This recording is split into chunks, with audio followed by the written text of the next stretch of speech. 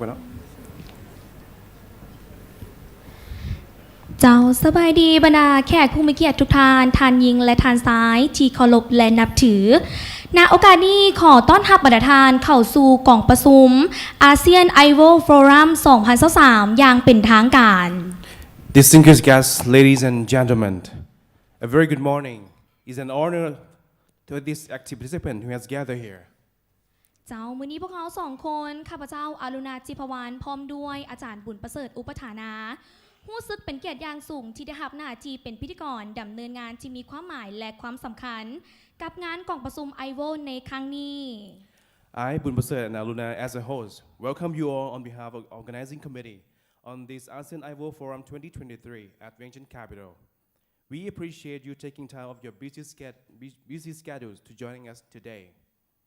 เจ้าบรรดาทานที่เคารพสำหรับงานกล่องประชุม IVO ในครั้งนี้แมนจัดขึ้นเพื่อเป็นการรายงานความคืบหน้าการเฮ็ดบทค้นคว้าวิจัยของนักค้นคว้าในบรรดาประเทศอาเซียนและญี่ปุ่นในขอบเขตอาหารสิ่งแวดล้อมเรื่องความปลอดภัยสุขภาพและสวัสดิการสังคมและการนำไส้เทคโนโลยีเข้าในเวียกงานต่างๆและซึ่งว่าพิเศษสุดๆงานของพวกเราในมื้อนี้แมนจะพาทุกท่านไปพบกับบรรดาทานประธานที่จะมานำเสนอเกี่ยวกับหัวข้อต่างๆในงานของพวกเราในครั้งนี้ The purpose of today's forum is to provide every researcher in the ASEAN region and Japan the opportunity to exchange ideas, discuss R&D topics, and coordinate projects in the field of ICT for food, ICT for environmental protection and disaster prevention, ICT for secure and smart community, ICT for health and welfare, ICT for advanced technologies and applications, and of course, we have fantastic lineup of speakers and session plan, and we're excited to share our insights and knowledge with you. เจ้าและก่อนที่พวกเราจะไปพบกับบรรดาประธานที่จะมานำเสนอเกี่ยวกับหัวข้อต่างๆในงานมื้อนี้พวกเราจะพาทุกท่านไปพบกับบรรดาแขกกิตติมศักดิ์ที่เข้าร่วมงานของพวกเราในครั้งนี้ท่านที่หนึ่งขอเฮียนเซิญทานห้องศาสตราจารย์ปริญญาเอกเดชานุราชแสงดวงเดชห้องอธิการบดีมหาวิทยาลัยแห่งชาติก่อให้เกียรติเข้าร่วม And before the lunch, let us first acknowledge the presence of our eminent guests, Associate Professor Dr. Desa-Nulat Sangdongdet, Vice President, National University of Laos. เจ้าและพร้อมเดียวกันนี้ก็ยังมีทานดร.ยาโนะฮิโรยุกิห้องประธาน NICT ก่อให้เกียรติเข้าร่วม Dr. Yano Hiroyuki, Vice President, NICT. เจ้าและพร้อมเดียวกันนี้ก็ยังมีพนักทานโคบายาสิเคนอิจิเอกอัครราชทูตญี่ปุ่นประจำลาวก่อให้เกียรติเข้าร่วม His Excellency Mr. Kobayashi Kenichi, Ambassador of Japan to the Laos PDR, Embassy of Japan in the Laos PDR. เจ้าและพร้อมเดียวกันนี้ก็ยังมีทานห้องศาสตราจารย์ปริญญาเอกหล่าวันวงคำแสนหัวหน้ากรมการศึกษาชั้นสูงกระทรวงศึกษาธิการและกีฬาก่อให้เกียรติเข้าร่วม Associate Professor Dr. La Van Wong Kam San, Director General Higher Education Department, Ministry of Education and Sports. เจ้าและพร้อมเดียวกันนี้ก็ยังมีทานดร.ทวีศักดิ์มโนธรรมผู้อำนวยการศูนย์บริหารรัฐดิจิทัลกระทรวงเทคโนโลยีและการสื่อสารก่อให้เกียรติเข้าร่วม Dr. Tavisak Manotam, Director General Digital Government Center, Ministry of Technology and Communications, Lao PDR. เจ้าและก็ยังมีทานมาอาลีวรบุตรห้องหัวหน้ากรมแผนการทั้งเป็นหัวหน้าศูนย์สถิติการศึกษาและกีฬากระทรวงศึกษาธิการก่อและกีฬาก่อให้เกียรติเข้าร่วม Mr. Ma'ali Vorabut, Deputy Director General of Department of Planning, Director of Education and Sports, Statistics Center, Ministry of Education and Sports. เจ้าและพร้อมเดียวกันนี้ก็ยังมีท่านอาจารย์ปริญญาเอกนางวิมลทาเขียววงศ์พระจันทร์ห้องหัวหน้าภาควิชาวิศวกรรมคอมพิวเตอร์และเทคโนโลยีข้อมูลข่าวสารก่อให้เกียรติเข้าร่วม Also, Dr. Vimonta Kiavongmajan, Deputy Head of Computer Engineering, Information Technology Department, Faculty of Engineering, and representative from Ministry, academic staff, and researcher and students. เจ้าบรรดาทานที่ฮักแพงและนี่ก็คือบรรดาสมหน้าแขกกิตติมศักดิ์ที่ว่ามาร่วมงานของพวกเราในครั้งนี้ขอเสียงตบมือดังๆต้อนรับ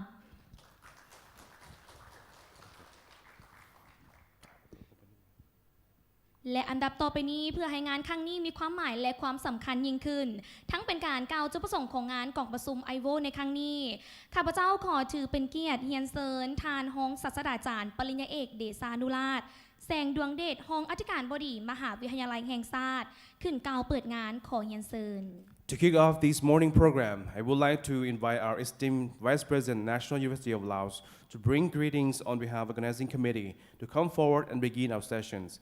Ladies and gentlemen, Associate Professor Dr. Desanulat Sangdongdet, please welcome.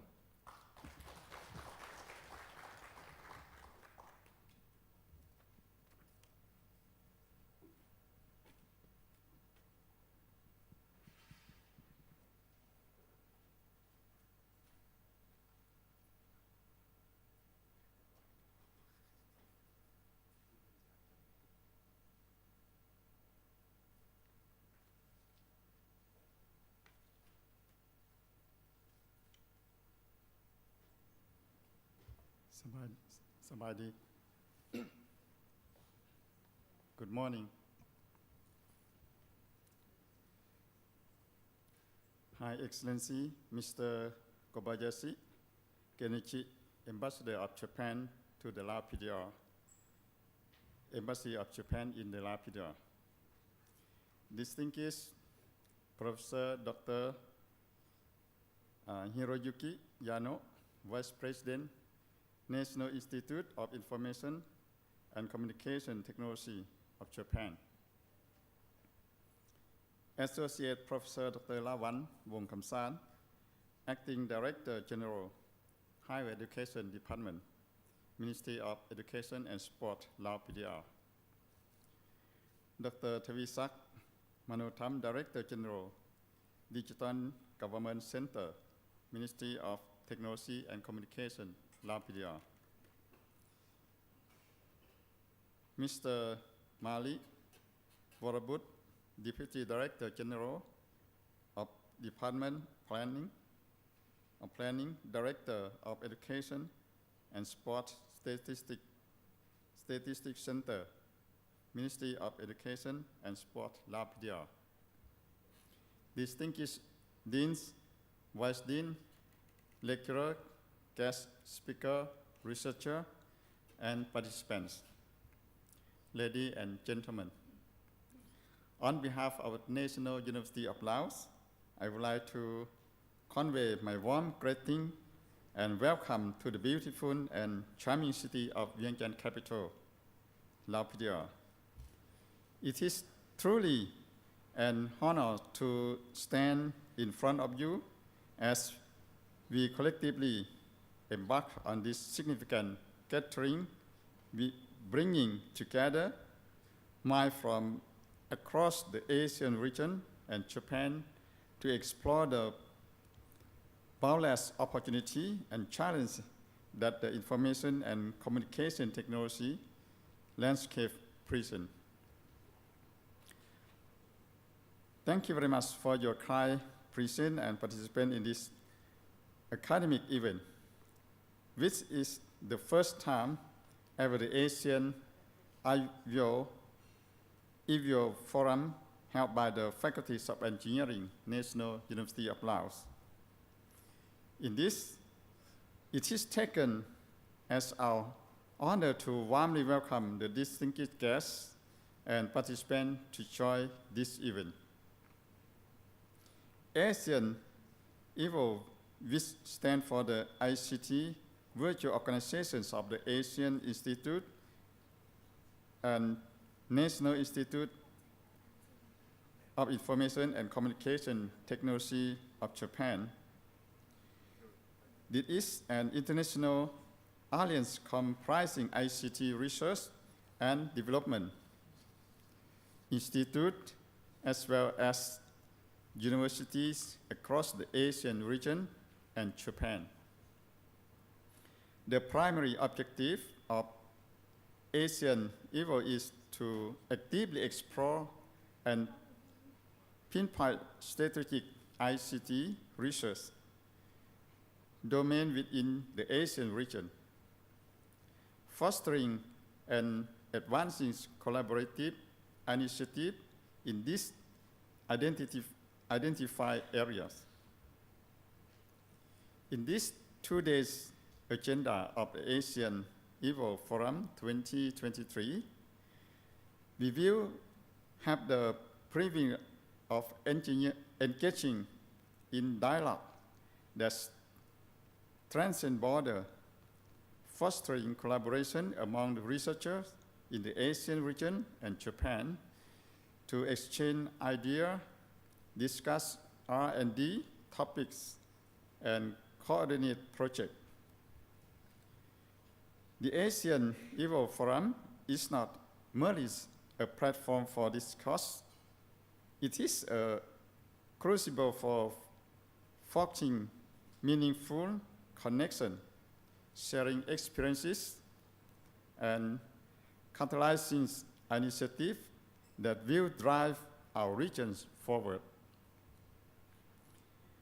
As we're looking into the agenda of this year's ASEAN IVO Forum, there are many mindful issues that demand our attention, such as ICT for food, ICT for environment protection, and disaster prevention, ICT for a secure and smart community, ICT for health and welfare, ICT for advanced technology and application. Let us seek innovative solutions that bridge a digital divide, ensuring that the benefits of ICT are accessible to all, leaving no one behind. In this special occasion, I extend my deepest gratitude to the organizer, faculty, staff, at the Faculty of Engineering, ASEAN IVO Secretariat team member, NICT, and its participants for their dedication to the idea of collaboration expressed. May the ASEAN IVO Forum 2023 be a catalyst for inspiration, cooperation, and transformative change. Let us discuss, be fruitful, our partnerships enduring, and our collaborative and collective vision for a technological empower in ASEAN and Japan, a reality. Finally, I sincerely hope and wish all guests, researchers, and participants in this conference to have a good health, success in your work and your life, and success whatever you wish for. Thank you, and let the ASEAN IVO Forum 2023 commence. Thank you.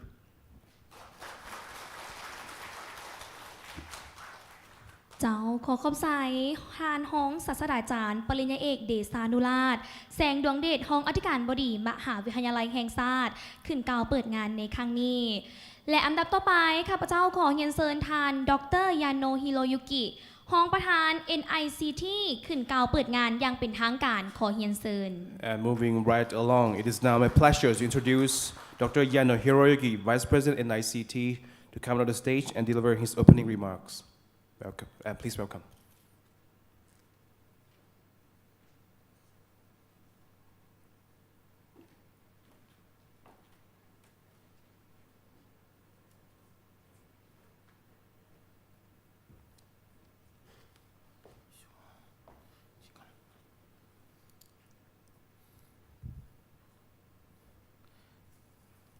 Good morning, distinguished guests, ladies and gentlemen. Welcome to the ASEAN IVO 2023. My name is Hiroyuki Yano, Vice President of NICT, member of the Board of Directors, and Chairman of the ASEAN IVO Steering Committee. First of all, I'd like to thank the guest owner, Associate Professor Dr. La Wong Kam Sen, Acting Director General Higher Education Department, Ministry of Education and Sports, Lao People's Democratic Republic, and His Excellency Mr. Kobayashi Keiichi, Ambassador of Japan to the Lao PDR, for taking the time to attend this forum. Thank you very much. And I'd like to thank Dr. Tabisak Mano Tam, the Director General, Digital Government Center, Ministry of Technology and Communication, Lao PDR, and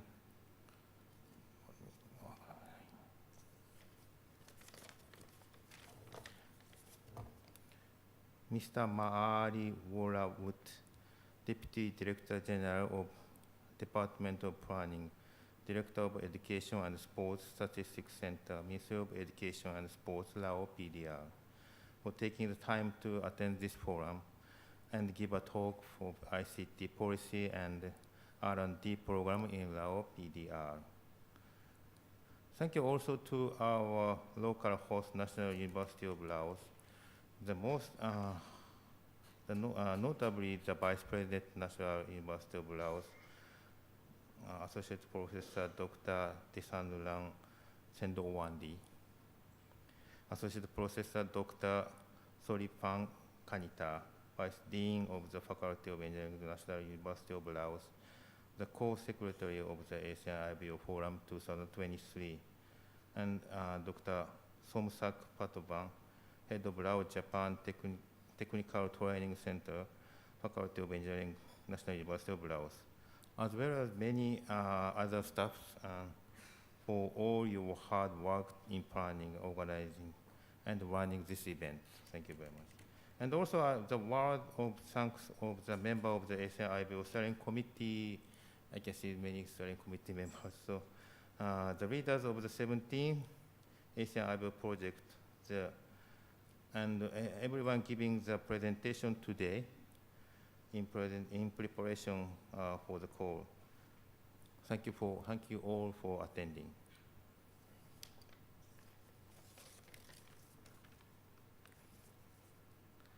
ASEAN IVO is global alliance of ICT, R&D institutes and universities in the ASEAN region and Japan. And ASEAN IVO was established in February 2015 with 25 institutes.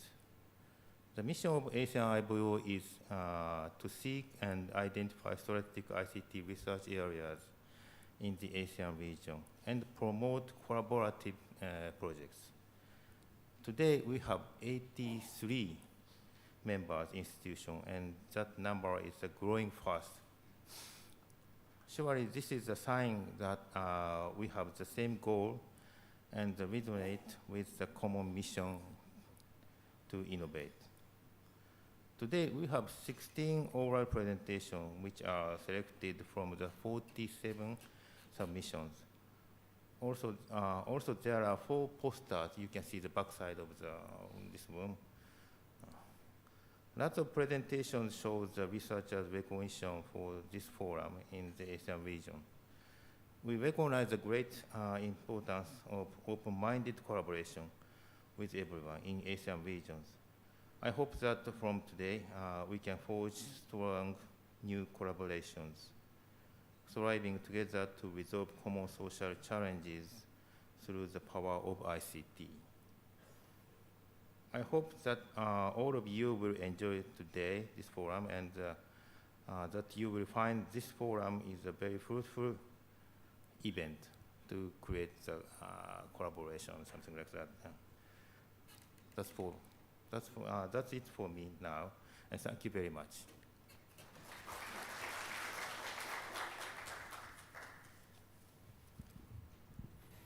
เจ้าขอขอบใจท่านดร.ยาโนะฮิโรยุกิรองประธาน NICT ที่ให้เกียรติขึ้นกล่าวเปิดงานอย่างเป็นทางการในครั้งนี้ And next, okay, let's go. เจ้าและลำดับต่อไปข้าพเจ้าขออนุญาตเรียนเชิญท่านพนทานโคบายาชิเคนอิจิเอกอัครราชทูตญี่ปุ่นประจำลาวขึ้นกล่าวต้อนรับขอเรียนเชิญ And next, to make this forum remarkable, may I kindly invite His Excellency Mr. Kobayashi Kenichi, Ambassador of Japan to the Lao PDR, Embassy of Japan in the Lao PDR. Please welcome.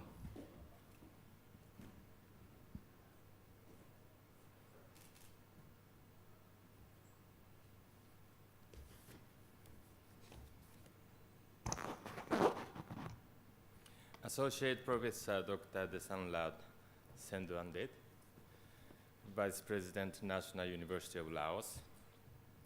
Associate Professor Dr. Lawang Wongkamsan, Ministry of Education and Sports. Dr. Yano Hiroyuki, Vice President, NICT of Japan. Ladies and gentlemen, I'd like to take this opportunity to say a few words on the occasion of the ASEAN IVO Forum 2023. I'd like to extend my sincere congratulations to all those involved in the various efforts that have gone into organizing today's forum. Together with the members gathered here in Laos from all ASEAN countries, I hope for the today's forum to be a meaningful one. I would also like to thank the Ministry of Technology and Communication of Laos, the Ministry of Education and Sports, and the National University of Laos for their cooperation as the host country for this program. I understand that the ASEAN IVO Forum has been held annually since 2015 with the aim of solving various social issues in the ASEAN region through the power of ICT.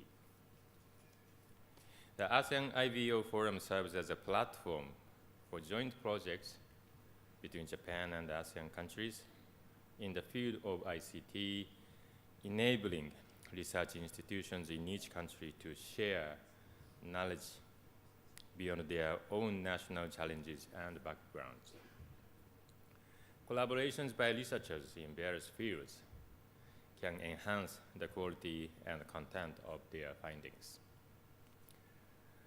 We all face a variety of social challenges, both large and small, within our respective countries. We also face transboundary issues, such as climate change, disasters, and food security, which affect us all in many ways. In Japan and elsewhere, there is a declining labor force due to an aging population with a low birth rate. Whereas among other nations, improving access to quality healthcare and poverty reduction may be the priority. In all cases, ICT-related innovation is essential to continually improve our approach to the challenges. In other words, ICT is essential to realize a sustainable society. The projects that have been implemented in the ASEAN IVO so far include, for example, a quality monitoring system for aquaculture products, a forest fire prevention system, and a cybersecurity platform for an AI-based healthcare systems. I hope that each of these research projects will lead to better solutions to pressing social issues. Turning our thoughts now to ASEAN-Japan relations, we will already be well aware that this year, 2023, marks the 50th anniversary of ASEAN-Japan friendship and cooperation. A special ASEAN-Japan summit is scheduled to be held in Tokyo next month. To date, Japan and ASEAN have built a cooperative relationship for the sake of peace, stability, development, and prosperity in this region and beyond. It is expected that we will continue to share our experiences and the diverse human resources in addressing each other's social challenges and promote cooperation as partners by sharing resources such as funds, human resources, technology, and information. In addition, next year, 2024, will be the year in which Laos will hold the rotating ASEAN chairmanship, as Japan and Laos shall also be celebrating the 70th anniversary of the establishment of diplomatic relations in 2025. We will continue to work together with our Lao friends to take this strategic partnership to a new height. I'd like to conclude my remarks by wishing for the further development of NICT and the other ASEAN-Japan IVOs gathered here today, and for the future deepening of friendly and cooperative relations between Japan and Laos and all ASEAN members on the occasion of this forum in Laos today. Thank you very much.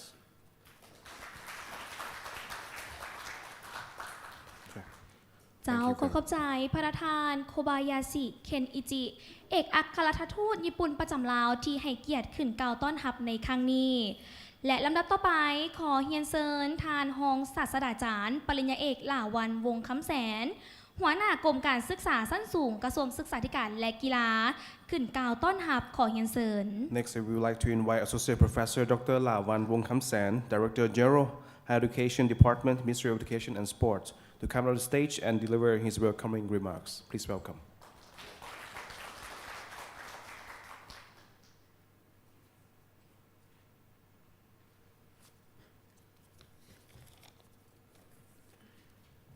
Sabadi, good morning. His Excellency Mr. Kobayashi Kenichi, Ambassador of Japan of the Lao PDR, Embassy of Japan in Laos PDR, Professor Dr. Yano Hiroyuki, Vice President NICT Japan, Associate Professor Dr. Desanulat and Dungdet, Vice President of National University of Laos, Dr. Tavisak Mano Tham, Director General Digital Government Center, Ministry of Technology Communication from Lao PDR, distinguished guest speaker, researcher, ladies and gentlemen.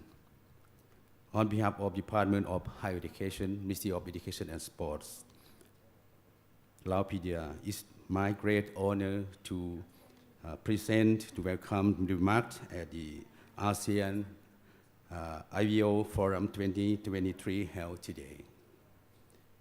Thank you very much for your kind presence and participation in this academic event. Which is the first ASEAN IVO Forum event held in Laos. Indeed, it takes as our honor to warmly welcome the distinguished guests and participants to join this event. This noted herewith that is year's forum of the IVO of the ASEAN Institutes, organized as proactive academic cooperation movement, as it is provide platform for the academia, scholars, and researchers to present, share, and have discussion under this theme. Particularly, this study and research conduct with the findings in the area related in engineering, technology, innovation, and development. As we may know about that, the ASEAN IVO is an excellent project under NICT, aims to global alliance of ICT R&D institutes and universities in the ASEAN region and Japan.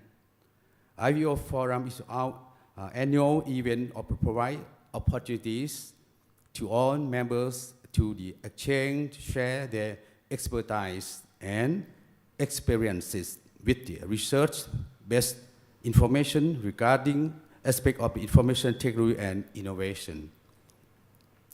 I do hope that the event organized here this time will be called for the collective and collaborative work organized and that productive in the informative catering for the local and international presenters and participants.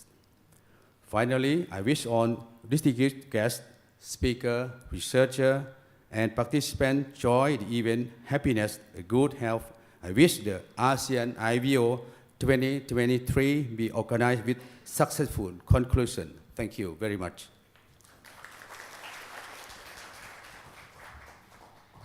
เจ้าขอขอบใจทานห้องศาสตราจารย์ ปริญญาเอกหล่าวันวงคำแสน หัวหน้ากรมการศึกษาสั้นสูงกระทรวงศึกษาธิการและกีฬาที่ได้ให้เกียรติขึ้นกล่าวต้อนรับในครั้งนี้ Next will be the invited talk session. So I would like to invite Dr. Tawisak Manotam, Director General, Digital Government Center, Ministry of Technology and Communications, to come to the stage to deliver his keynote on digital government services, use ICT for all. Please welcome.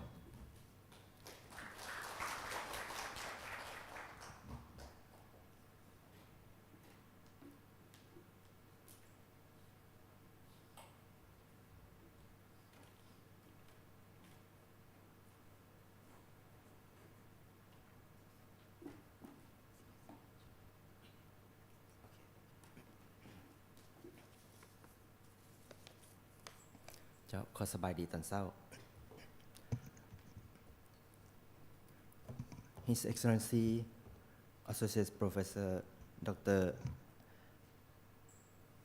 Detsa Nulat Sen Duang Det Associate Professor Dr. Lawan Wong Kam Sen, His Excellency Mr. Kobayashi Kenichi, and Dr. Yano Hiroyuki. Distinguished guests, ladies and gentlemen. First of all, I would like to express my congratulations to the IVO for holding this very good event. And maybe this is the first time in Laos. And also it's my pleasure to be here to leave some short note for this event. As you know, Laos is very young for the digital era. We are trying to develop and try to transform to digital. Actually, since 2022, the government of Laos have already issued what we call the digital economy strategy plan, and also 5-year plan for digital economy. And last year, we set up the committee we call the National Digital Transformation Committee. And the Prime Minister is the chair of this committee. So we are ready for move to digital era. And as we know, to transform to digital government transformation is the most important thing. And we see the experience from the ASEAN country as well. Many ASEAN countries try to move and transform digital government before move to another sector. And Laos, and this time I would like to share some information about the Lao digital service, especially for, on the digital government service. So on my talk today, first I will introduce about the Digital Government Center and the e-service in Laos that we already have. Second, I will show the state of digital government in Laos at the moment. Also, third, we will talk about the challenge and opportunity for the digital transformation. And I would like to conclude the way forward for the digital government. Why I present and I would like to share the information about digital government, because I think this event is very important and many developers here to join and ready to develop the technology in Laos, in ASEAN, and also we share the knowledge from the Japan as well. So I think it will be very important to understand what Laos really need. And Ministry of Technology and Communication is a key ministry for the digital transformation. Why we say that? Ministry of Technology and Communication is a ministry that merged two ministries to one. It means we merging the Ministry of Science and Technology and Ministry of Post and Telecommunication. So we are responsible for all ICT infrastructure, including the internet, telecommunication, the spectrum, and in terms of government, digital government service, and also the security. So all infrastructure of the ICT and digital service is belong to Ministry of Technology and Communication. Digital Government Center, we are belong to the Ministry of Technology and Communication, and we have the 7 divisions. The main purpose of the Digital Government Center, we are providing all digital service from the government to government, or G2G, or government to enterprise, or G2B, and the government to citizen, or G2C. Refer to the statistic for this year, we found that in Laos, the number of population now not too much. We have the 7.58 million. Inside that, around 6.45 or 85% of population have the mobile phone, and around 62% can access to internet using the mobile phone.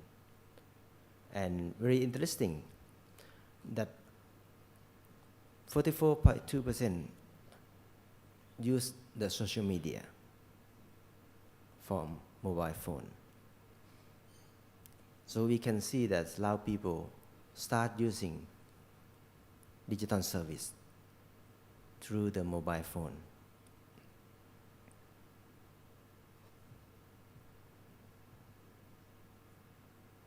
Okay, so in Laos, some people might not know that we already have many digital service. Even Laos people, sometimes they don't know. We have the fintech or bank service. We have the e-commerce service. We have even the taxi, e-taxi, or even the e-job. And in case of the government, we also have many service for the government. Especially 2 months ago, we already start providing the government service to citizens that we call the GovX. So the GovX is the e-portal or the channel for the government to provide digital service to Lao citizens. At the moment, we have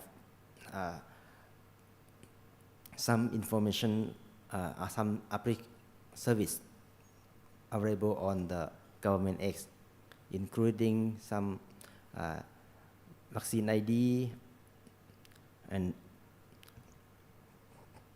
also digital document from the government and society, security, and also the Kampanya, we also put the link in the GovX as well.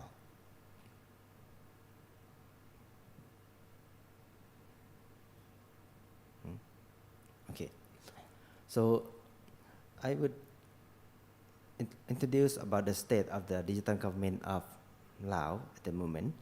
As I informed that we have the community for the digital transformation in Laos. The community is divided the digital transformation into the 3 pillars. First pillar is the digital government. Second is a digital economy, and the third is a digital society. Refer to the UN statistic. The e-government index in 2022 for the Laos, we improved a little bit from the rank 167 in 2020 to 159. So it looked like Laos going to the right way. We start moving forward for the digital government service.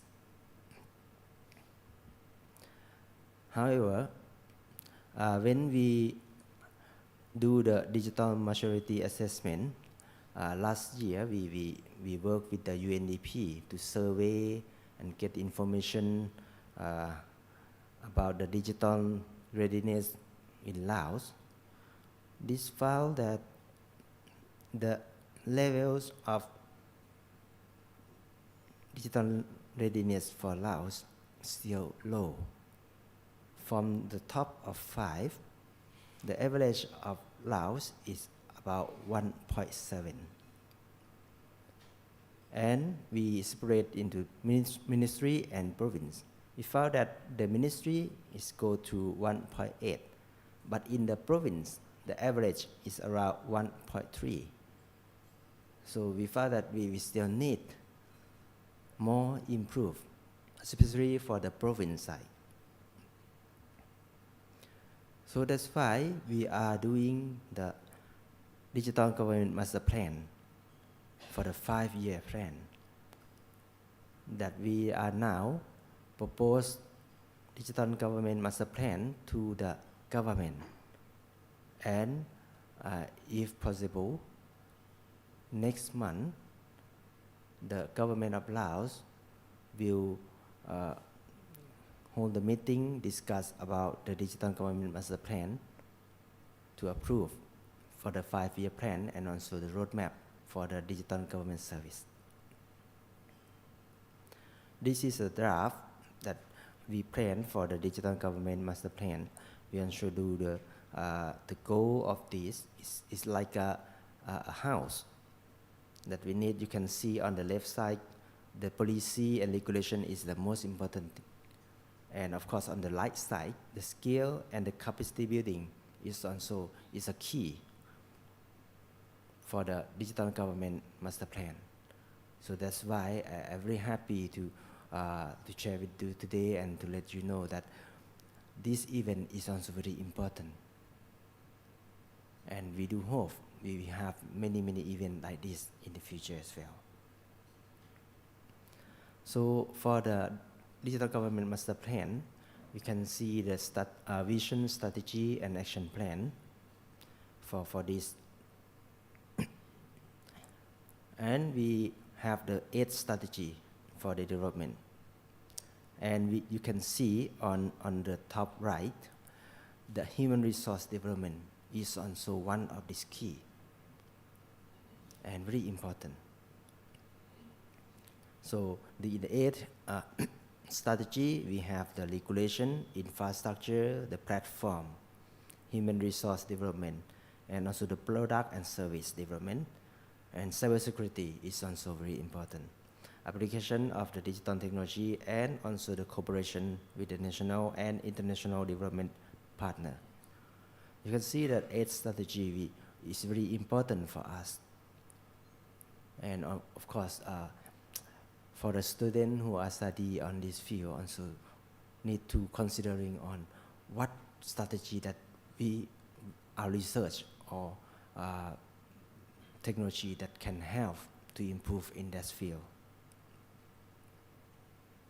This is some roadmap for the law and regulation.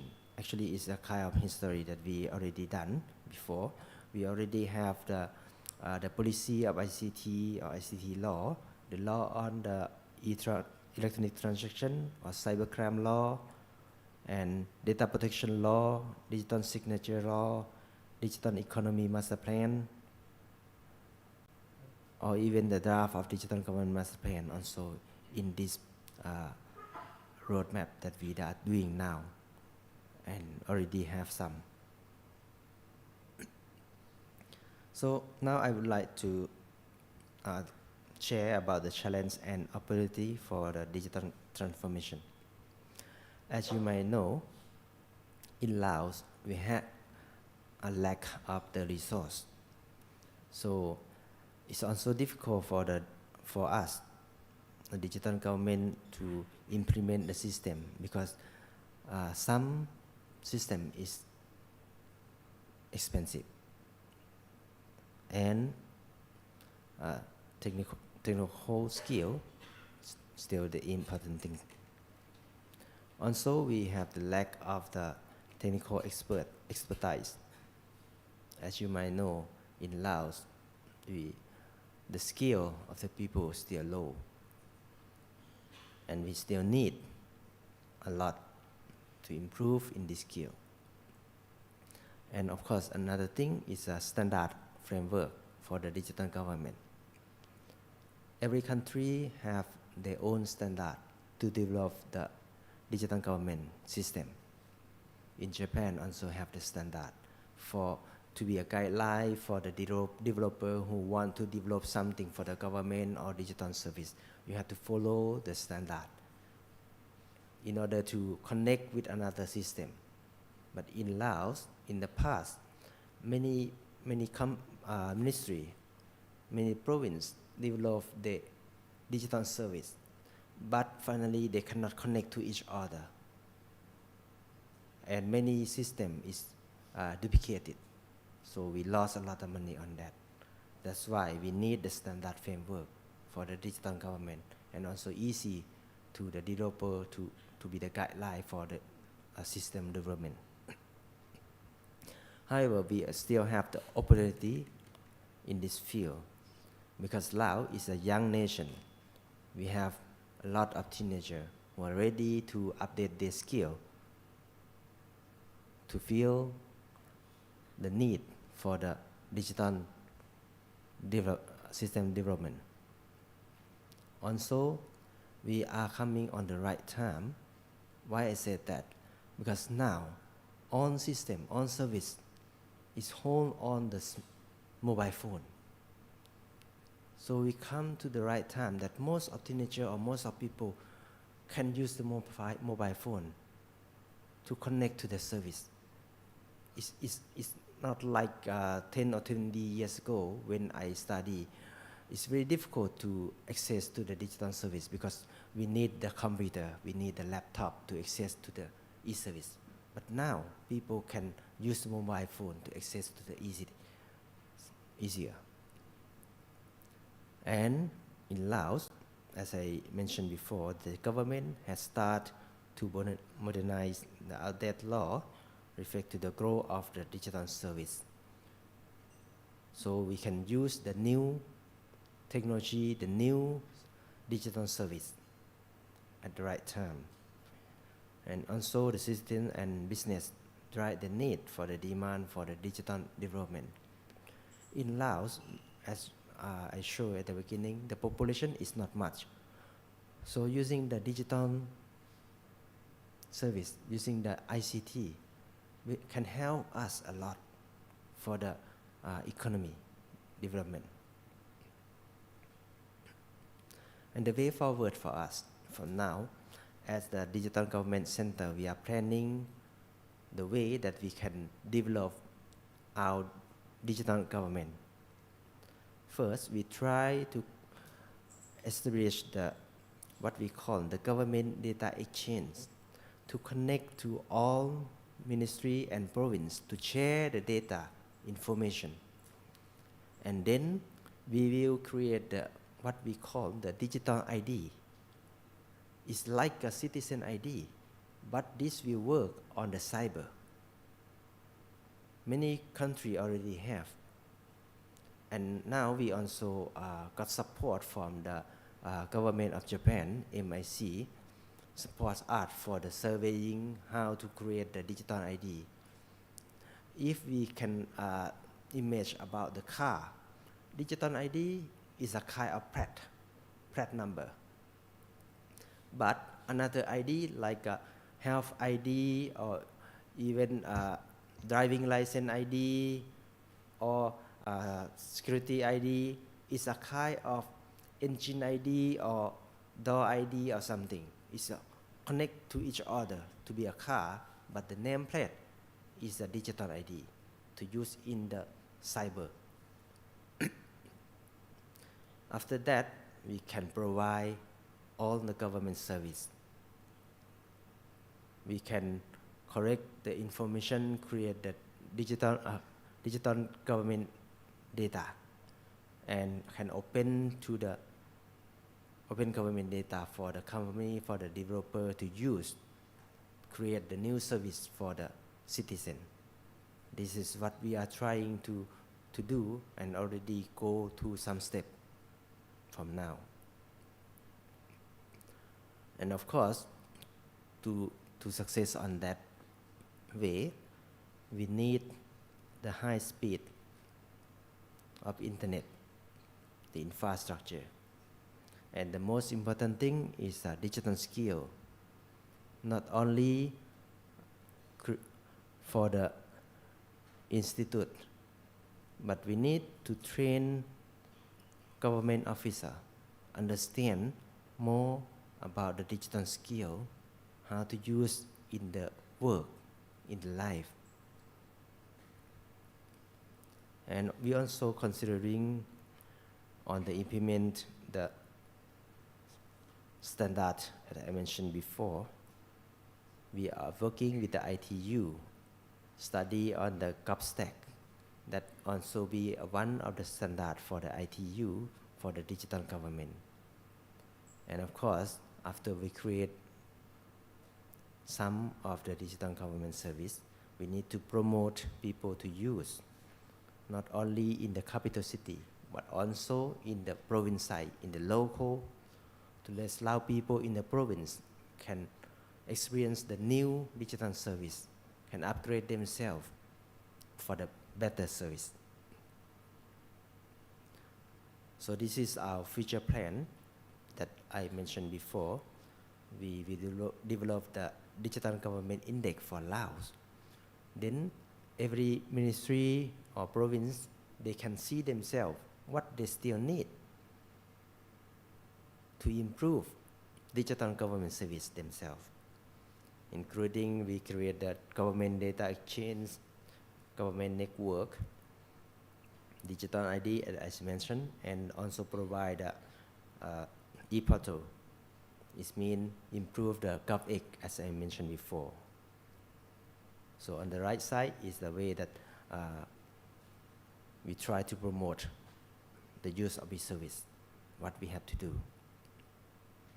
So this is a brief I would like to share at this time, and I do hope this will useful for developers who attend this event to understand what the situation of the digital government service in Laos now and what we can fill in to fulfill this government service in Laos and to develop Laos to digital country.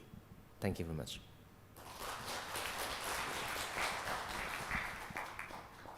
เจ้าขอขอบใจท่านดร.ทวีศักดิ์มโนธรรมผู้อำนวยการศูนย์บริหารรัฐดิจิตอลกระทรวงเทคโนโลยีและการสื่อสารที่ให้เกียรติขึ้นมานำเสนอเกี่ยวกับหัวข้อที่น่าสนใจในครั้งนี้ Next, I would like to invite Dr. Ma'ali Warabut, Deputy Director General of Department of Plan Laos, LES MIS Development and Progress. Please welcome.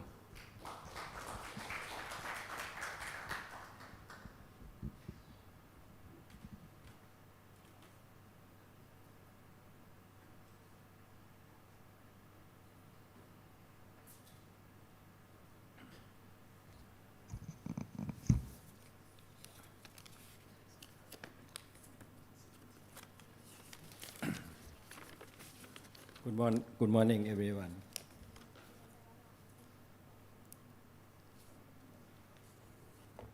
Dear Associate Professor Dr. Desanulat Sainungdet, Vice President National University of Laos, PDR, Professor Dr. Tokuda, not Tokuda, Dr. Yano Hiroyuki, Vice President NICT, Japan, Mr. Kobayashi Kenichi, I'm Ambassador of Japan to the Laos PDR. Ladies and gentlemen,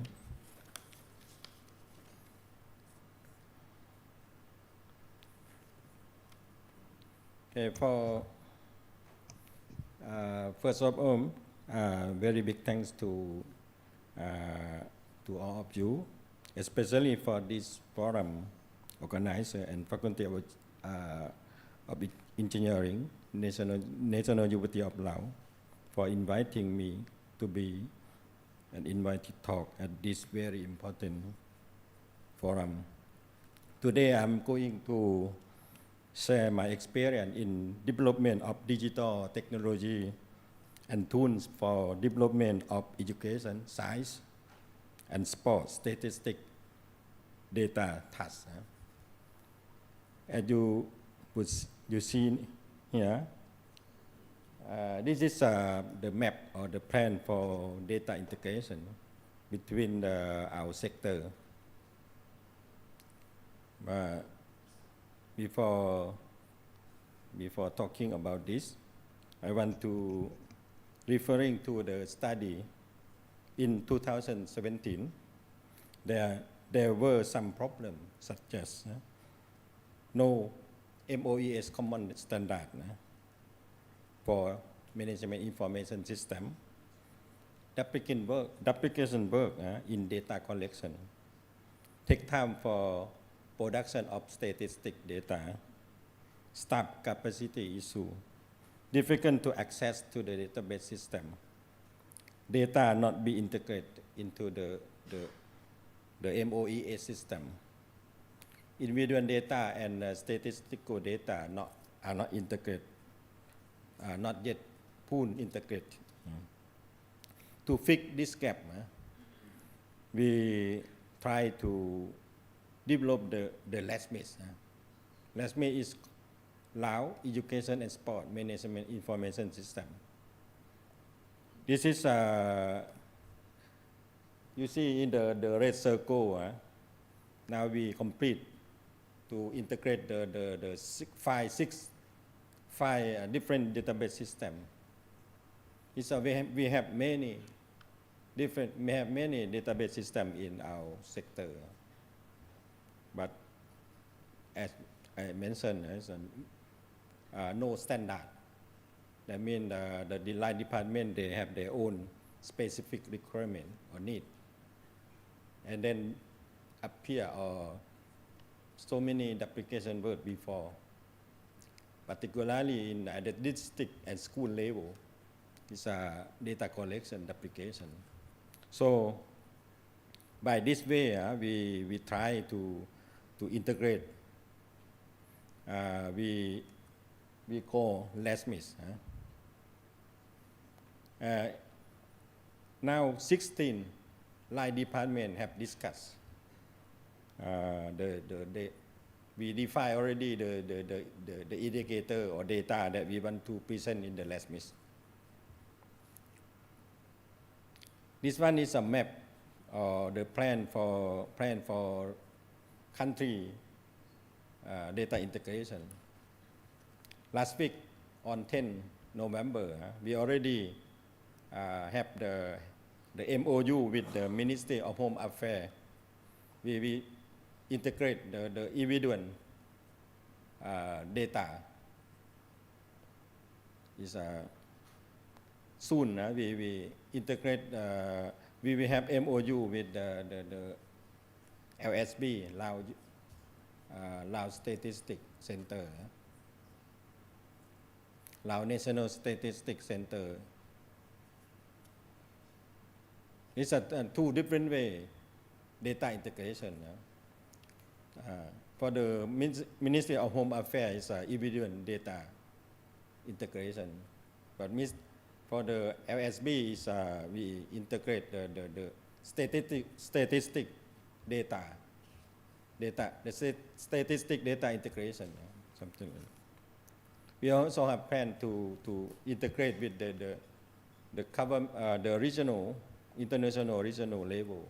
Normally we send data to the UNESCO. So next time we will continue to integrate those.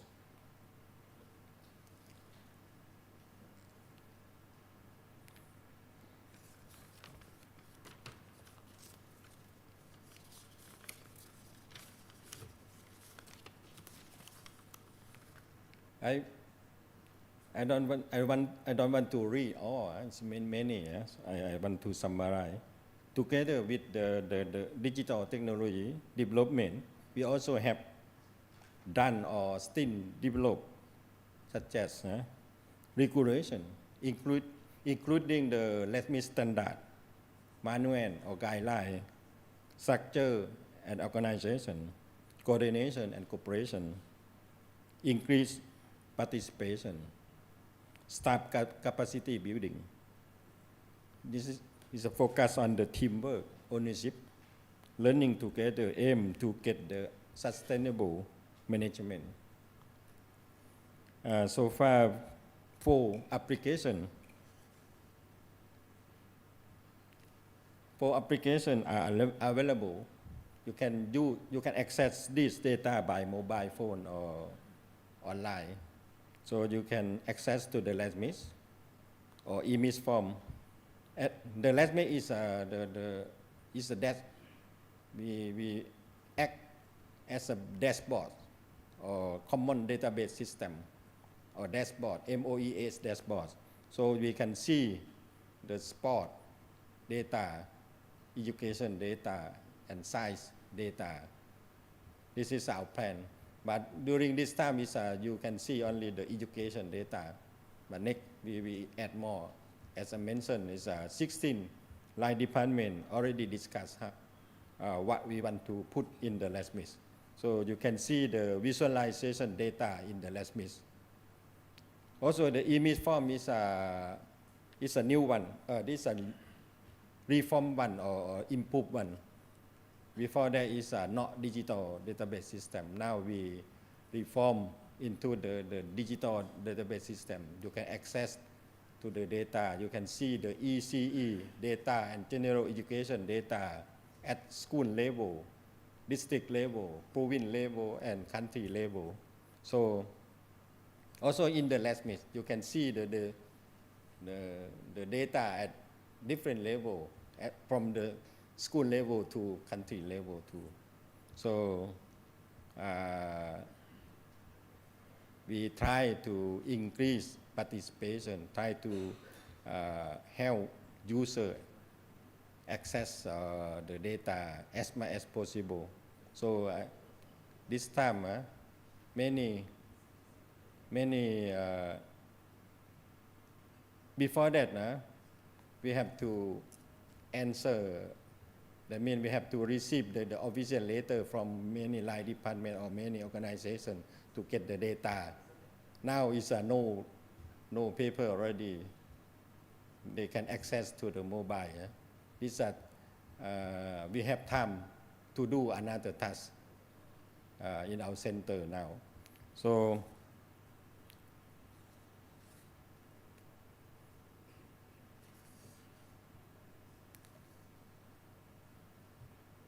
how can I go next slide? This one is a PDF, not the PowerPoint. It's not PowerPoint. Okay, go escape. Please escape.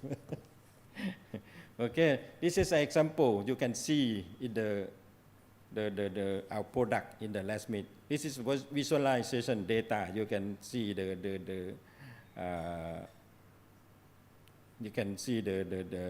gender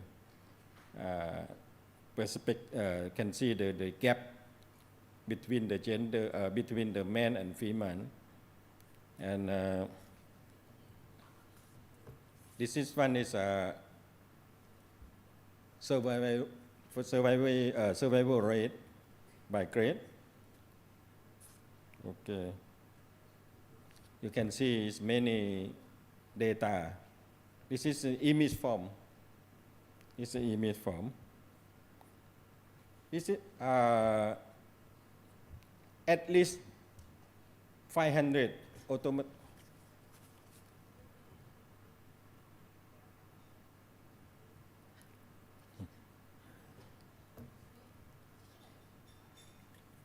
Okay. I forget to send the PowerPoint. It's a PDF. We have many automatically report in our system. At least 900 automatic report. That means it's a school or district staff. They enter.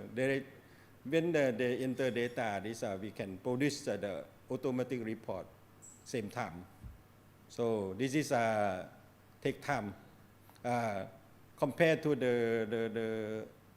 the previous.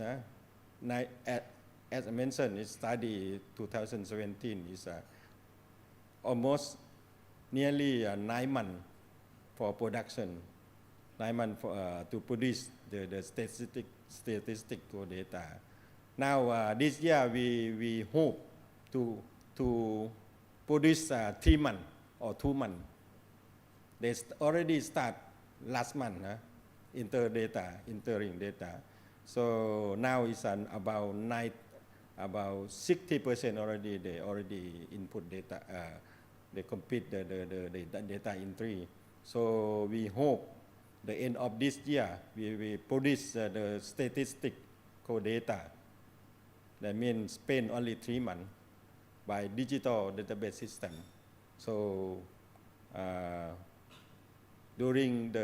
after they complete the data entry, after they complete data entry, so we can produce automatic report at the same time. So just take time to check or validate the data, and then we can provide or we can present the official data, maybe the beginning of next year or end of this month.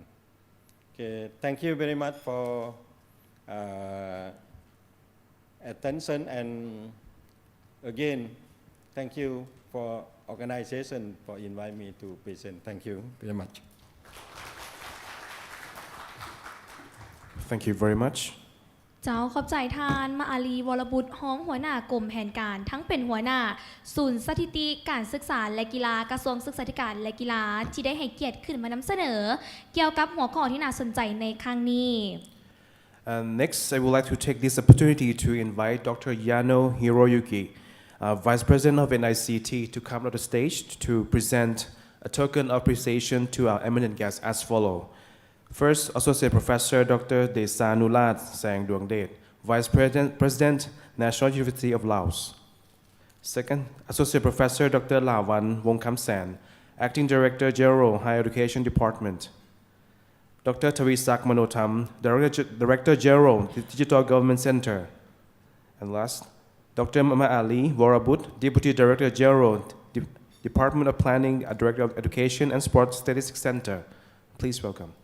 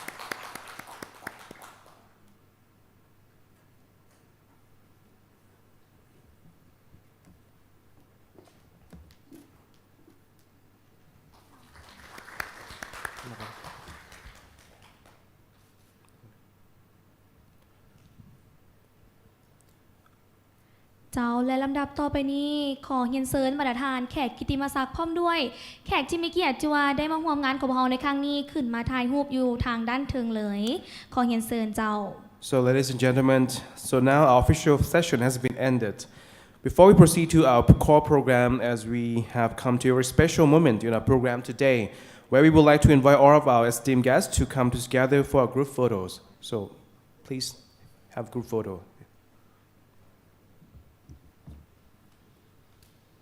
Everyone? Everyone?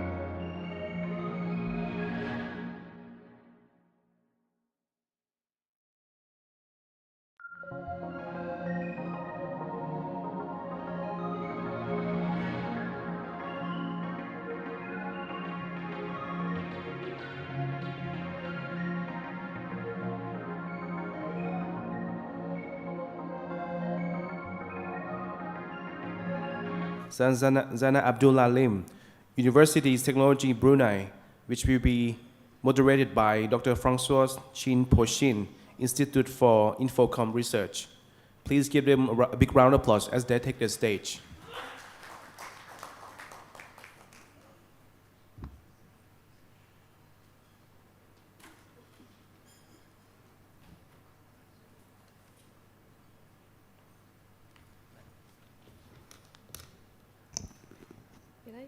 Okay, all right. Bismillahirrahmanirrahim. Assalamualaikum warahmatullahi wabarakatuh. A very good morning, everyone. It's nice to be here. Okay, so for my topics today is I'm going to talk about exploring edible insects, a nutritional and technological frontier for sustainable food solutions. So I'm Shazana. I am from Food Science and Technology Program area. So basically, I am not an AI person, ICT person. I'm a food scientist. So I'll try my best to answer if there's any question on AI thing. All right, so, okay. Let's start. Now, the increasing global population has intensified the search for alternative food sources with high nutritional value. Therefore, edible insects specifically, have emerged as a sustainable and nutritious food options. So edible insects, for example here, we have sago worms, superworms, or crickets are quite high in nutritional content. I would say in terms of nutritional content, meat, for example, it can be equivalent. It has higher nutritional or protein value compared to meat, edible insects. Right. However, although it has quite a number of nutritional advantages, like I mentioned just now, like protein, as well as like fatty acid. Even fatty acids, it has equivalent or better than like fish, like omega-3 and omega-6. The acceptance in terms of cultural acceptance, the food safety concerns, and also production challenges, it has hindered the widespread adoption. So the nutritional composition of these edible insects, it can vary quite a lot, okay, as it depends on the species, the stage of development, their diet, the techniques of how it's being processed, and also the environment. So these challenges need to be addressed, okay? So one of the advantages of insects is that it can be a resource-efficient type of meal. It doesn't have to be for food purposes. It could be used for like feeds or in pharmaceutical as well. So it has medical application. So in edible countries, edible insects may be able to mitigate malnutrition and also food security issues. Okay, maybe just some of the examples where edible insects can be, example of edible insects that are quite popular. I've found that beetles, it made up of 31% of edible insects, caterpillars, 18%, wasps, bees, ants, crickets, grasshopper, locusts, and also bugs. Okay, so these can made up of edible insects. So we are not talking about just any insect, we're talking about edible insects. So what's the target of this project is basically we would like to have comprehensive evaluation of insect-based ingredients. Now, it doesn't mean that we're going to eat that insect, just put in our mouth. It's not that. Sometimes it could be used as part of the ingredient because in one of our papers, we found out that replacing protein coming from edible insects is equivalent that when we replace it with egg yolk as emulsifier in mayonnaise. So that is just one of the ingredients that could be used, especially there are people who are quite allergic to or have allergy for egg yolk. So those are one of the applications that can be used. So here, we would like to evaluate this ingredient, especially we are focusing on sago worms, superworms, and crickets. we would like to see the technological aspect, like insect farming, the extraction methods, the techniques to refine, and also other potential application. So we would like to examine these ingredients so it can be applicable in food technology, and emphasize on innovative culinary uses and other product that has health benefit as well. Right. Another target is that we would like to identify what are the challenges in terms of technology that can be related to upscaling extraction processes, because I guess when it comes to insect, we only talk about mini farming. So if there's any potential that this could be upscaled, so we would like to identify that challenges. Besides extraction, we also would like to see on refining techniques and optimizing the nutritional properties. Therefore, in this particular area, by evaluating the ingredients, by examining the application and so forth, we would like to use ICT or integrate ICT in this research. So that we can have more efficient large-scale insect-based ingredient production. So this could uncover the potential of insect-based ingredient for applications, a lot of application, to address food security challenges and also to foster sustainable technological solution in the food industry. Right, so there are two parts basically. So this part is more on monitoring. So once we have this farm, right, so we would like to monitor. So we would like to integrate that ICT by looking at the temperature, the light intensity, the humidity, and we would like to see how this had an effect on the feed conversion rate, the insect growth rate, and also nutritional profiles of the insect, as well as looking at the feeding diet as well. So we need data basically. So ITT would be one of the best way to do it. So by using IoT sensor technology, so we hope that we can have optimal insect-based animal protein and also oil production. We plan to install sensors in the insect farm and implement collection of data in real time and to analyze and track the growth of insect, its behavior, as well as the health parameters.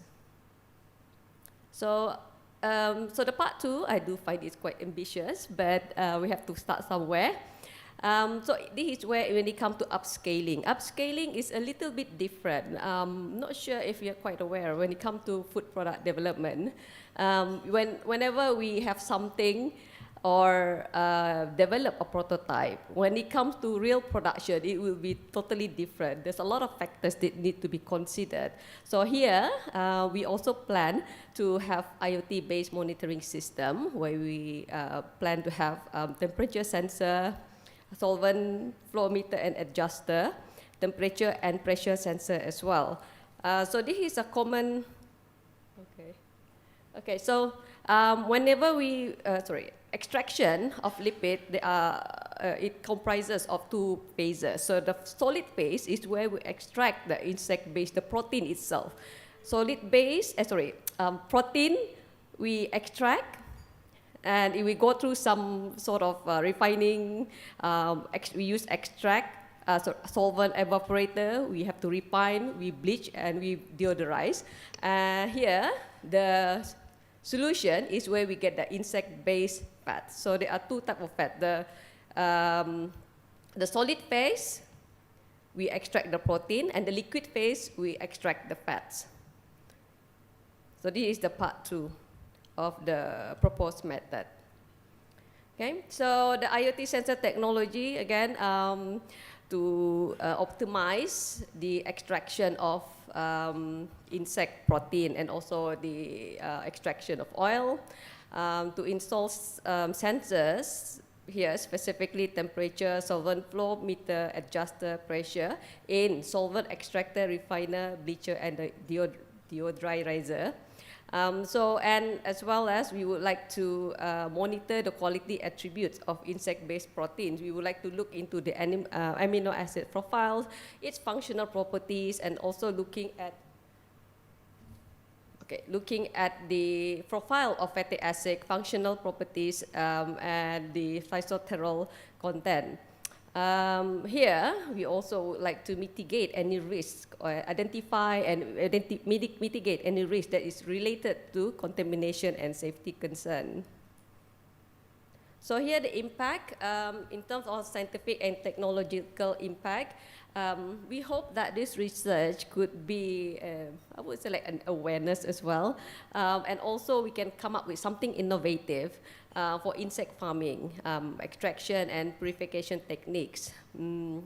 Also to have real-time monitoring and optimize these techniques through the use of ICT and identify any potential food application using these insect-based ingredients. Right. In terms of societal impact, we would like to, we hope that this project could address any food insecurity, especially in developing regions or countries, because insect-based farming it uses less energy, it is more environmentally friendly, and so forth. And also highlighting the nutritional values of this insect-based ingredient to promote the consumption that aligns well with UN's SDGs. So from here, we do hope that we're going to get a collaboration between UTB and other members here from diverse fields, as well as if we can have collaborators as well in terms of AI. So the environmental and economical impact, so this will result in sustainable resources utilization, reduce the impact on environment, as well as there would be a good opportunities for market diversification and also investment. So in conclusion, we hope that the integration of IoT system for efficient large-scale production of insect-based ingredients could produce data on promising functional and nutritional profiles. So the plan here is to use IoT sensor technology to monitor in real time and also to optimize the extraction and refining processes so that we could have more sustainable food resources, reduce environmental footprint, and also to diversify market and investment opportunities. All right, that's it from me. Thank you. Yep, thank you for the presentation. Is there any question from the floor for this lady over here?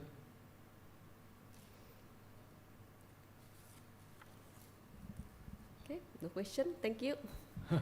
I have one question. So, you have. is there any existing insect farm that you can learn from them? First of all, is there any example of such farm already in operation? In Brunei, we do not have, but I'm sure there's maybe other countries, especially like in Thailand.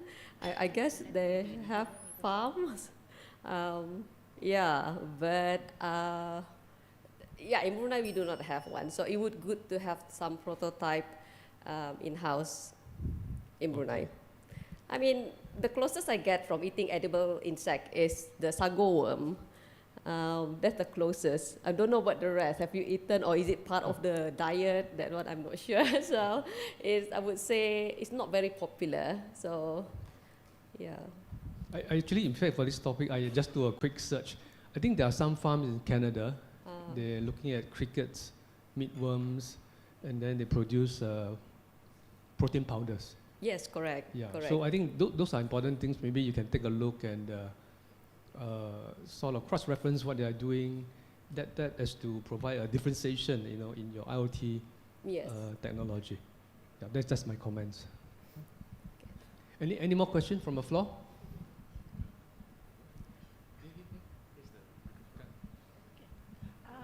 May I ask what is the output of the project? The final output, is it the prototype of IoT sensor is some kind of prototype, and what is the cooperation that you are expect from another corporate like another field to install your prototype, or what kind of corporate that we can cooperate with your project? Oh, okay. Okay, good question. Basically, I'm again, like I mentioned, I'm a food scientist, right? I do not know anything about ICT AI, so I maybe wrongly describe things. So please forgive me on that. Yeah, we planned to have like a small farm, perhaps at the university, to set this up. We can do the nutritional analysis, we can do food product development, but the ICT part is that we don't have. Perhaps, can help us on that bit. Yeah, that's what my expectation, and also we can replicate this in your country, and maybe we can compare, because we are thinking to look into 3 types of these edible insects. So in your place, you could do different types of edible insects like crickets and so on. So we can have this replicated and compare data as a start. So I hope that answered the question. In fact, I think maybe you can go to our conclusion slides. I think there is, it talks about the target, right? So, yeah, I think basically here they want to bring it to large-scale production. So I think they are actually investigating how to use IoT systems to help to provide an efficient way of managing, the large farm, to make it scalable. I guess that is the intention of using IoT systems. Yeah, that would be the second part, because we need to set up the first part first. So to be realistic, even first part takes years. So, before we go to the second part, maybe eventually, hopefully we could get there, but the first part would be the first thing that we are looking at. Even it is very new to me. I'm not a PI basically, but I think it's like very interesting, because a lot of potential users, especially in pharmaceutical as well, could be for skin and so on. Yeah. Yep, definitely. This is a very interesting project. Any more questions? Yes, Aswin. Thank you. Just a short question, because your presentation reminds me of e-fishery startup Indonesia, that in a few years it becomes $1 billion company. Just want to know, do you have a cooperation with insect farming, and how many of insect farming you have in ASEAN around in ASEAN countries? Thank you. ASEAN country, I'm not sure about that one, to be honest, because I'm not the PI. But I could ask that question to the PI or Dr. Puah, because he has been collaborating with Malaysian institutes, so he would know better. I cannot answer that question, but I do find it's quite interesting that a lot of opportunity, so we can collaborate on.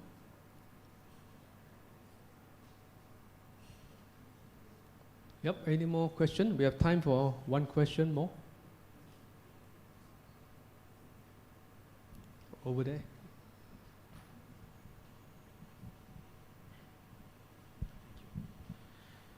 Thank you very much. I am Khairul Anwar from Telkom University in Indonesia. Thinking about the future food, I think this is very important, and talking about the edible insect is also important. However, I have a question. What happens if the people, do you extract the protein from the insect, or in the future people will directly eat as it is? After cooking, something like that. It's more like extraction. We freeze dry it, we grind it, then we extract. So it's this one actually. It's here. Is that when we process, so this is the solid part we get. We can get the insect-based protein, and it also will go through several phases or several processes where we actually can get the fats. It's the fat. It's very interesting to say that the type of protein is actually better than the meat that we eat. it has high biological value type of protein, because protein, they are not created the same. One is low and one is high. So the meat high, so insect high. Yeah, and good also, low calorie, so low cholesterol. But I don't know when it comes to cultural acceptance, even honestly, I don't think I will eat it. So, and even when it comes to fat as well, it's equivalent to like olive oil. So it's very interesting, but still, we still need a lot of data, so that's why IoT comes in. Yeah. Okay, thank you very much. Okay, let's thank the speaker for this interesting proposal. Okay, just to explain a bit the bells. So for each session, we have 20 minutes for each speaker, 15 minutes of presentation, and 5 minutes of Q&A. The first bell will ring 1 minute before the end of presentation at the 14th minute. Second bell means you cannot speak anymore. And then the last bell is the end of the Q&A. Okay, so with that, do I introduce the second speaker or you will introduce the second speaker? Okay. Okay, our second speaker is Dr. Adwati Sali from UPM, Malaysia. She's going to speak on harmful algae bloom, remote monitoring and detection over wireless networks for food security in the ASEAN countries. With that, I welcome the speaker. Thank you. Assalamualaikum and good morning. My name is Adwati Sali. I'm representing my team from UPM and Department of Fisheries Malaysia to present a proposal on harmful algal bloom remote monitoring and detection over wireless networks for food security in ASEAN, or Hub ASEAN. So if you remember, this what happened in Malaysia. It was just recently in 2021, in 2022, that the fisheries, for example, the shells, it is contaminated with toxins, which is due to the harmful algal bloom. So this harmful algal bloom looks like this. Yeah, it can be green in nature or red in color, and then it is actually colonies of algae, which is simple plants that live in the sea and fresh water, and it can grow out of control if it is not monitored or controlled. The bad thing about it is it produces toxin, and especially in fish farm where the fish couldn't go anywhere outside of the cage. So the fish can get less access of oxygen and they can die. So these losses are experienced by our fish farmers, especially in ASEAN region, which is covered by the sea. And in this particular area, in this particular proposal, we have communicated with the fish farmers in Kuala Gula, Perak, which is in the north of Malaysia, and we have proposed an IoT system to help monitor the harmful algal bloom, or HAB. So here we show that how the HAB effects, which is the primary effect, consists of the contamination of water, deterioration of the aquatic ecosystem, and this, in this particular case, is the fish farm, which consists of the luxury fish like sea bass, grouper, and etc. And it leads to degradation of air quality and contamination of shellfish. So in the secondary effects, we have threat on human health as we eat the fish, killing of marine mammals, massive fish mortality, and regional economy decline, which we could experience in ASEAN region very soon if we don't protect it or monitor it well. So specific to Malaysia, we have observed these harmful algal blooms scenarios in Kelantan, in Johor Bahru, Kota Kinabalu, Kuching, Sarawak, Penang, Sabah again. So you can see that the effects or the scenarios or the events of these harmful algal blooms is consistent almost every year throughout the years. So the impact here, not only just water discoloration, but shellfish contamination, in which 6 hospitalized in 2001 and 1 died because of it. And in 2013, 3 deaths with over 40 hospitalized. So due to this effect, we would like to propose a monitoring, HAB monitoring, in Malaysia as well as in other ASEAN countries. So we have conducted the experiment through a funding by National Instrument NI, which has been completed. So we deployed this IoT system in Kuala Gula Fish Farm, which is in Perak, with collaboration with Department of Fisheries and the fish farm community in the area. So currently, what is being manually done is the manual sampling performed every 3 months and testing conducted in labs by the Department of Fisheries. So the Department of Fisheries officers collect the data, collect the water on site, and then they bring it back to the nearest office, which is in Penang. So from Perak, Kuala Lumpur Perak in Penang, which is around 1 hour and a half drive. So frequent sampling is only performed after bloom is detected. So it is after the condition happened. So we would like to propose remote monitoring that can early detect this condition of harmful algal bloom. The one that we have deployed in Kuala Lumpur, Malaysia is we deployed the sensors in the fish farm, with the approval by the fish farm owner. Several sensors, and we use LoRa as the wireless communication system, and the sensors communicate to the internet or push their data through LoRa to the LoRa gateway, and the LoRa gateway is the one that is accessing the internet through the 4G mobile networks. And data is uploaded to the cloud, and then the researchers can do extraction of data, big data analytics, and data visualization for the local officers, for the authorities to access and do informed decisions from the remote monitoring. So this is what we have deployed in Kuala Lumpur as a preliminary stage of the IoT system. So you can see this is the Department of Fisheries officer, and this is Aboy, which is the fish farmer that we have communicated and deployed our sensors in his farm, fish farm. So we have several options of putting the LoRa gateway depending on the signal. So we have investigated that as well to get the line of sight with the sensors that we deployed in the surrounding area of the fish farm. So we have completed this, LoRa has been set up, sensors has been set up, and then you can see that we put as well the sensors just above, just below the water surface, because the harmful algal bloom, it floats, and you can only detect it at the surface of the seawater. So currently we are monitoring chlorophyll productivity, which shows productivity of algae and the temperature of the seawater. So we also do some image processing, through this mission vision. We come up with our own camera to detect the harmful algal bloom by the color of the algae as opposed to the color of the seawater. So water discoloration, especially to detect algae on the water surface. But we would like to extend and replicate this system. So the one that we have in Kuala Lumpur is still at preliminary stage. The funding from NI has been used up and completed. So we would like to explore more collaboration as well as funding, especially through this NICT ASEAN IVO Japan. We would like to monitor all these parameters because we have communicated with Department of Fisheries, as well as Aboy, which is the fish farmer himself.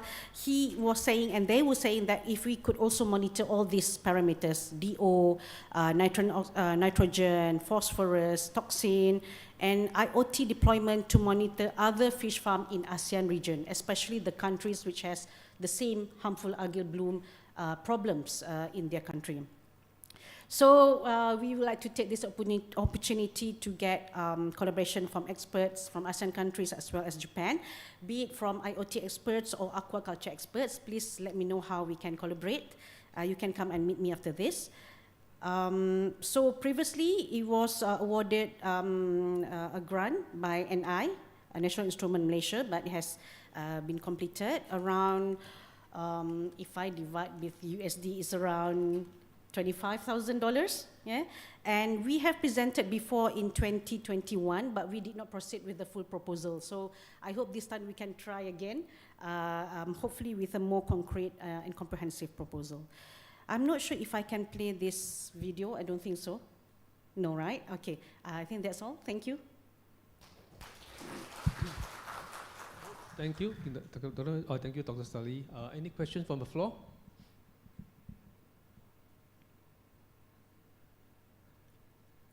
Okay, there's one.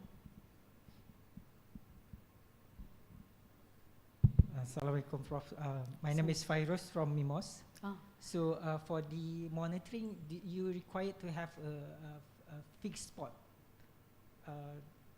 How do you extend that?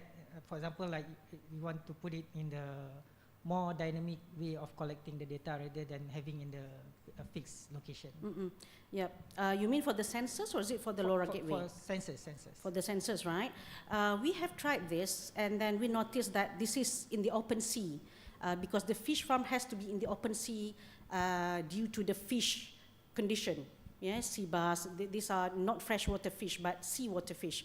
So if we make it like dynamic, like anywhere in the sea, it will float away. And because of the current and waves in the area, so it is better to tie it, to have like a cable between the sensor and to somewhere near the fish farm. We have looked into that possibility as well, and in fact, over 3 months, we have to go and clean the sensors because of the barnacles attached to the sensor. So we have to consider all this implementation and practical issue, and it is better to have it fixed at identified area, identified fish farm. Thank you. Next one. Sorry, I asked because I do not know much about biology, you know. But you are talking about various, about harmful algae. Now, it is harmful because of what? I mean, if there are various ways that can make algae harmful, then there should be various ways also to improve that one. So if the water is not good because of the algae, perhaps because if the problem is algae number 1, this type 1, then it should move. You have to do something different thing with if it is caused by algae too. Yep. So this system can also check the type of the problem, and then the biological analyst can say, okay, in this case I have to put this type of medicine for the algae, for the water and so on. Thank you. We got that question, that doubt in our mind as well, because I'm a wireless communication expert, just like you probably. But we talked to our aquaculture expert because we have Department of Fisheries, and the team consists also of aquaculture experts or researchers from the Faculty of Agriculture, UPM. So we talked to them, and they say that not all algae are harmful. So there are several types of algae that is harmful. And then the ones that is harmful is determined by their toxin level.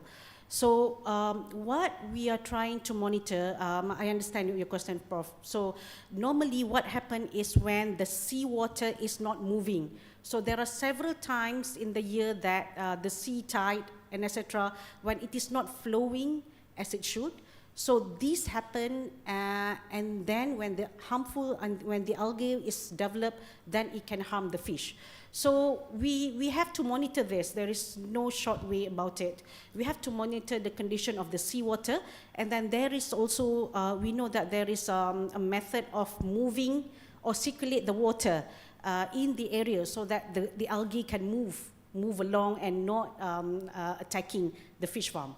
So that is also one condition. And we also know that there are steps to use like microwave signals to make the algae to be breaking in terms of at molecular or cellular level. This is also from our biological expert. So there are several other ways, but we see that the closest and the most practical one is to monitor them remotely, and the toxin level can be controlled through this remote monitoring. So that's what we're proposing through this project.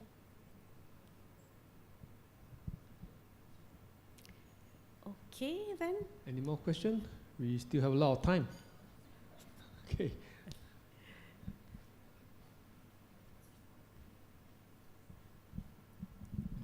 Hi, I'm Dr. Lim from UTB. So, alpha bloom algae bloom has been issues in our region as well. So the thing is like, I think to relate to the question about why you do it fixed, but have you actually tried if you actually do it in the open sea, right?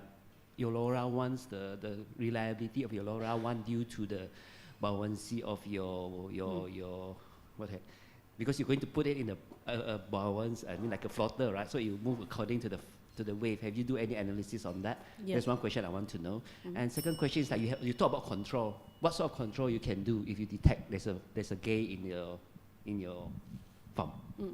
Yeah, the first one about the LoRa, right? So we have tested this in Kuala Gula, and then we have increased the distance for the sake of testing. So we put the LoRa gateway in the fish farm, and then we travel in a boat, yeah, as if you can see here, and then we move away like 500 meters, 1 kilometer, 2.5, and etc. So we tested up until 3 kilometers. It can still transmit, but above 3 kilometers we did not receive anything. So there is a possibility of using a hybrid networks, like we can take LoRa for a short distance of coverage, and we can use mobile networks, the normal mobile 4G LTE networks, to make a larger coverage.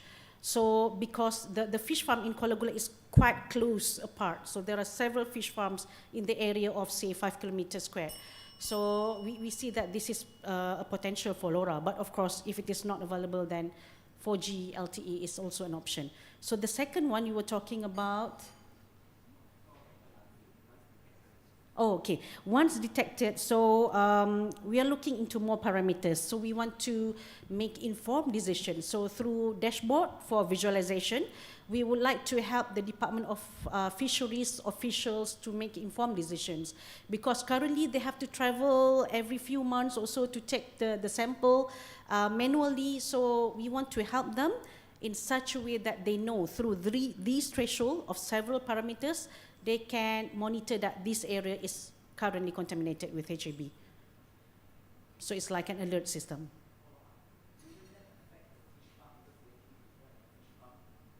Affect the fish farm. The fish farmers is also having the access to the dashboard. The algae can kill the fish because the fish couldn't get access to the oxygen. Is that what you are saying? How do you prevent it? Oh, okay. How do we prevent? So the fish farm, normally they themselves couldn't do much. So they need help from the Department of Fisheries to help flow the water so that the harmful algae bloom can move. Yeah, that's the first one.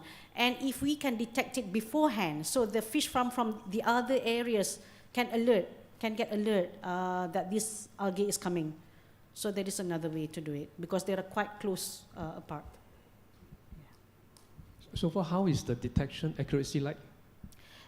We have tested out of the occurrence of 170 days.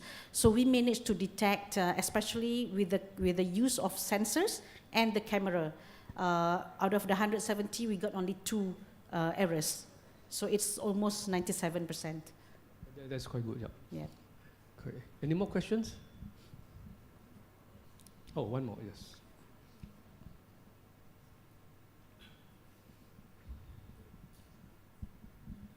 Yeah, thank you very much. I am Khairul Anwar from Telkom University in Indonesia. I have 2 questions. So the first is, you say that LoRa is part of the 4G, but to the best of my knowledge, please correct me if I am wrong. LoRa is not part of the 4G, but maybe you want to, maybe you refer NB-IoT or LTE-M maybe. So my question to you is that what is the distance, the current, the practical distance you have now for that IoT communications? And then the second, for this project, if I ask about the percentage, how many percent for wireless communication or for ICT, and how many percent for the algal environment? Yeah, thank you. So we have tested LoRa because this is tested on site in the area. So 3 kilometers, inshallah, the transmission can happen from the fish farm to anywhere, from the LoRa gateway, which is located in the fish farm, to anywhere around the area, around 3 kilometer radius. So that's promising. But we also take note that the data transmitted over LoRa the bandwidth is small. If you want to transmit image, we surely need 4G mobile networks. And then the second question on the percentage. So how many percent? Oh, for percentage, ICT? yeah, of course. This is subject matter expert of the aquaculture researchers. But when we talk with our Department of Fisheries officers, and then with our expert in the aquaculture department, they want to have informed decisions. So I must say that ICT IoT experts, wireless communications, big data analytics, it's almost 60%. And then the one that is on the subject matter expert in aquaculture is around 40%. But we need the subject matter experts so that we can make use and understand what is the data representing. Yeah. Thank you very much. Thank you. Okay, have time for one last question. Anyone?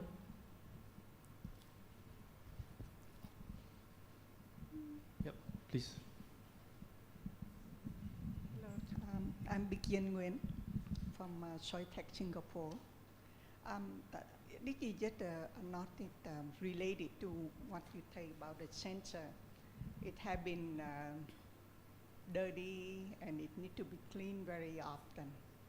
Are there solutions for that, like for the fish monitoring, maybe to prevent the farmer to see the upcoming contamination? You can monitor in a very large area. So I think one of the possible AIoT solution to use in the drone, that way you can put the sensor and monitor very large area and sensing all that information to give the warming to the farmer. So that is one of the possible solutions for AIoT that the people have been investigate for the agriculture. Okay, I see. Thank you. Thank you for the suggestion. Okay, so with that, that's all for this session. Thank you once again, Dr. Sali. Thank you.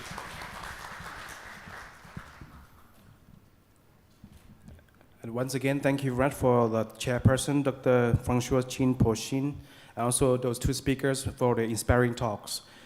So let's move on to the second sessions. May I introduce Dr. Chiep Suwati, Cambodia Academy of Digital Technology, as a chair who's going to be moderate this second session. And followed by the keynote speaker, Mr. Rotana Lee, Cambodia Academy of Digital Technology.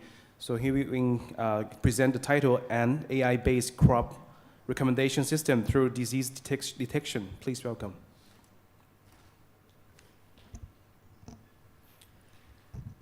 Okay, so good morning, everyone. So I am Rotana Lee, and I'm from Institute of Digital Research and Innovation from Cambodia Academy of Digital Technology. So today I will present my topic on an AI-based crop recommendation system through disease detection.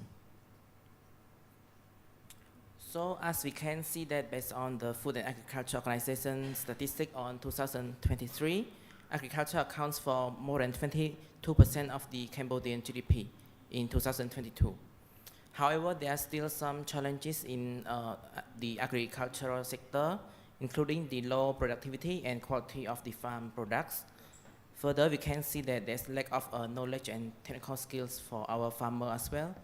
And particularly, we can see that there's insufficient research and development in this sector.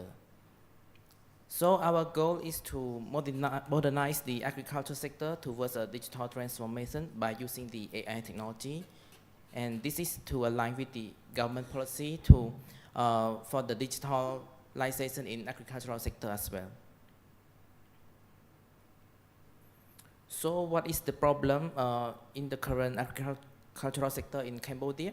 First, we can see that the crop disease cause a significant damage and as well as the direct loss to the agricultural products. We can see that the infectious plant disease caused by the bacteria, fungi, or virus, as shown in the figure here, are the example of this cause of the damage or the loss to the agricultural products. So this will lead to the leaf or the fruit damage to that. And for the farmer, they feel difficult to identify those variants of the plant disease as well. And the treatment is also unknown and no clear instruction for the treatments. Therefore, we come up with the proposed solution on building a plant disease detection system with the treatment recommendations for the farmers. So we have two main goals. The first one is to develop an AI application by using the machine learning algorithms in order to detect the disease of the common crops in Cambodia. And after we have this application and then identify the disease, later we will also provide recommendations, treatments to the farmers so they can use the solution based on our recommendation in order to save the plants as well as to increase the production of the crop harvest as well. So why we need this system? Because plants and crop diseases are geographically specific due to the weather and location, etc. Therefore, the developed system must be adapted to the local context, including the language, the crops, disease, as well as the treatment as well. So here's our proposed methods. So in order to successfully build this system, several stages are identified as shown in the slide. So the first one is the most essential part of the project, is the data collection. So without data, we cannot do anything. So for the data collection, we will collaborate with the local agronomy expert in order to identify and categorize the various types of the plant disease. So there will be a need for a field visit in order to collect those data, as well as the data from the experts as well. And secondly, we have to develop a treatment database as well based on the crop disease that we identify. So we will develop the treatment database in order to provide these recommendations to our farmers so they can have the effective treatments to solve those problems. And the next step is the data cleaning and pre-processing. So after the data collections, we will perform the data cleaning as well as the labeling of those data for the ML machine learning models training. So after we have the model, we can go to the next step by development of machine learning models. So we will select the state-of-the-art machine learning algorithm and then train the model based on those data collected for the plant disease detection as well as the recommendation system. So last stage, we will develop a prototype of the mobile application in order to test whether we can perform the disease detection and treatments correctly. So here's the implementation of our project. As mentioned earlier, the first and important stage is the data collection, which is including the field visit as well. And the second stage is the data pre-processing, including the data cleaning as well as the data labeling. So after this stage, we will obtain two data sets. The first one is the plant disease data sets based on the data collections that we have done. And the next one is the disease treatment database. So basically, we will obtain these two data sets after this stage. And we will need the help from the agronomy expert as well in order to have these kinds of database for our machine learning or AI algorithm training. So after that, we will move to the next step, which is the technical part, the classification model development. So we will select the state-of-the-art algorithm for the development of the machine learning model for disease detection as well as the crop recommendation. And lastly, it will come with the mobile application part. So we will develop a mobile application in order to implement the disease detection as well as crop recommendation. So after the mobile app development, we will release to let the farmer use the app application, and we also conduct some workshops as well as training to the farmers so they can know how to use the mobile application in order to detect the disease when this disease happen in their farm, as well as how to use the recommendation that we provide to cure those diseases. So this is basically the whole picture of the project implementation. And here's the process of our applications. So first of all, we will use the mobile in order to capture the image from the farm in order to see whether there's some problems on the leaf or on the plant. And then we will pass through the classification model in order to identify whether the plants or the leaf is healthy or it is an infected plant. And if we found that it is the infected plant, then we will provide the treatment recommendation based on the disease treatment database that we have in the system. So here's the whole process of the mobile application. So basically, the outcome of our project, there will be three. So the first one is the plant disease data set based on the data collection from the field visit. So we can use this data set as the baseline data set for further research in the agricultural sector, particularly on the disease detection. And the second one is the treatment database. So we will collect the possible treatment methods to those infected diseases as well. So this can be used for the further research as well as the further study in the agricultural sector as well. And lastly, we will develop a mobile application. So farmers are able to use this application to detect the plant disease in their farm with the recommendations given for proper treatments. So based on the recommendation, they can provide the proper treatment to their plant in order to save their plants as well as to increase their crop production. So these are the outcome of our project. And next, we will talk about the impacts of this project. So the first impact is to help the farmers to properly identify the plant disease. And after they can properly identify the plant disease on their farm, then they can also obtain the effective treatment based on our recommendation, so they can reduce the risk and as well as to increase the crop production as well. So this is the first impact. And after that, we also help the farmer, particularly for the farmers in the underserved regions and farmers in the vulnerable groups. So they can, based on this application, they can increase their income and as well as to reduce the poverty rate through the advanced agricultural technology. So with the help of technology, they can reduce the risk in their farm and as well as to increase their crop production as well as the income. And the third one is to improve the food safety and security.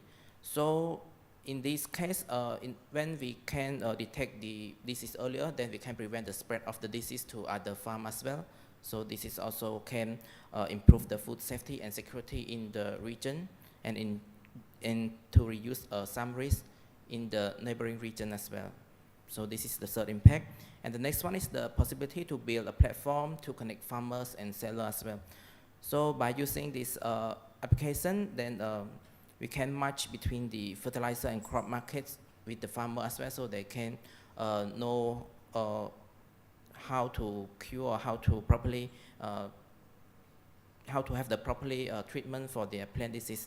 And then the fertilizer and crop markets can also provide some materials or treatments in this platform as well in order to connect these two parties together to have a better crop production in the farm field. And lastly, there's also the possibility to collaborate with countries within the region as well. So by collaborating with the countries within the region, within the ASEAN particularly, for the countries with the agricultural activities, we can learn about the best practice from them, as well as we can also share the common data and use case in the agriculture as well. So we can collect the data and as well as to compare the data, and we also can share the treatment methodology, whether there's some common treatments or the treatments that we can use together in order to cure those plant disease.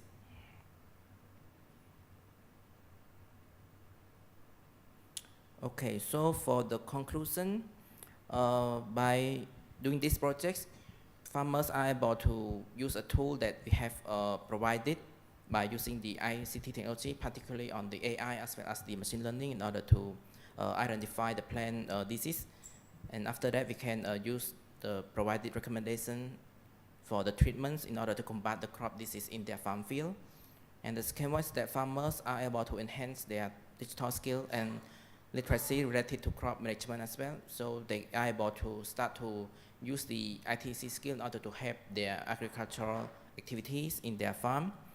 And lastly, we hope that this project will bring the innovative solutions in agricultural sector by using the ICT technology. So we will ensure a more secure and resilient agricultural economy system in Cambodia as well as in the region as well. Okay, so here's the reference, and thank you very much for your attention. Hello. Thank you very much, Dr. Ratana, for your insightful presentation on the proposal. We have you have finished the presentation ahead of time, like 2 or 4 minutes, 2 minutes and a half. So now I would like to open the floor to for the question. Yes, at the back, please. Thank you. I want to get two more information. One is that how the farmer do the identification of the leaf, for example. Are they using their own, what's called it, a mobile, or you have to provide the farmer a special detector to check the color, because different color may, different color may give different answer, different color of the disease. Number two is that your application is in the farmer's hand, or it is or it is in a server out there in the cloud, for example, that do the identification and give the farmer how to improve the disease problem. Thank you. Thank you for the questions. So for the first question, actually we will allow the farmer to use their own mobile application for capture the image, so it is more convenient and easy for them as well. And for the second question, the application is based on the cloud as well, so we will not install directly in, like the farmers can download and install in the application, but all the data will be processed on the cloud. Yes. Do I answer your question? I think there's a question regarding the image of the color, that it could be quite similar, how you differentiate, if I may paraphrase it right. Yeah. Yes, I think this will be one challenge of our project as well, but because when the image quality is different, then the outcome or the results will be different as well. But we will try to minimize the model, so that the model can learn better on the detection task.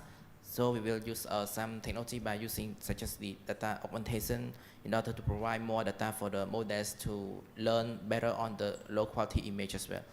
So because it is based on the farmers' ability to purchase the mobile phone with high quality image or something else, but we will find the way that when we have the acceptable quality of the image, then the model can process well as well in this case.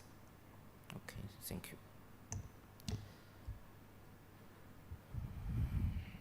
Hi, good morning.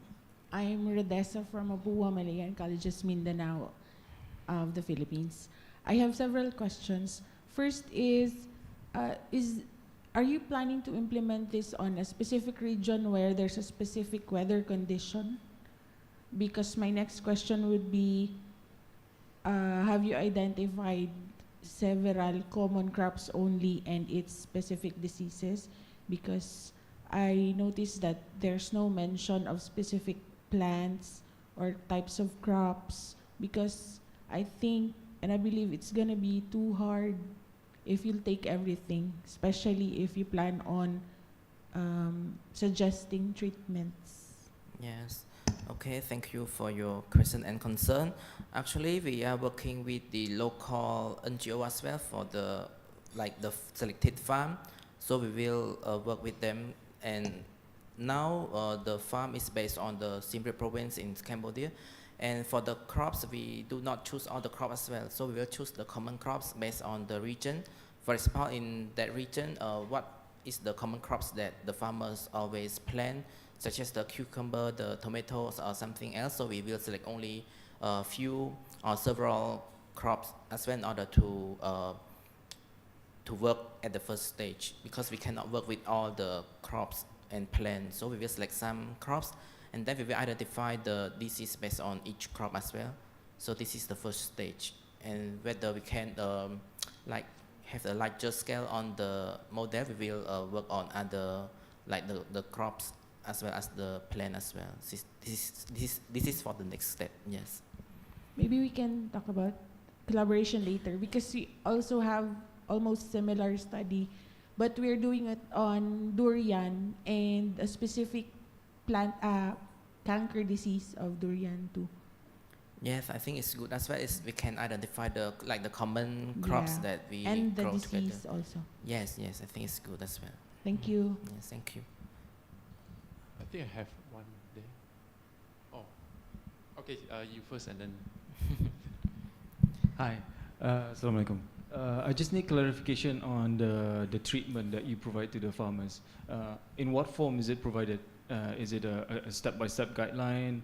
And the second question is, how do you ensure that the farmers are able to, perform the treatment recommended by the system? Yes, thank you for the question.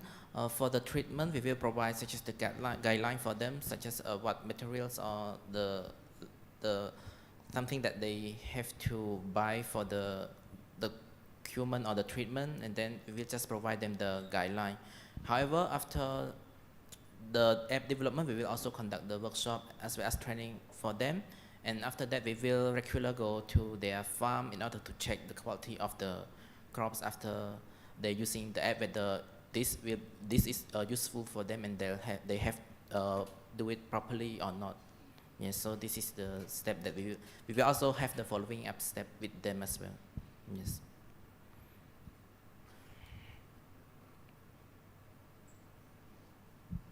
Okay, so I think there's any a more lady. questions?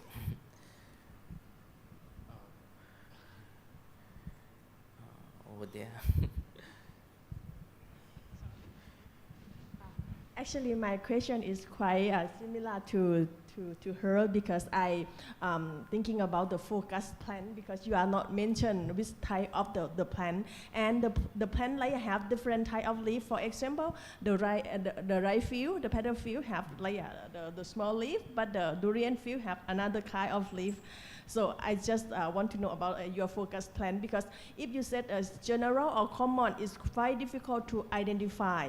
And also for your classification, you don't classification whether which type of the effect, like bacteria, fungi, or virus, but you just identify whether it is infect or not. So I still wonder about how to determine the treatment, and also what is your coverage of the treatment data, kind like that. So I just concerned about it will be quite large and too much variety. Just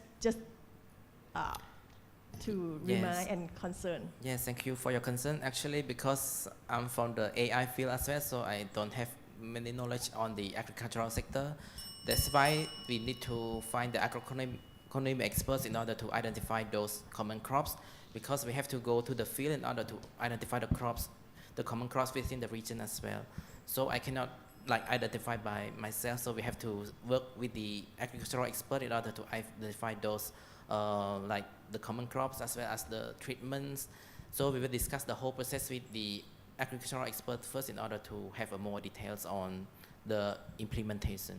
So he's just the overall plan. That's why it looks like a bit like very very general. Yes, thank you. Okay, thank you, Mr. Ratana, for your time. And for now, I would like to invite the next speaker, Ms.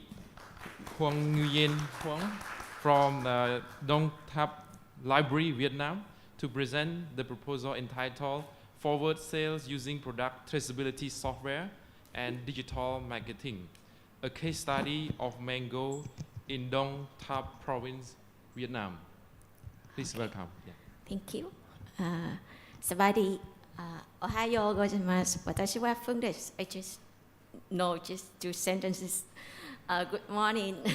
I'm Fung from Vietnam, and I want to share with all of you our project that forward sale, but we use product traceability software and digital marketing to apply for farmers in the Dong Thap, especially for mango farmers. First of all, I want to give for you the overview of our situation. We apply for the My Sương commune in Dong Thap province. And the Dong Thap is located in the Mekong Delta. You know, recently Vietnam developed the fruit industry because to adapt with climate change and to meet the market demand, and the mango grow so many provinces, but Dong Thap is one of the most mango production areas in Vietnam. And you can see that it's more than 40,000 hectares of mango production, and accounting for a third of total fruit-free area in this province. And mango have many variety, for example, cát chua or hoa lộc, or among others, but we focus on cát chua. You can see the value chain in Mekong Delta, but I think Đồng Tháp have the same pattern. And you can see that the farmers, when they produce mango, they sell just 1% to local retailer, and most to the collector for about 71%, even a little bit about 10% to cooperative or farmer groups. But you see that even they sell to cooperative farmer group, both farmers and farmers organization cannot reach to the final customer. They have many immediate actors in the value chain. Therefore, farmer just achieve the less benefit in the value chain. So we propose the project to solve this target. First, the farmer income, not only improve their income, but also improve their farmers' income by we cut down the immediate actors that farmer can sell directly to the customer. Secondly, diversify farmers' income, not only from production, from wholesale as they do traditionally, but direct sale to the farmers, and even tourism when customer or tourists visit their farm. And especially stabilize their income by they can sell their product in advance, even the mango was not harvested yet. And with this action, they can minimize the market price fluctuations. And the second arm is about market understanding or market insight, because farmers just sell their product to collectors or for a company, and they don't know what the final customer wants. So this is a chance for them to talk with them directly to understand their need. And the final one is technology adoption. We choose quite simple digital technology that is product traceability and digital marketing, because it's quite low cost and easy to use. And that's the project called the Mango Tree, My Mango Tree. This is the process. First one, we select and evaluate mango tree. After that, we cut each tree with a number and post the mango trees information on our website. And when the customer access this website, and then can they choose which one they want to buy, and contact to the cooperative and make a payment. Then farmers and cooperative place their custom tag name on the mango tree, and the cooperative and farmers continue update information about the image or production activities on the software, and then announce what time is harvest. And customer can choose two options. One, cooperative can deliver mango to their house, or the customer can come to the farming and to see, this is my tree, and they can harvest the mango themselves by tourism activity, and managed by cooperative and farmer club, and implement by cooperative. For some of you might don't know what is cooperative. Cooperative, the definition cooperative is International Cooperative Alliance is that it's an autonomous association of persons who gather together voluntarily to meet their common needs, for example, economic, social, or cultural needs, in terms of an enterprise. An enterprise is jointly owned and democratically controlled by farmers themselves.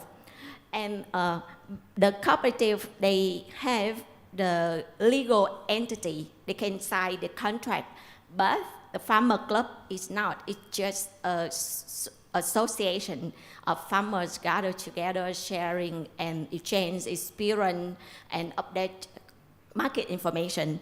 Farmer club is also a platform for government, for a union, for example, farmers union or women union, youth union gathered together to discuss and solve their economic, social problem. And to press this model for many potential customers, digital marketing, for example, video clips, social media like Facebook, TikTok, or Instagram, and picture is used. We choose the software that available on the market with suitable, affordable price. And this is the website. The customer can see and choose which tree they want to buy, with information of farmer's name, contact, and information of the mango tree, for example, the variety, age, identification code, and selling price, the ownership period. Normally, it's last 1 year. And the image of the mango, you can scan this code, and the screen will appear over there. The customer can, that if customer allow that the software track their position, and the customer can know, okay, I'm living in Ho Chi Minh City, and then the farmer in Đồng Tháp province, and the software show the distance. Also, some images, the date, activity that farmers do, or some information about input like fertilizer or pesticide. The farmers, when they harvest the mango, they will pack in the box and deliver to the customer like this, with a letter of thank you from the cooperative and farmers. Okay. Besides that, because the customer can choose two options, deliver to them, or they will go to the farming to see their tree, for example, over there, or they can do the bike tour around the commute. Actually, at the moment, just 4 households join this model, and from the farmers to the farm stay and a worship house to explore the history of this area, and also enjoy traditional food. Okay, about the outcome, we expect to get to key outcome that the first one is to establish a new agriculture business model that we combined the product traceability software and digital marketing using ICT which is low cost and easy to use for farmers in Đồng Tháp. And the second outcome is we mobilize the local resources and also the support from outside. For example, you can see the picture here. Minh Tâm Farmer Club with the elderly person. He the chairman of the farmer club. And with Đồng Tháp Library, Đồng Tháp Library is act as information center. They can Đồng Tháp Library can provide information for farmers, for example, update the market information or some material how to grow mango organic, for example. And Đồng Tháp also connect experts from many fields, for example, digital marketing or digital technology or from agriculture economics first. And the people committee can support this model by a policy that support and encourage this model.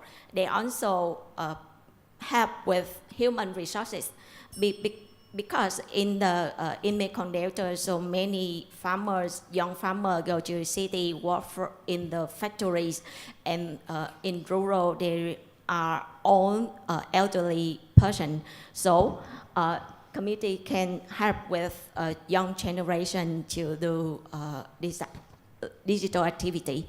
And we gather together monthly at farmers' house and with rotational basic. With this model, again, we target to improve farmer income and have farmer understand the market demand and help the farmer adopt technology. And the idea is to create a new model that using ICT, which we choose the first one that product traceability software and digital marketing, which is low cost and easy to use. For the impact of scientific and society, it gathers so many resources from the inside and the outside to scale up this model. And that's all for my presentation. Thank you. Okay, thank you very much, Ms. Phương Như Yen Hong from Đồng Tháp Library. Now I would like to open the floor for the question. We have more than 5 minutes to go.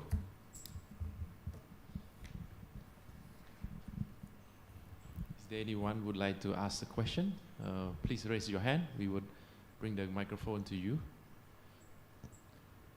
While waiting for the question from the floor, I have a question that you have in Vietnam 14,000 hectares of mango. How do you plan to put all the QR code in all the trees? Because it's the model that we combined traceability, product traceability with tourism. So we don't put on the code to own the mango for 40,000 hectares. You can see that because this is value chain, we can sold on the product volume with this kind of model. We just sold some percentage of our product. Yeah. Thank you. But beside this model, Đồng Tháp wants to develop digital transformation for the whole province. And they established a center for digital transformation and combine so many technology and so many purpose. For example, they can measure the river level or the temperatures or mango or rice, for example, combined together. But it's the whole big project, and I don't know very well.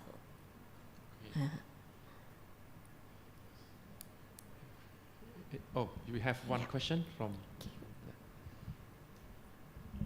From I look into your slide, it seems that your model is already complete. So which part that you require to ask from your corporation? I mean, now you are looking for corporate. So the part that you're looking for corporate, what is for that? That for is like a farm to install your system, or some kind of which part? Okay. Yeah, actually it's not finished. It's ongoing. Because it's just for household joined to the tourism activity, and just less than 5 farmers joined to the product traceability software to sell the My Mango Tree. We are now scaled up, and as you can see in the picture, the cooperation actually in the commune and in the province, we use the software or digital technology that available on the market. We don't develop any. So the purpose of my presentation is show that if we use the technology, digital technology, and we understand well the situation of local area, and combine the technical with the local context, we can create a new model. Yeah, this is my idea about this presentation. Because technology is also technology. I think we must understand the local context and combine the technology with that to create a new one, to suitable for the new, maybe post-COVID, for something like that. All right, thank you. We still have one more minute to go, so I would allow for one last question, if you have any.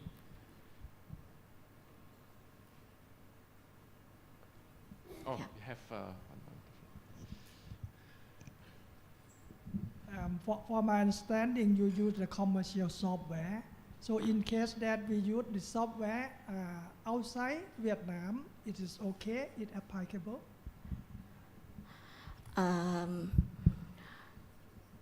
As the user,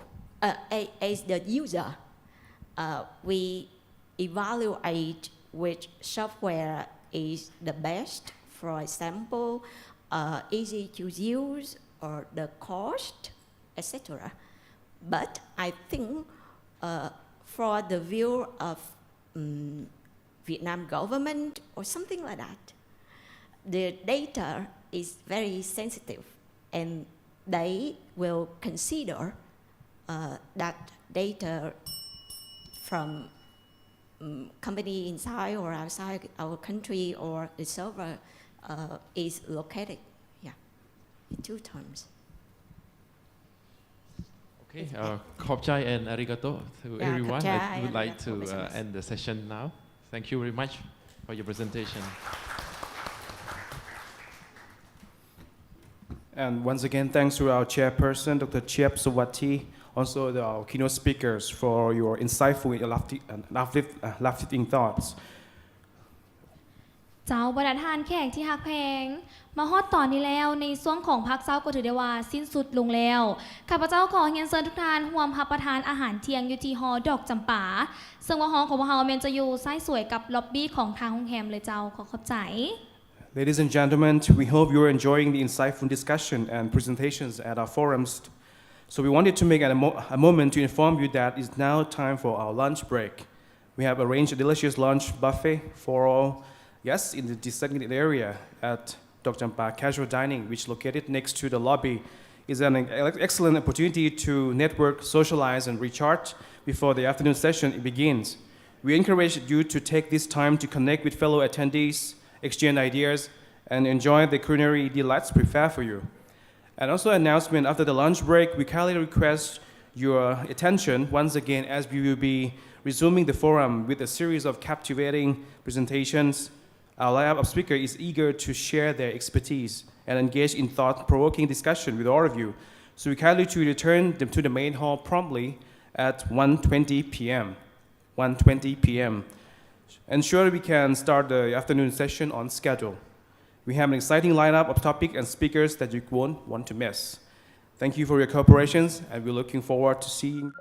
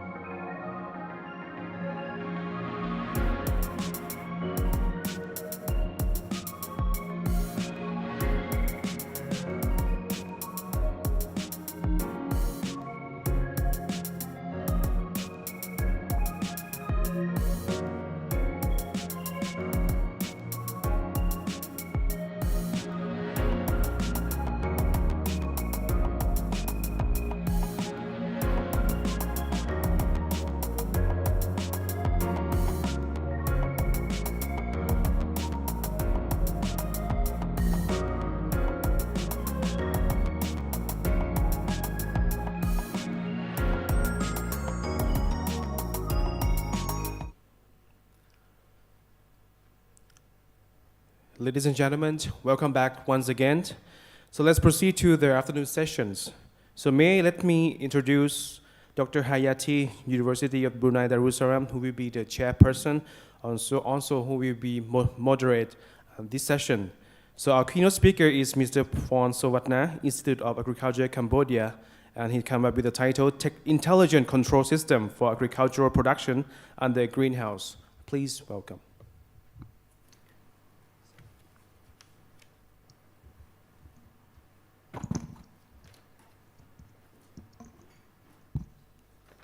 Okay, thank you very much, Chair, and good afternoon, doctors, professors, ladies and gentlemen who are present here. My name is Watnas, a Dean of Faculties of Agricultural Technologies and Engineering of Preliep National Institute of Agriculture, Cambodia. Today, I'm pleased to be presenting you a project's intelligent control system for agriculture's production under the greenhouse, or we can call it ICAP. So why ICAP? In Cambodia, a majority of peoples are living in the remote areas where agriculture is the most important for them, as it is the main source of the people's income, and also it contributes reduction. Today, the agricultural work has been gradually declined as the workforce also decreased. This due to remarkably the low production, low productivities, and high agricultural input. Particularly, farmers in Cambodia currently are using a very traditional technologies for crop cultivation, and that cannot be easily managed effectively and efficiently. Therefore, the project ICAP is to support farmers in terms of advanced technologies adoption to increase productivity, crop production, save time, and input. The model of ICAP is to control crop cultivation remotely, whereas internet is accessible, and offline, while internet cannot be accessed. The ICAP project is to develop a smart device that can control crop cultivation under the greenhouse remotely. Some ground information will be detected and collected, such as temperatures, water volume, humidities, light intensities, CO2, pH, ECs, and NPKs. And these all elements are very important for crop cultivation.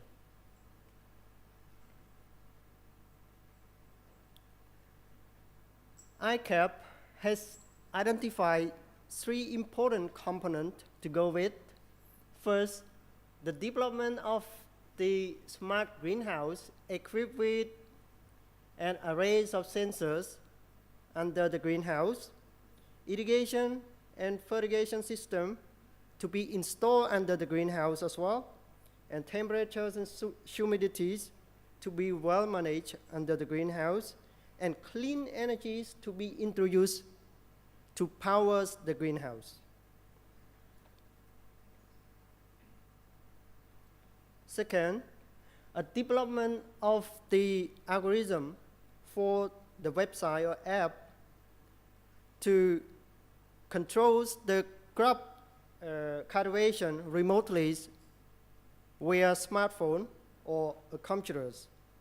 And these websites will equip with the database design to collect and store the data for further analysis.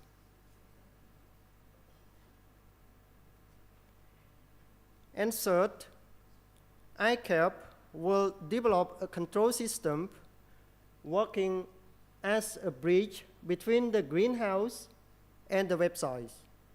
And this provides a very good solution for farmers to control their farm remotely.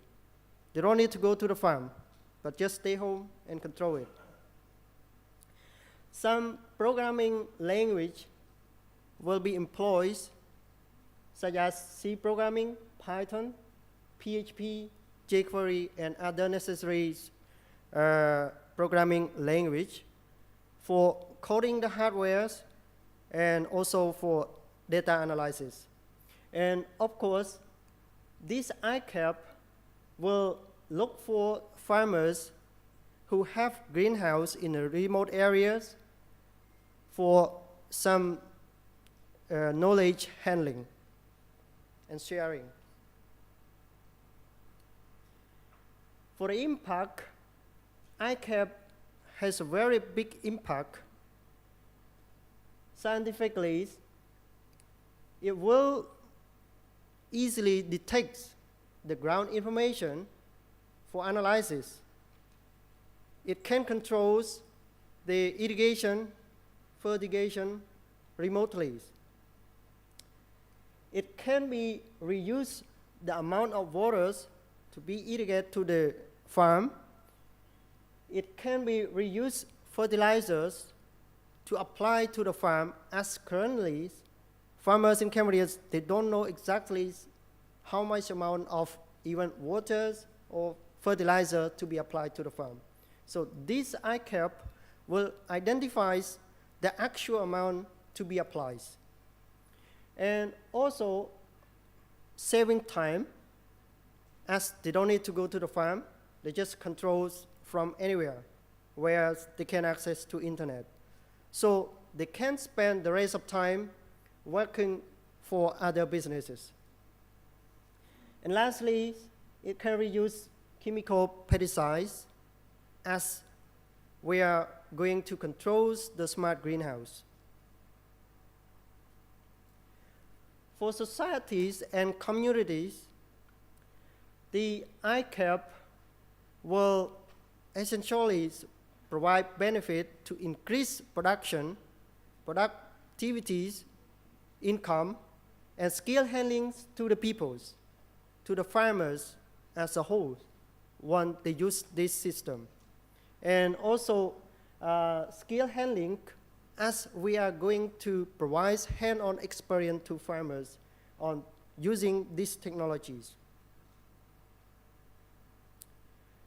Of course, the idea for the ICAP has been brought from Japanese universities while I was a student there.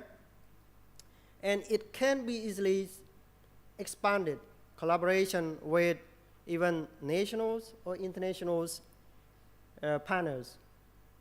With public institutions, we can also expand network, and also with other investment organization or private sector, we can also partner with. ICAP provide a very expected output and outcome. As I mentioned, on the top of this, we build a smart greenhouse equipped with digital sensors, irrigation, and fertigation system that controls that digital greenhouse. And also we build the websites that can allow multiple users to use it. So not just only one user, any user who have, it's just like Facebook, who have username and password, they can log in and control it easily.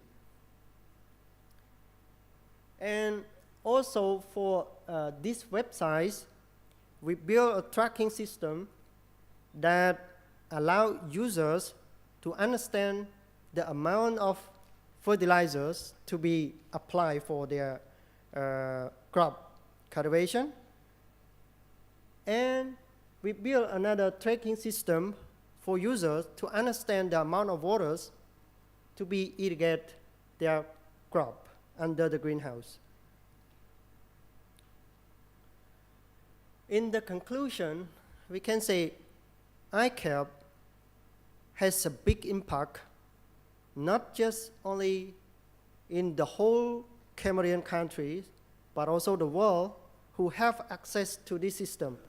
And actually, this system can be designed for multiple users, not only one or not specific in Cameroon, but also the world. And for the ICAP, we also care about our sustainability, not just our project after completing, it's gone. We care about long-term run. So not just provide benefit to farmers, we provide benefit to ourselves as well. And this one, we at least collect two sources of revenues. First, we sell the product to farmers, we get benefit. And also, for those who subscribe in our system, they need to pay monthly as well. So this, we think that in the future, we can easily scale up our project into commercialization. And in the future, actually, I haven't mentioned here, but in the future, we are going to integrate AI system in this software as well, so that farmer can just use smartphone or computers, taking pictures, and the result of that will be easily displayed for farmers. So they don't need to care much about how much amount to be applied, how much amount to be irrigated to the farm. Thank you very much.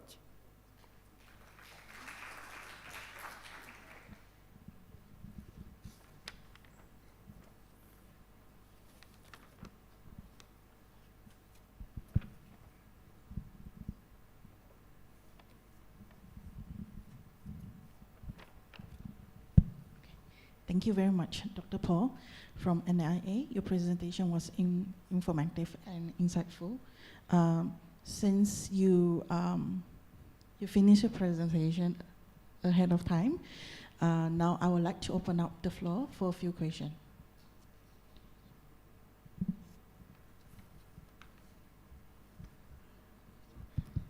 Yeah, hello, assalamualaikum. Very interesting talk, presentation. So I have two questions. The first one, what different types of crops can your system accommodate? And secondly, how do you account for, if a farmer wants to use the system for a particular crop and then another farmer wants to do it for a different crop? So how does your system account for that? Yeah. Okay. Thank you very much for the question. Referring to the first question, actually, we care about the crop under the greenhouse. So far, 10 crops in Cameroon has been identified and used with this kind of system. Even local letters, Roman hat, as we had it in the dining area. And all those kind of crop has been produced in Cameroon under the greenhouse, and this system are very flexible for those kind of crop. But the limitation of this system is that currently we are really depend on factories calibration. I mean, all the data has been calibrated by factories. But now, like I already discussed with my institute, whether we can set up a lab so that this device can be easily calibrated over there for specific crop. Yes. And I think this also covers question number 2. Yes, thank you. We still have 5 minutes left, so I'm allowing more questions from the audience. Yeah, just one. I want to know more information about your greenhouse, because a greenhouse can be used to plant various crops, you see, and every type of crops might need a different quality of greenhouse. one might need higher temperature or different soil type, whatever, you know. And how your system can follow this greenhouse needs for different crops. Thank you. Okay. Thank you very much. Actually, based on my experience, 7 years working with farmers on crop production, in Cambodia, only around 10 crop has been grown under the greenhouse. And those information has been initially integrated in this system, so that for specific crop, farmer just select what kind of crop they want to grow, and all information will be like flexible based on that. Yeah.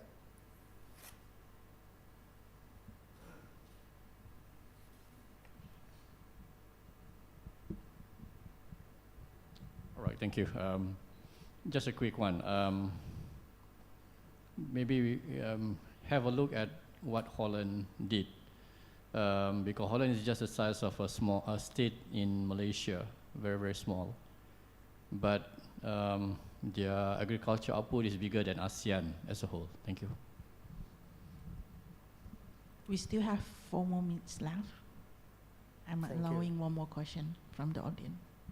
Can you go back to the diagram of your PCB board? Yeah, there's one. No, the other one. Yeah. So is this board, you already have this board integrating everything? Yes, actually, this, I can say, this design has been made by myself. Okay. So it already, like, whatever we want to read this type of sensor, we just plug it in. Oh, it's a plug and play. The Yes. question here is like, because I think you're actually going to do some sort of soil analysis as well using the soil sensor, right? So Right. when you're going to how are you going to deploy this board itself into to the farm? Is it on top of the soil or underneath the soil, or because the distribution of fertilizer inside the soil is going to be different? Actually, we have 2 different type of sensors. First, the air sensors, we put it about the soil, just inside the greenhouse. But the ground sensors, we plug into the bed of the crop cultivation. So it will read all the ground sensors, all the ground information, the data from the soil. But actually, like, we plug only one area, and the bias of data can be generated as well. But what we try to recommend to farmers is that under the greenhouse, they need to make soil properly. Like, even at the front until the end, they have to make the soils and to become a very aggregation. Even here, the data might not be different from the 5 areas under the greenhouse. Yes, exactly. So the next question is like, so is this sensors going to be put in a greenhouse? Is the greenhouse going to be individual potted, or is just a lane plantation? I mean, a line plantation, or is a single potted kind of greenhouse that you're addressing? Actually, this control box.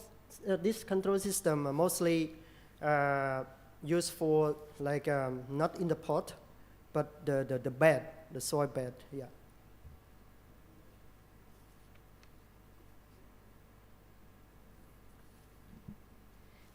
Okay, I'm allowing one more question from the audience, if there's any.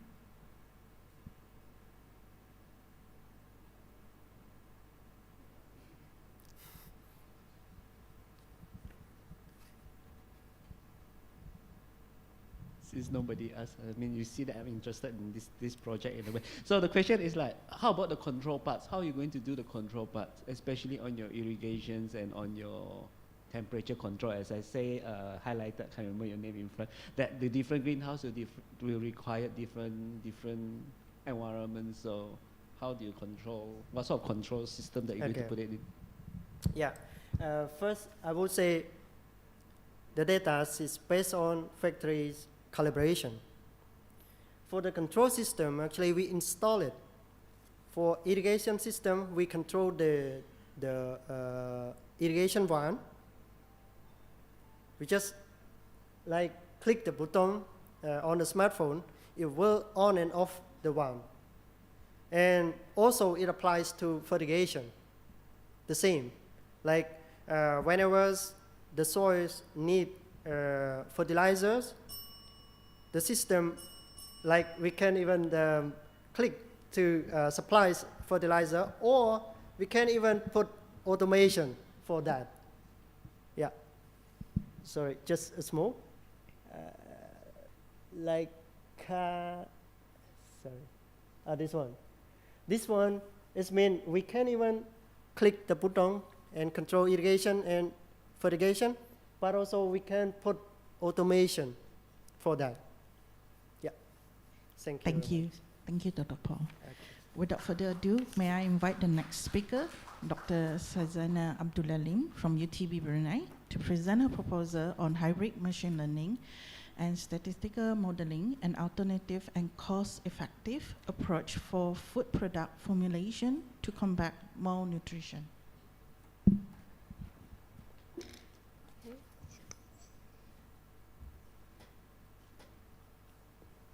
Assalamualaikum warahmatullahi wabarakatuh.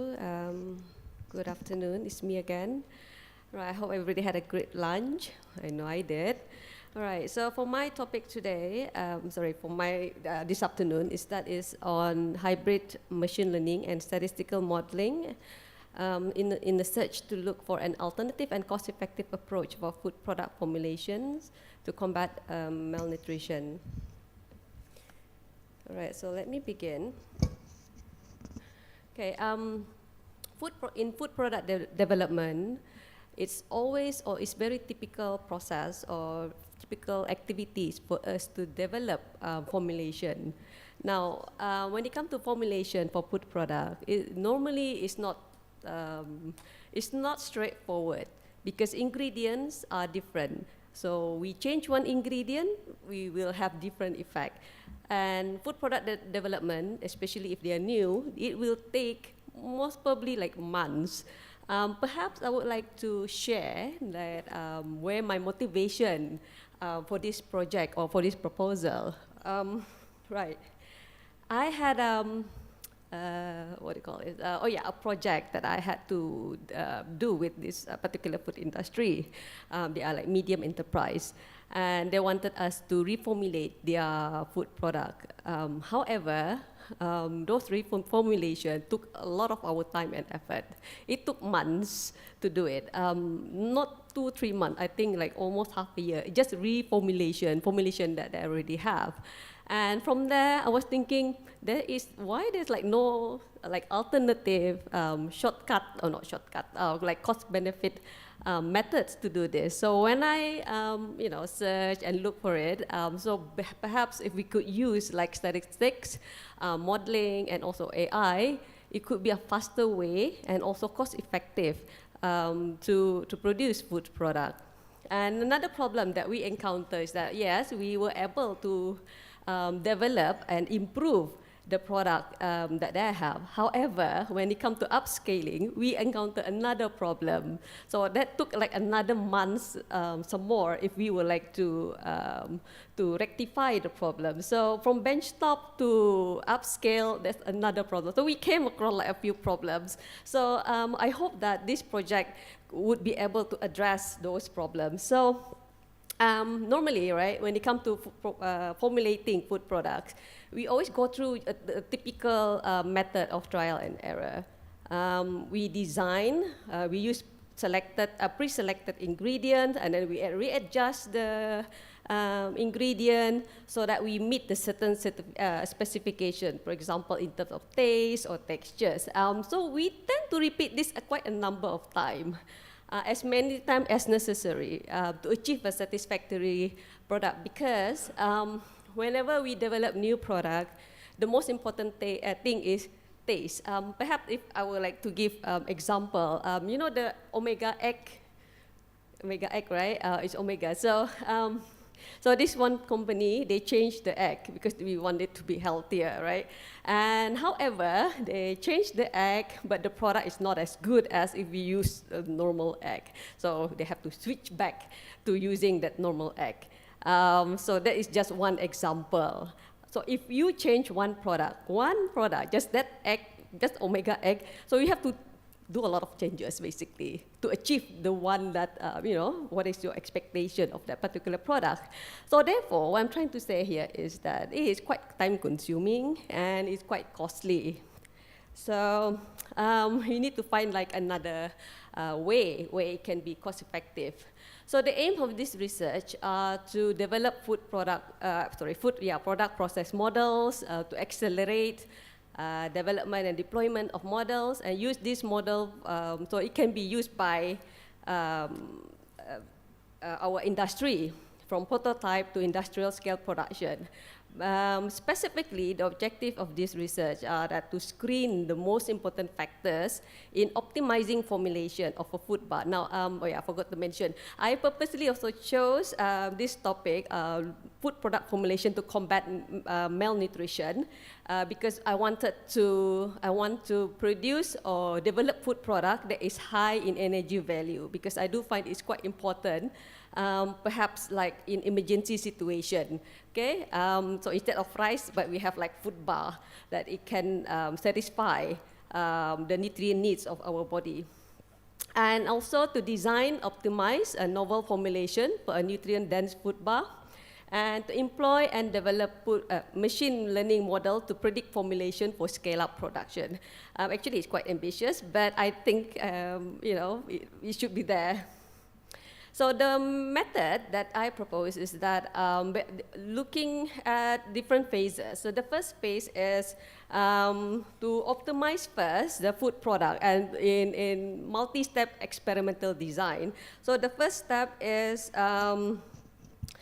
using of what we call Plackett-Berman design, where at this stage we screen the most critical factors that will affect our food formulation, because not all there are so many factors that will affect, but we do not know which one is it. And so if there are if there are 10 factors that's affecting, so we can look at what are the most critical factors that will affect the output of our product. So that is a way we're going to use Plackett-Berman design. Actually, this method, Plackett-Berman design, is very typically used in food product development. However, as a food scientist, we don't really use this because we're scared of models. We are scared of statistics. We're scared of these mathematic things. So it's not really that popular. So the next phase is to involve the optimized screen factors, so that we have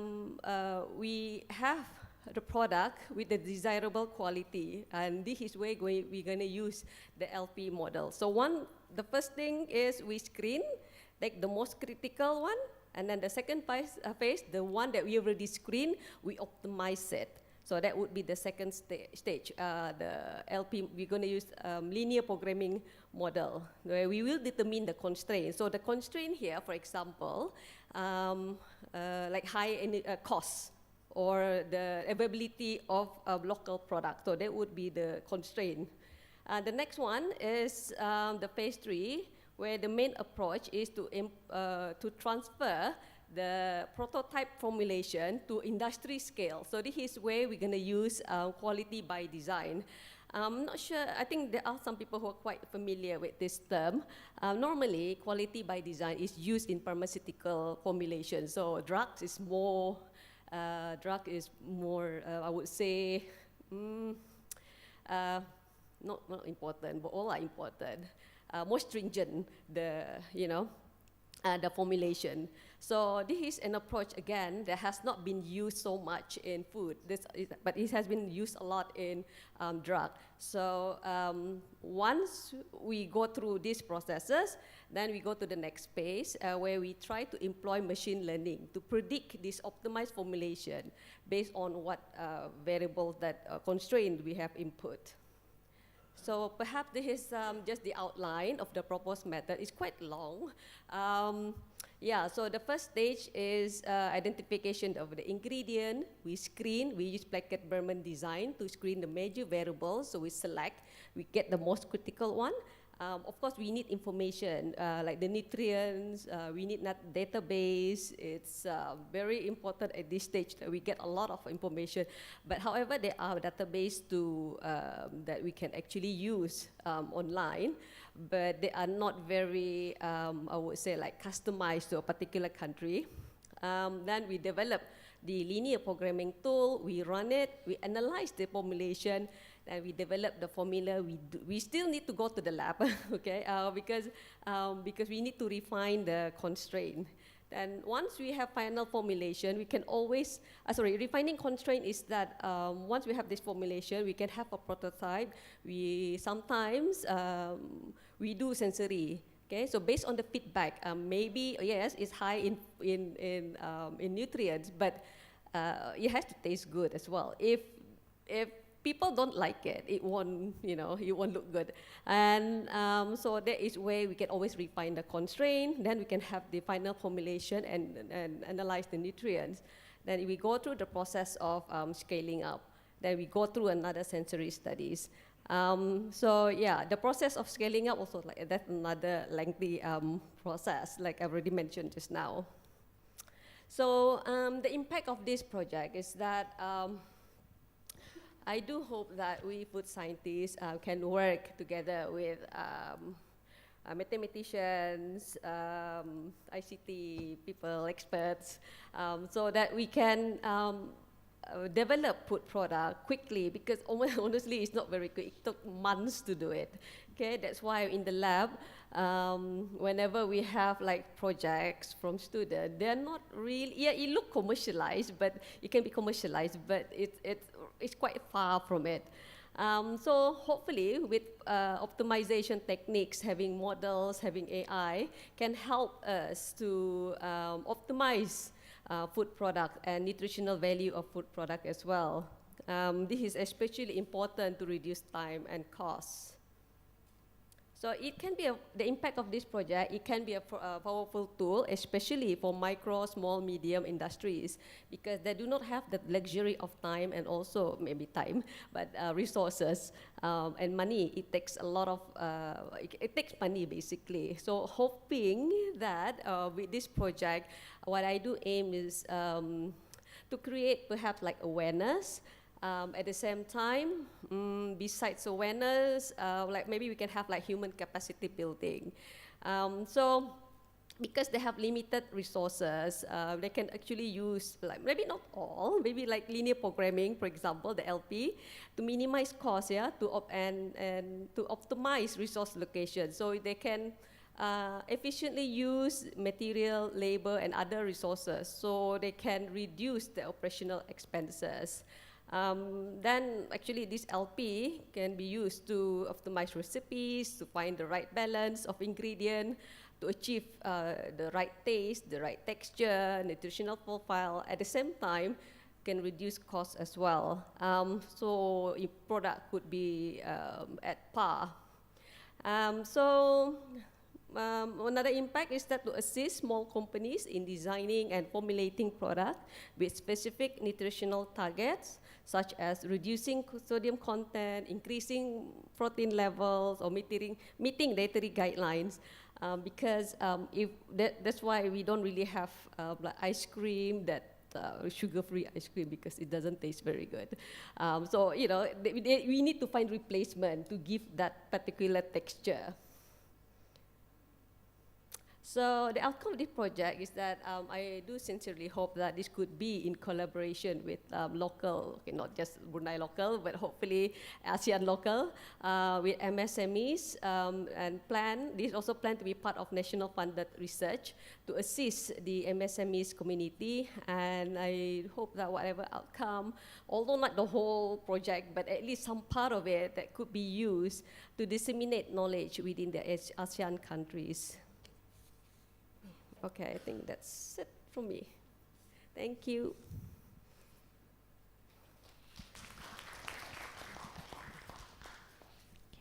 Thank you, Dr. Sajana. Your presentation was highly interesting and informative, and I learned a lot. So now I will open the floor for questions.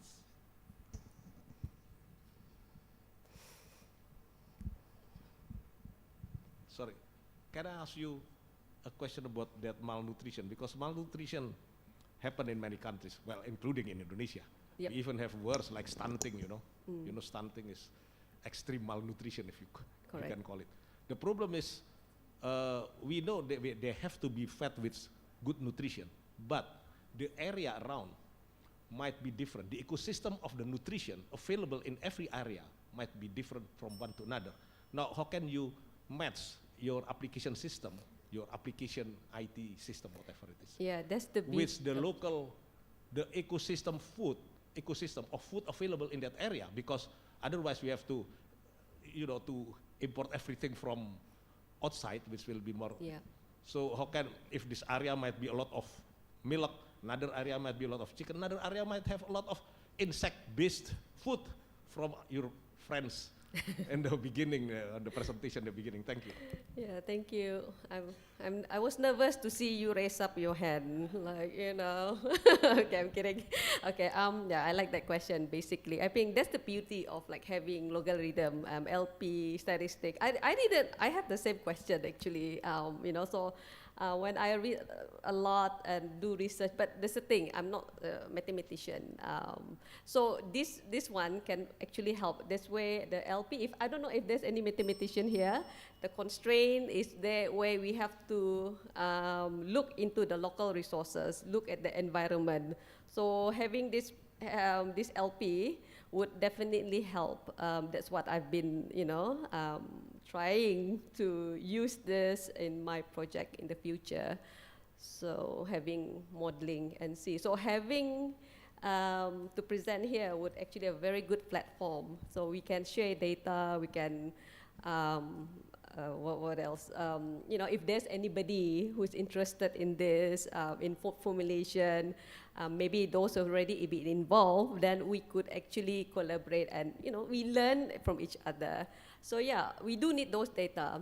So having those data, actually then we can use this LP, this mathematical modeling.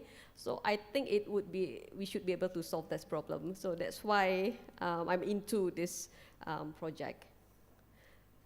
Yeah, taking those into consideration, like you mentioned, segala environment and all. Okay, we still have 3 more minutes left. I'm allowing more questions from the audience. Thank you for your informative talk. I'm Somchai Bilo from Faculty of Medicine. My question is, your AI can formulate and predict and synthesize the nutrition, right? My question is, what is the nutrition for what? For who? Because nutrition depends on the children or the in general patient or in the aging, but in the aging have specific disease also. What is your nutrition for what group of the patient?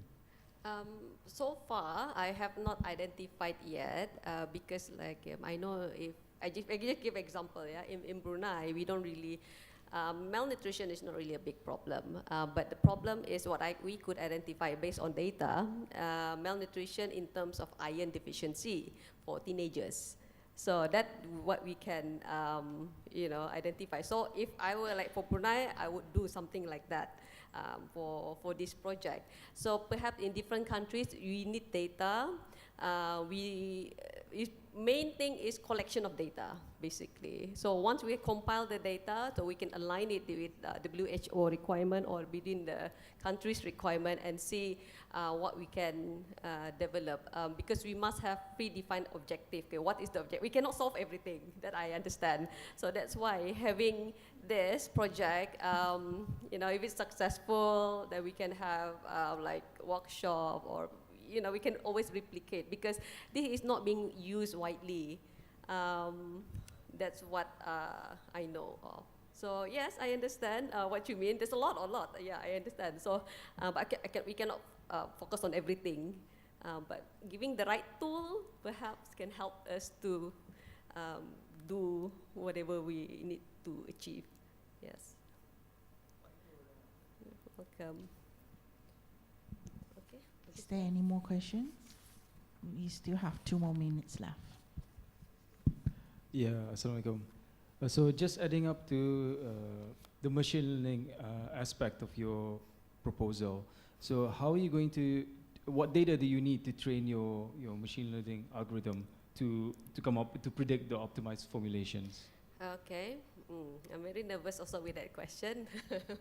Okay, so normally, from my knowledge, from my experience, some of the data that we need, for example, like the speed, say we want to make cake. So that's why we must have like a bar. Just example, a cake. So we need the temperature, we need the speed, we need the ingredients, we need to look at the profile, we need to see after at this speed, what happened to the protein? Is it going to break? Those information still needed. Although there are so many, so we need to specify, we need to list down the most important one. So that's why it is going to be time efficient and cost effective. We do not need to do everything. So, but coming back to your questions, some of those information would be needed. Example, like heat, how much heat is given off, what's the speed, because ingredients are so unique. Changing one ingredient, my omega example, will change everything. So it's very important. Then it depends on the product, basically. Depends on the product. Okay, thank you.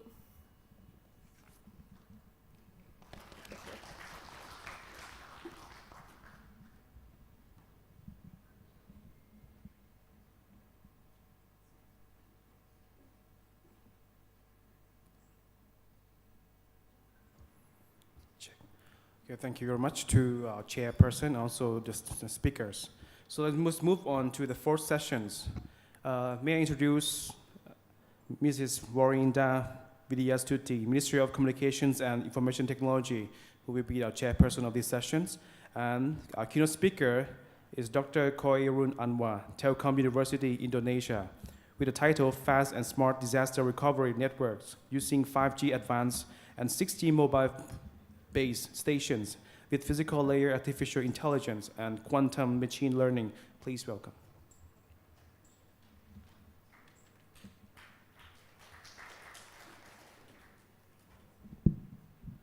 Okay, thank you very much.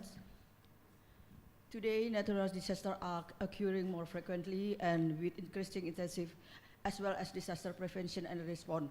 Environment monitoring is the key of stable infrastructure. Ladies and gentlemen, in this session, there are 2 presentations from Indonesia and from Thailand. The first presentation, I would like to ask Dr. Khairul Anwar from Indonesia to deliver his presentation about fast smart disaster recovery network using 5G, advanced and 6G mobile-based station with physical layer, artificial and quantum machine learning. Dr. Khairul, the floor is yours. Thank you very much, Ms. Foro, for very short and brief introduction to me. And good afternoon, everybody. And Assalamualaikum warahmatullahi wabarakatuh. I am Khairul Anwar from Telkom University in Indonesia. This is joint work with our colleagues, Dr. Gelar Budiman and also Dr. Dik Mariopi, and also with the help of Dr. Aswin for the regulation aspect. The title of my presentation is Fast and Smart Disaster Recovery Networks using 5G Advanced and 6G mobile base station with physical layer, artificial intelligence, and also quantum machine learning. So this is actually a very challenging task. That's why I would like to invite everybody to help us, especially if you are having very advanced facilities such as the quantum computer, for example, so that we can make the experiment using the proposed algorithm. But we are also welcome to any algorithm from you that we can implement to welcome the 5G advance in 2025 and also the 6G in 2030. Okay, so basically this is our work the progress or the advance of our work in 2022, because we have just completed this project with the support from the ASEAN IVO with the title of the PatriotNet we developed for the disaster, but for that product we developed using 5G networks. Yeah, since 5G network has been completed in the world and in many countries, so we are trying to extend into the 5G advance, of which the artificial intelligence will be the processing for the signal processor for the 5G advance, and also the 6G with the quantum cryptography. So when we talk about another motivation why we are trying to use the disaster is that usually after the disaster, telecommunication network cannot be recovered soon, and we are also suffering from difficulties of covering large areas. And then usually the rescue team and mobile base station are suffering from difficulties in finding the victims, although the victim mobile phone active but is out of the network. So in the previous project, or we call the PatriotNet phase 1, we completed the experiment also using the UAV or the drone, and then currently with this project we are trying to extend to the 5G advance and 6G. So this is also to welcome the next generation of the telecommunications. The target of this project will be first, we continue the development of PatriotNet with the new technologies, and then we also planning to have the minimum 3 conference papers, and then 2 patents, and then 3 international journal, and also we are proposing to the standard body, especially for the Asia Pacific Wireless Group. And we are trying to repeat our success in the past, in the last year, that we submitted to Asia Pacific Wireless Group, and then it is accepted in the Asia Pacific organization. Okay, let's me repeat in brief about our last year experiment, that we have successfully made the experiment for the finding the victim and also give communication to the victims after the disaster. So, and then we have also submitted into the communication to the Asia Pacific region our result of experiment. Besides we submit for international and academic publication, we also submit for this standardization body. And then this is our successful experiment in 2020 and also 2022. But with the next, we would like to extend this into the 5G advance using artificial intelligence to support the next processing of the telecommunication signal. So this is actually our roadmap.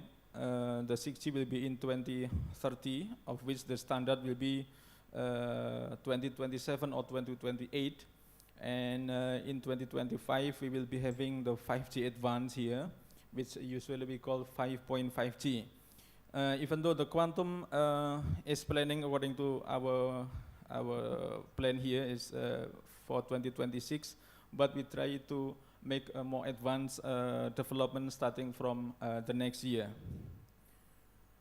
And then let me introduce in brief also the framework. This is the approved framework in ITU, and I am very happy that I am also the delegation of Indonesia in ITU, such that we are also having the access to this framework. That in the 6G we have new additional capabilities with this blue color. With this blue color, especially with this project, with this proposal, we are trying to support the AI related capabilities. So the number 3 from the left hand side. And then we are also trying to support the coverage, but for the disaster, I think the coverage will be between 1 kilometer or 2 kilometer, because the height of the base station is not so long.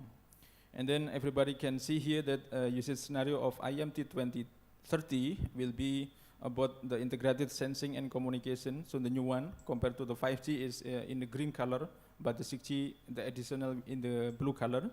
Integrated sensing and communication, integrated AI and communications, and also ubiquitous connectivity. So I do hope with this project, we can join and work together to welcome the next generation of the 6G. And then let me also introduce this photo. This is we are invited in Barcelona for the Mobile World Congress in February until March 2023.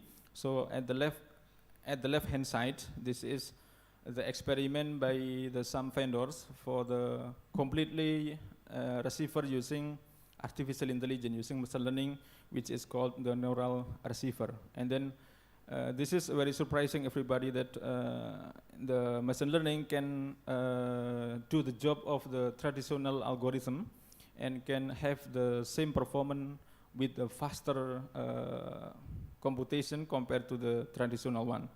And then the right-hand side, so this is also the trend in the world about the use of the quantum information for the quantum cryptography because of the no cloning algorithm and also the entanglement, which is not available in the classical communications, and the use of the Schrödinger equation for some algorithm. And then this is also our success story up to this point, that we are also invited in Korea to give the development of the classical and quantum communication in 5G Advanced and 6G networks last month in Korea. And also the right-hand side, this is the invitation by Vietnam in the Vietnam Innovation Expo. So we also put our product there, which is called PatriotNet. So this is the latest development of this product, and then it is already commercialized in Indonesia with the support of the ASEAN IVO. And then this is the product which we are trying to extend into the 5G Advanced and 6G by replacing some equipment with the new algorithm. And then in brief will be like this: the difference between 5G and 5G Advanced is that the available of the AI there in the radio unit and also core unit and distributed unit, while when we are going to the 6G, we will have the additional channel which is called the quantum channel beside the classical channel shown in the black line. So this is maybe in brief. And then after that, I am also summarize some important algorithm for the quantum radio access network is that the quantum Fourier transform, quantum K-means algorithm, quantum support vector machine, and also the Grovel algorithm for the database and the fast searching of the database in the future. And then this is also maybe if also possible. So I am also welcome to the idea of everybody. This is our plan to make the quantum key distribution experiment in Bandung. So we are trying to connect Telkom University here and also Bandung Institute of Technology or ITB and also LIPI here using the balloon here. So we put the transmitter of quantum key distribution transmitter here, and then we receive in those three institutions, and then we try to use those key transmitted using quantum to open the traditional the message transmitted via the traditional. And if it is successful, and then we put a higher balloon, and then maybe if it is also successful, we are trying to put in the satellite. So this is our proposal. And then related to the quantum machine learning, so we are also expecting that in the future the process and the data will be very big. That's why we need the fast and also smart algorithm. So we also make the difference between classical machine learning, on the top of the left-hand side, with the quantum machine learning that we need additional process we call input encoding and also read out on the measurement. And then we just test a very simple algorithm here, and then we are very surprised that even though with our algorithm, we completely make this successful the mapper using the quantum machine learning. So finally, I would like to conclude this talk. In this talk, we are trying to propose the PatriotNet toward the 5G Advanced and 6G. And then we would like to upgrade with the quantum key distribution, also quantum machine learning. And then we need further help either for the AI or for the classical or AI for the quantum algorithm. And this is some technique to make this is realized. So thank you very much, and I am also welcome to the suggestion and also idea from anybody to make this project is successful. Thank you very much. Wassalamualaikum warahmatullahi wabarakatuh. Okay, thank you. Ladies and gentlemen, you have heard the presentation, and now I would like to open question for the floor. Is there any question? Yes, please. Yeah, thank you for your presentation. I have a question on the AI part. So in this part of project, do you apply the AI for receiving part only, or for other roles in the receiving chain? Yeah, this is very good question. Thank you very much. So in this slide, this is for the quantum machine learning for the receiver. This is at the base station for the uplink. For the uplink. But we also need the algorithm, either classical AI algorithm or quantum AI algorithm for the radio access networks, such that it can cover huge number of users, including IoT, not only for the human as user, but also including things. And also, even though we are trying to make a search in the database, I think it will be possible in the future. Thank you. Also, in your AI, from the diagram, it looks like you have the quantum part and the AI part, right? Mm-hmm. So in the standard, I guess depends on how you implement, whether you can have information from quantum in AI as well and merge together, right? Yes, yes, this is also a very good question. So actually, we cannot, in some part we can apply as it is to the quantum, but another part it cannot, because the medium between the classical and the quantum. So at least for the quantum algorithm, we need we already put the sign there, S, X, and also W theta. So that is not available in the classical. And then after that, we need also measurement, which is not available in the classical. But our opinion is like this: if we have something faster in the classical, don't move to quantum. So quantum is only for the thing which is slower in the classical. So we don't replace the classical algorithm in this case. Thank you. Thank you. Before I invite again to from the floor, I have some question for you, Dr. Khairul. The significant progress of the presentation compared with the completed with previous Patriot Net system is the use of artificial intelligence, 6G, and quantum technology. How this advancement can improve the quality of the previous system? Yeah, thank you very much, Bu Woro. So yes, okay, let's go back to the previous result of the ASEAN IVO project. So in the previous result, we focus on the 5G. So when we focus on the 5G, we just use the classical algorithm. And then since the technology will be changing, I think our disaster technology should also adapt the new technology and also the new standard. Of course, the standard of the 5G Advanced has not been released. It probably in 2025 or 2026. So once our project is, for example, if our experiment is successful, I am planning to submit to the ITU or 3GPP. But if our result is late compared to the standard, and then we should follow the standard. So that is our algorithm and also our plan and also our technique. So I do hope with that the future disaster technology will be also adopting the newest technology. Okay, thank you. Any question from the floor? Yes, please.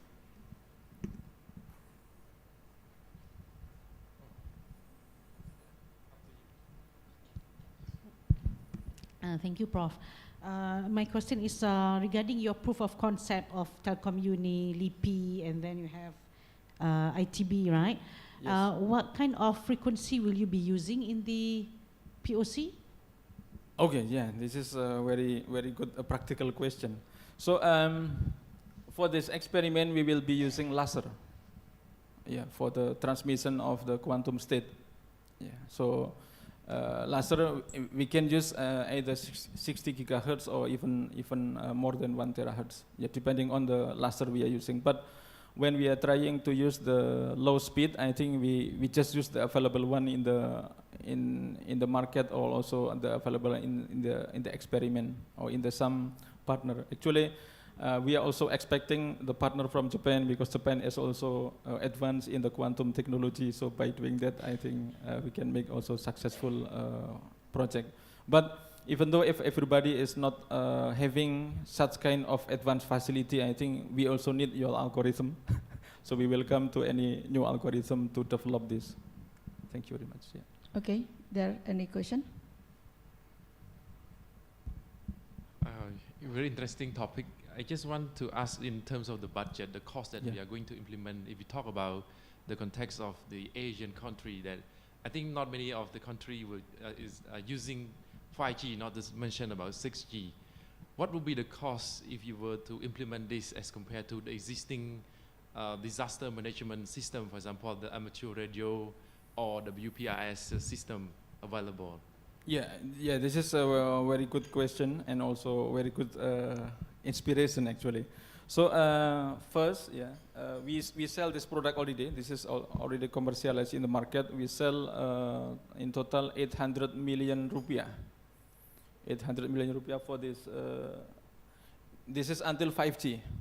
But for the 6G, for the 5G Advanced and 6G, because the standard is not released yet, I think we are not thinking to sell it within the next 2 or 3 years. But using this project, I'm expecting that we can lead the research on this.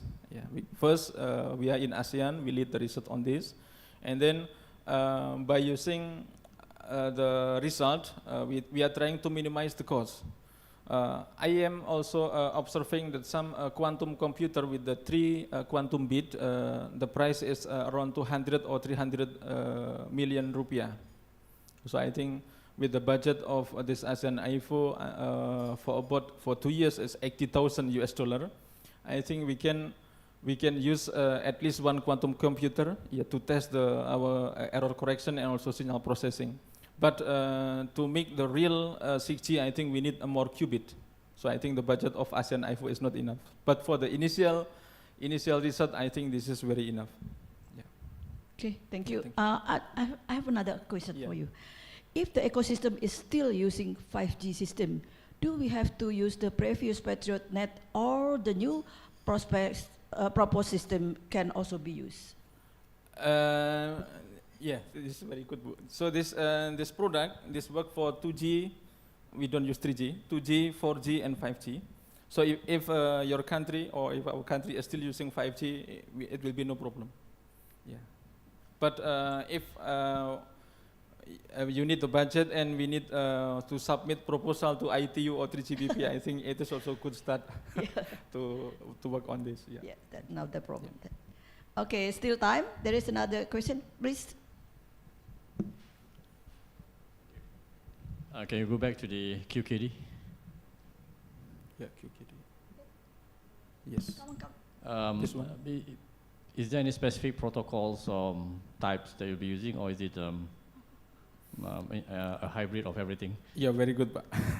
So for this experiment, we will use BB84. Okay. Yeah, BB84. This is even though this is the old one, but I think this is good enough, and it is also practical.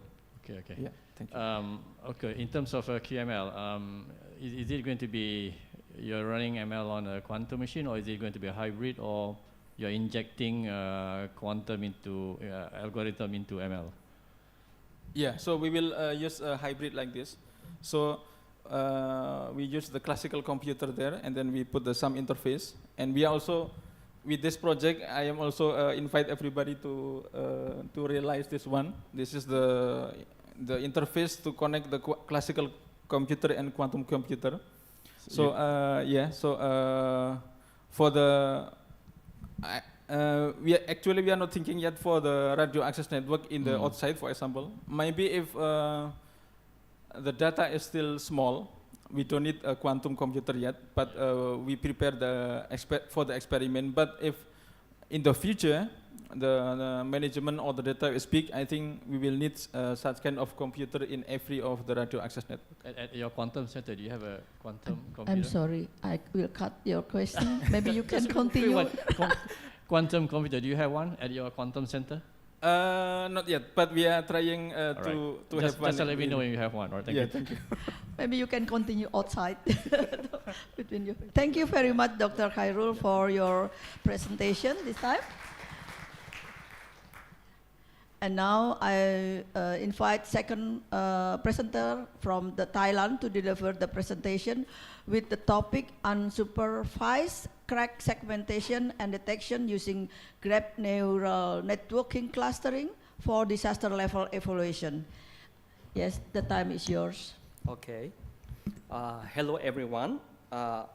Today, I would like to give the presentation on the research proposal, the unsupervised crack detection and segmentation using the graph neural network clustering for disaster evaluation and infrastructure inspection. My name is Wutipong Kamilaisak. I came from the Electronics and Telecommunication Department at the Faculty of the Engineering, King Mongkut University of Technology, Thonburi, Thailand. Okay, let's just talk about the background.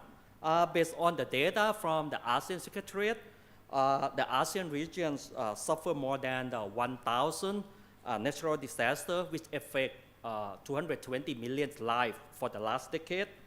As a result, the routine infrastructure inspection, especially cracks appearing on the building and or the roads, are very critical to mitigate the outcome of the natural disaster. For example, the Building and Construction Authority of Singapore, they enforce a regulation that every building that have to be inspected every 5 years or 2 to 7 years for the building with a height more than 13 meters and older than 20 years. And this regulation also exists in Thailand. In general, building inspections are conducted by humans, which require intensive resource, including time and budget. For example, in Singapore, you need a facade inspection in the sense that the human workforce have to be in the facade and drop down from the top of the building, and after or the lift from the ground and surrounding around the building for the condition of the building.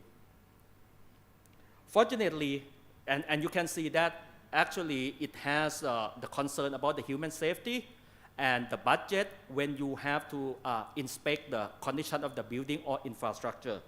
Fortunately, with the advancement of the artificial intelligence and computer vision, we can adopt this technology to reinforce the infrastructure inspection capability.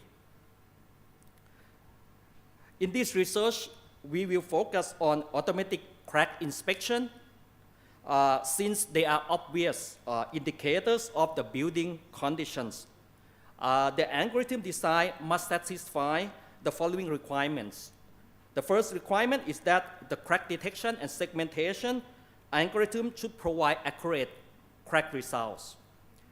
The second one is that the algorithm should be able to apply to various environments, not work well on the specific location. For example, if I apply this algorithm to Thailand, to Singapore, to Indonesia, it should work well, not work well only in the specific location.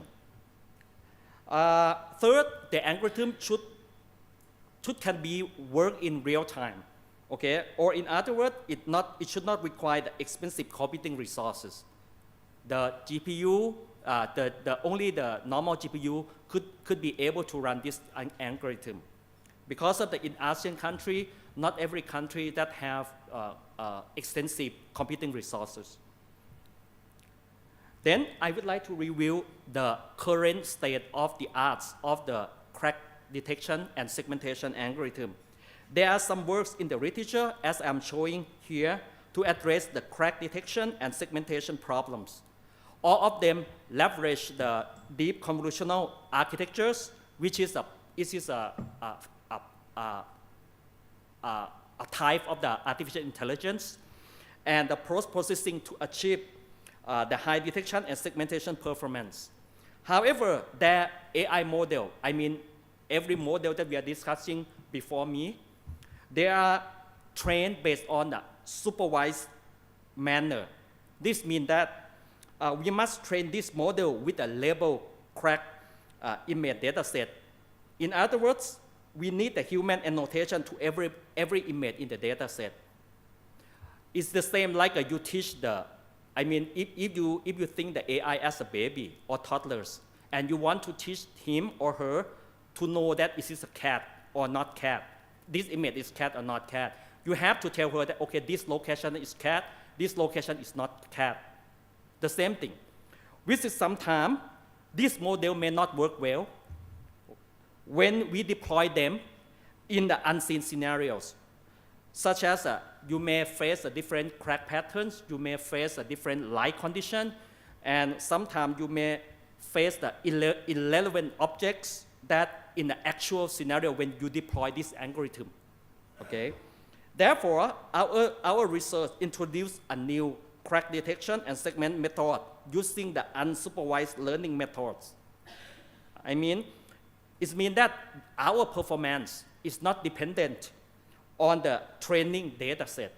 Because of the, if you use the supervised learning method, when you face a new challenge that is not exist in the data set, your algorithm may break down, it may not work well, okay? Therefore, and this one, and our algorithm can be utilized in unseen scenarios. Our proposed method can divide to be two parts. The first part is used for the crack scanning or the crack detection algorithm. And the second part, after we get the potential crack region or the crack image, we want to segment the crack out to further analyze. Okay, this slide shows the crack detection unsupervised crack detection method. At first, we feed the image to the algorithm to convert the image from the color image to a grayscale image for easier manipulation. Basically, the image can be taken from drone, from the robot that we use instead of the human, and after that we feed and change it to the grayscale image. And then we just apply the edge detection algorithm to capture the possible crack location. This is based upon the hypothesis that normally the crack appear as an edge, and the edge, just simple edge detection can be capture some possible the region inside your image. This algorithm is, you can see as a scanning for the possible region of interest of the crack that appear in the image. Okay, and then after we obtain the edge, we perform some morphological operation to cosmetic the edge. In other words, we use this method to remove some noise of the edge or some object that is really not belong to crack. Okay, and after that, we perform the contour analysis to identify whether that the edge belong to crack or infrastructure.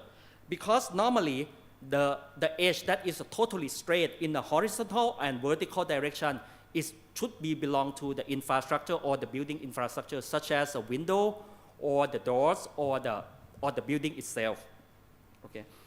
Based on this algorithm, we can get the region of the image that possible contain the crack. We call it the region of interest or ROI. Then we feed this ROI for segment. This one also unsupervised, no training. No training based on the data set. At first, we feed this one, we first each ROI we first feed these two ROI to the feature extractors.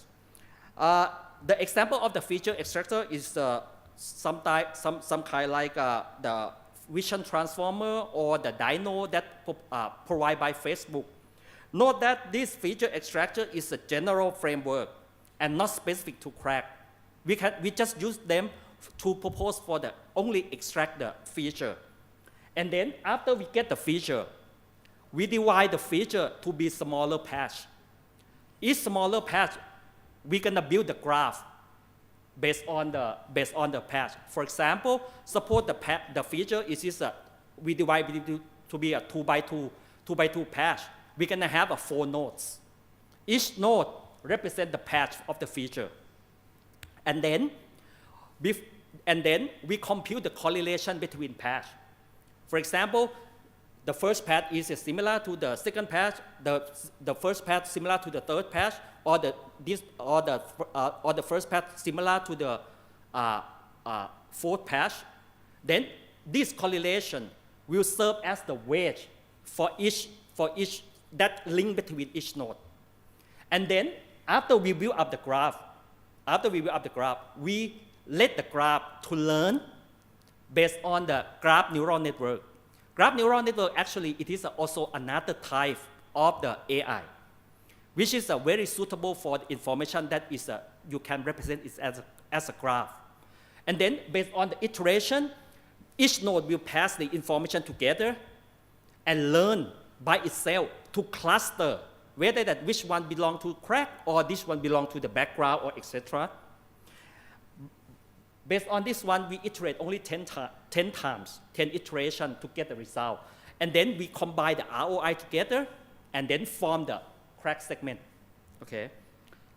Let's see the experimental results.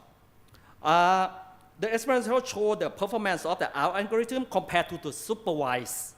Supervised means that the other algorithm that not ours have to train with the data set. And we test this one with the open data set. For example, like a crack 500 and gaps 384. And you can see that we use the metric like a MIOU, mean intersection over union. The higher the better. The higher the better. And then MAE, mean absolute error. The lower the better. Then F1 score. This one also the test whether that the pixel that you segment, it is correct or not. The higher the better. You can see the result that the unsupervised one, based on the data set, it shows comparative results with the supervised crack detection. I mean that in terms of the MIOU. And then it surpassed in terms of segmentation method, both of the MAE and F1 score. And when we apply our algorithm to the different data set, you can see that it can provide a consistent results. Okay? It means that our algorithm is not dependent on the data set. We can apply all kinds of the environments because it's unsupervised. And the other one, I would like to show you the subjective results. That one is the objective result. This one is show the segmentation results that come from our algorithm. You can see that it has some crack. And then in this image, it's quite difficult in the sense that you have to separate between the infrastructure, such as a window and the crack. And the results show that we can extract the crack quite okay. This one also our subjective result on the crack segmentation with the unsupervised one. You can see that in some image, it has a different light condition. Okay, and in this case, the segment crack is quite okay in terms of this one. Okay, then this one is a subjective result. Then let's talk about the contribution. Our contribution on this research in terms of scientific and technological perspective is that our algorithm proposed a new crack detection and segmentation that can be utilized in the building inspection. And after we get the crack, we can use that one to evaluate whether how severe the crack, what is the condition of the building, so that we can take the proactive measure to prevent the natural disaster, or even when the natural disaster happens, we can feed this information to the disaster strategies to make decision whether we should evacuate or something else. In terms of the society perspective, like I told you that we can use this one to provide the proactive measure to prevent the disaster outcome of the natural disaster. In terms of the collaborative perspective, we open to collaborate among the ASEAN because of in ASEAN, in every country in ASEAN, together with Japan, we face similar problems in terms of the natural disaster. For example, the earthquake in Indonesia and have the tsunami also the affect Thailand, and the earthquake in Myanmar also the affect the Thailand. And conclusion, in the future works, we want to improve the unsupervised crack. We want to improve the crack detection algorithm to give a better result in terms of the detection, because of we want to get a better result and can be used. Okay, that's all. Okay, thank you very much. Now it's time to invite the question from the floor, please. Please. Yes, please. Thank you. Well, I'm not a civil engineer, but I have a lot of friends in civil engineering, you know. I want to get some more, because being not a civil engineer, I cannot grasp the whole idea about the detection system. But in the crack, you have many type of cracks. You have the crack in the metal, in the metal structure, or cracks in the wall, or whatever it is you see. And the crack can be caused by many types, because of the water. The water becomes has a lot of salt, for example, and so on and so on, because of tsunami and movement of the ground and so on. Now, how do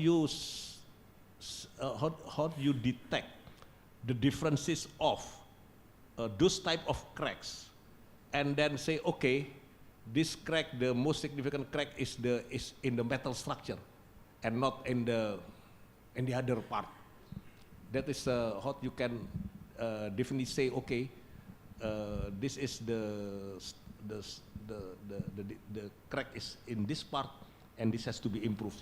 This has to be overcome, the crack, because the crack is in that particular part, because you are using what kind of depending on what kind of sensor you are using, and what kind of detection system you are using. Okay.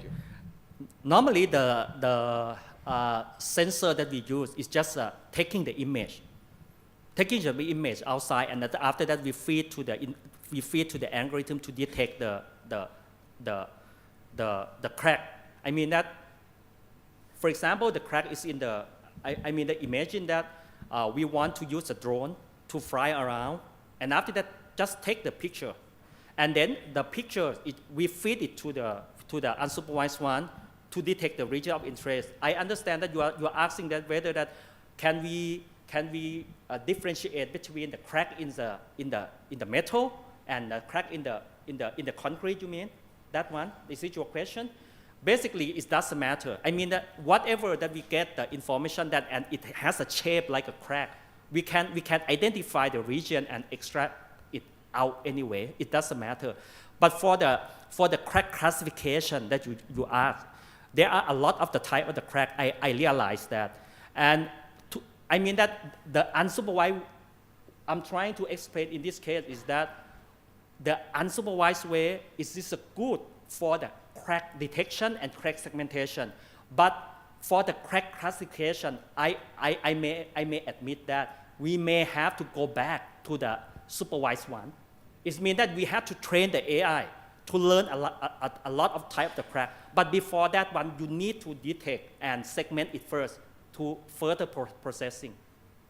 Am I answer you the question? Okay. So if the crack is inside the wall? No, if inside the wall, we cannot. All right. Because of our algorithm, it's just a surrounding outside and take the picture. For example, like I told you, in Singapore, I got this problem from the Panasonic Singapore. Singapore, they have, like I told you, every 7 years they have to have the building inspection. And normally they use a human to go to take a look of whether it has a crack on the building or not. And then it's pretty hard when you have to deal with a very very tall building. That's why they want to use a drone and the robust algorithm that after you take a picture, you send it to the server, and after that server can help the human to detect crack and segment the crack. Still have time? You have another question? Please make it short. Yeah, quick question. I think reiterating Dr. Ashwin, I may have misunderstood his question as well. I think he meant, actually I thought my question is actually, can you differentiate between cosmetic cracks and structural cracks? Cosmetic crack? Yeah. Cosmetic crack is what is the meaning of cosmetic crack? The structure is sound, still steady. It's just the I see. Yeah. Let me answer this question. The cosmetic crack, I mean that actually is not crack, right? Yeah. Basically, we have, I mean that normally if it is a cosmetic crack, in your definition, it's going to have something like a structure that is very straight. For example, in a horizontal way or in a vertical way or in some angle. In this case, we're going to filter that region out. And then we're gonna get the region of the crack that is not that one is in a contour analysis. And after that, we feed that one to extract the crack. You understand what I mean, right? One more thing is that,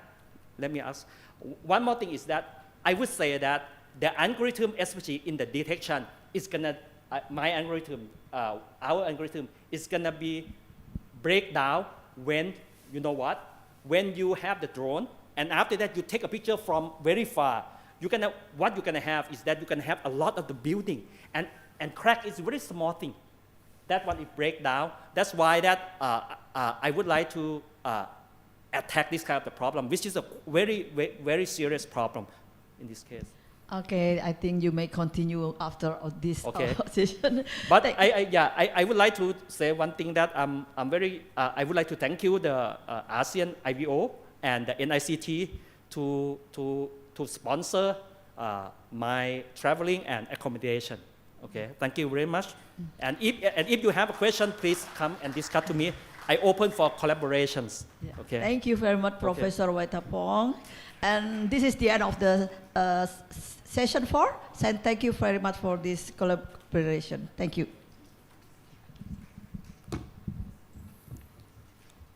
And thank you very much once again to our chairperson, also those speakers. So before we proceed to the coffee break, we have one more session remaining. So may I introduce you to our chairperson, Dr. Kanok Tang Pimonrat, National Electronics and Computer Technology Center on NICT. Also, our keynote speaker is Dr. Krit Sapon Suchawarakun, King Chulalongkorn Memorial Hospital, with the title Mortality Rate and Rank of Stay Prediction with Machine Learning of Resource Management in Pediatric Intensive Care Unit. Please welcome. Good afternoon, everyone. Today, I'm proud to present my research project. It's called Mortality Rate and Length of Stay Prediction with Machine Learning for Resource Management in Pediatric Intensive Care Unit.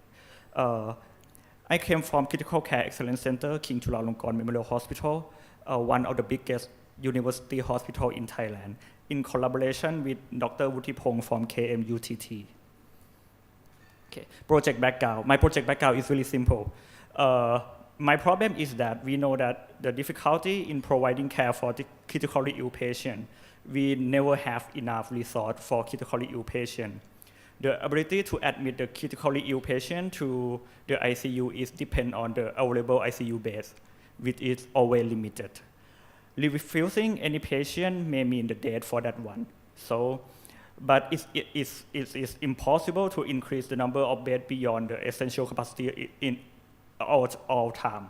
So caring for the patient in such critical situation demand the innovative approach to ensure the safety and efficiency of the healthcare. So this is some objective data about how important to have available beds in the ICU. In 1997, we know that length of stay is an important indicator for hospital performance. In the COVID era, last 2 years, 2020, 2021, we know that every time that every percent that ICU more occupied, we found that the mortality rate it increased exponentially. And in our hospital, we found that we have to reject the patient about 20. In this graph, okay, I cannot show it, okay. In this graph is from my hospital, we found that about 20% of the patients have to be rejected from the ICU. So we are focusing on the integrate machine learning technology and caring theory to effectively allocate resource for maximum the beneficial for the patient. This is a framework methodology that we propose in this presentation with a combination of two innovations, including the machine learning and AI for the data source one. And we use the caring theory for the data source two. Let me explain more in detail. The data source one is a patient level data, especially in the first 24 hours, to build a model to expect that the length of stay of the patient in the ICU will be how many days, or the patient have how high of the mortality rate. And then we collaborate this data to the hospital utilization rate or patient flow in the hospital to create the final outcome that we to learn about the bed allocation model that is best for each situation. Architecture of our study will be look like this. For the first thing about the patient level data which is mostly focused on the first 24-hour information. We pre-process the data with the imputation, normalization, and feature selection, and use the machine learning prediction model. In this sample, we use the bidirectional long short-term memory and fine-tuning the model and evaluating. After that, we do the analysis and look inside to the information we have in combination with hospital resource utilization for manage the most appropriate patient flow that is appropriate to our situation. At this level, we think the Erlang-B model is the most appropriate model at this time. After that, we can do the scenario calculation by calculate the most efficient way to manage the resource during normal situation or emergency situation. And we will send the data to the medical team, healthcare personnel, or resource allocation personnel to manage the resource in the hospital. And ultimately, we hope that in the future, this proposed method, this architecture will build in the hospital system into the real-time decision-making system for the hospital. This is the experimental result. Because at this point, we are at the very beginning of the project, so we don't have the database for our pediatric patient yet. So we use the open source data from NICT version 1.4, which is the open source ICU patient data. And we test this data and found that at this point, the bidirectional long short-term memory model is the most appropriate model for this kind of data that have acceptable area under the log curve for both mortality and length of stay of the patient. Impact of this study in terms of scientific and technology.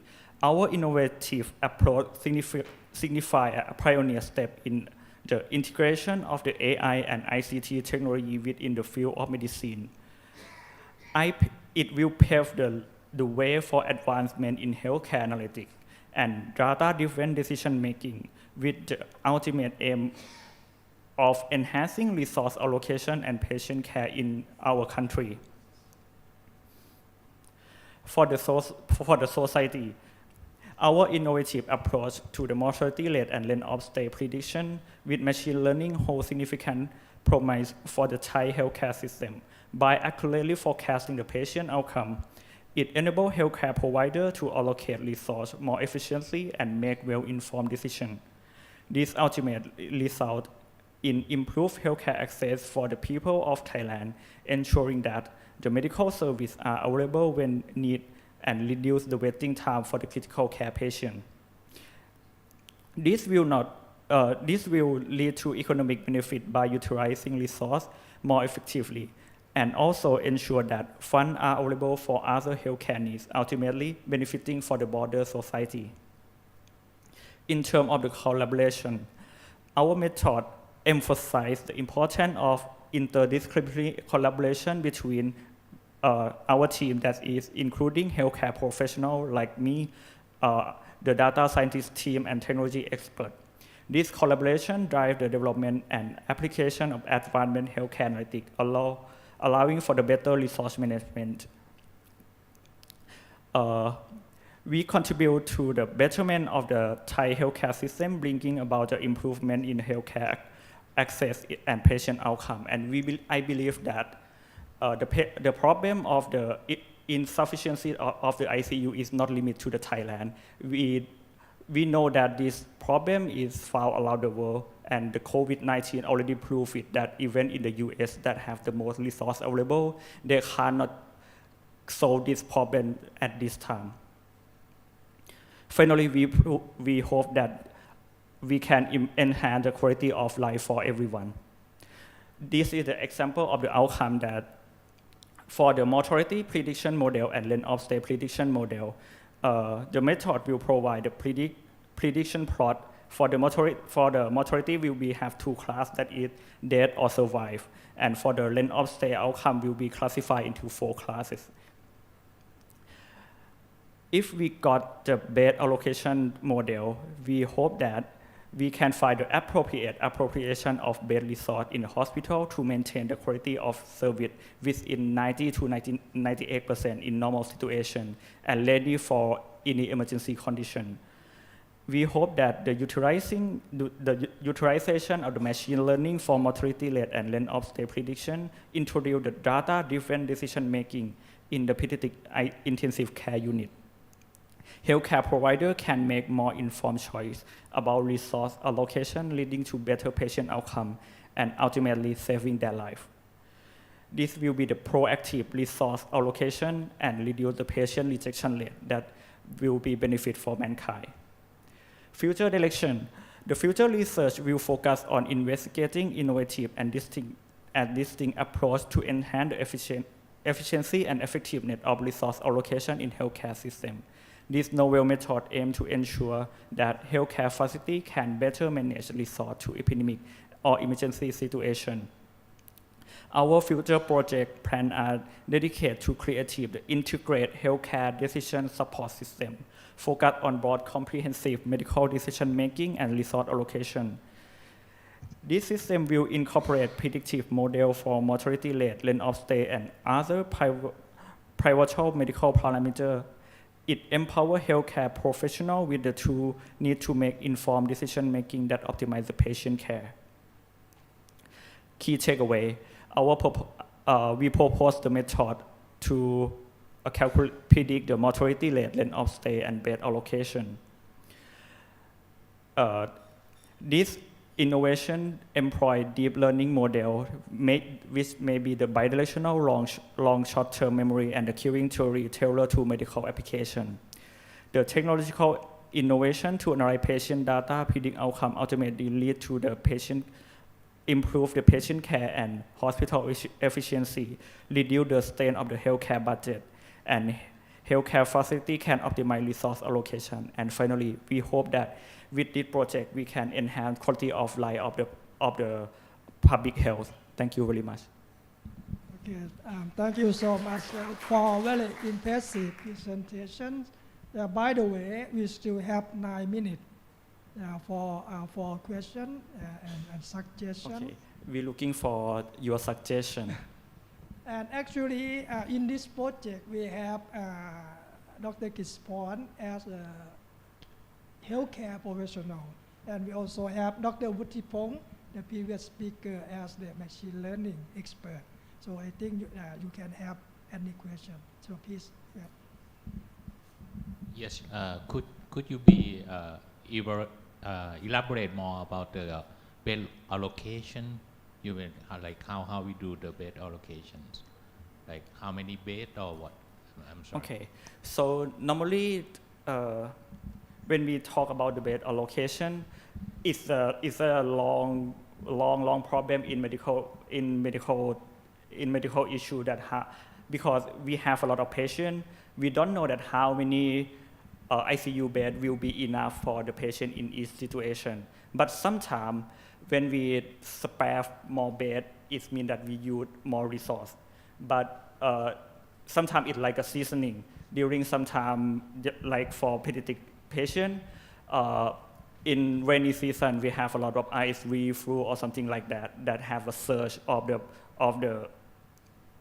the patient during that time that need more ICU. But sometime during the summer, maybe the patient stay at home, don't have any infectious disease. So if we have the machine learning that can learn about the flow of the patient in the hospital, that with this number of the patient in the hospital, we have to spare how many ICU beds for this situation.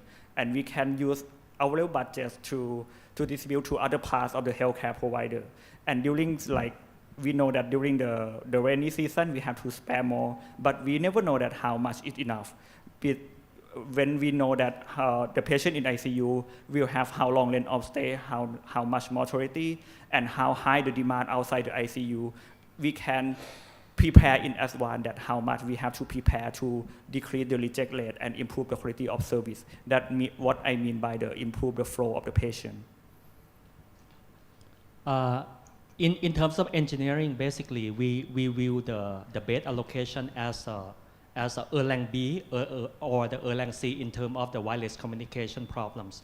In the sense that after we compute the length of stay or the predict length of stay, we can at least know that how many beds that we require to reserve to certain quality of service. It's the same thing we have 100 students, and we only can have three less room that can serve everyone. Why we can serve everyone? Because of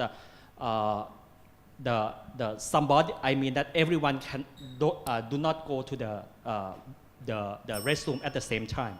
Therefore, that we predict the length of stay, and after that, use this prediction in the Erlang B and Erlang C to calculate the number of the beds.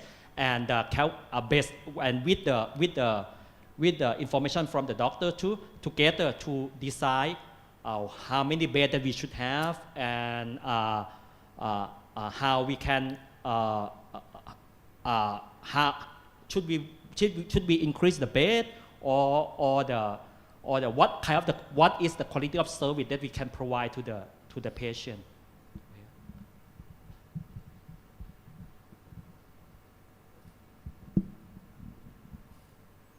Yeah, if the floor have any comment or question, please. We still have 5 minutes.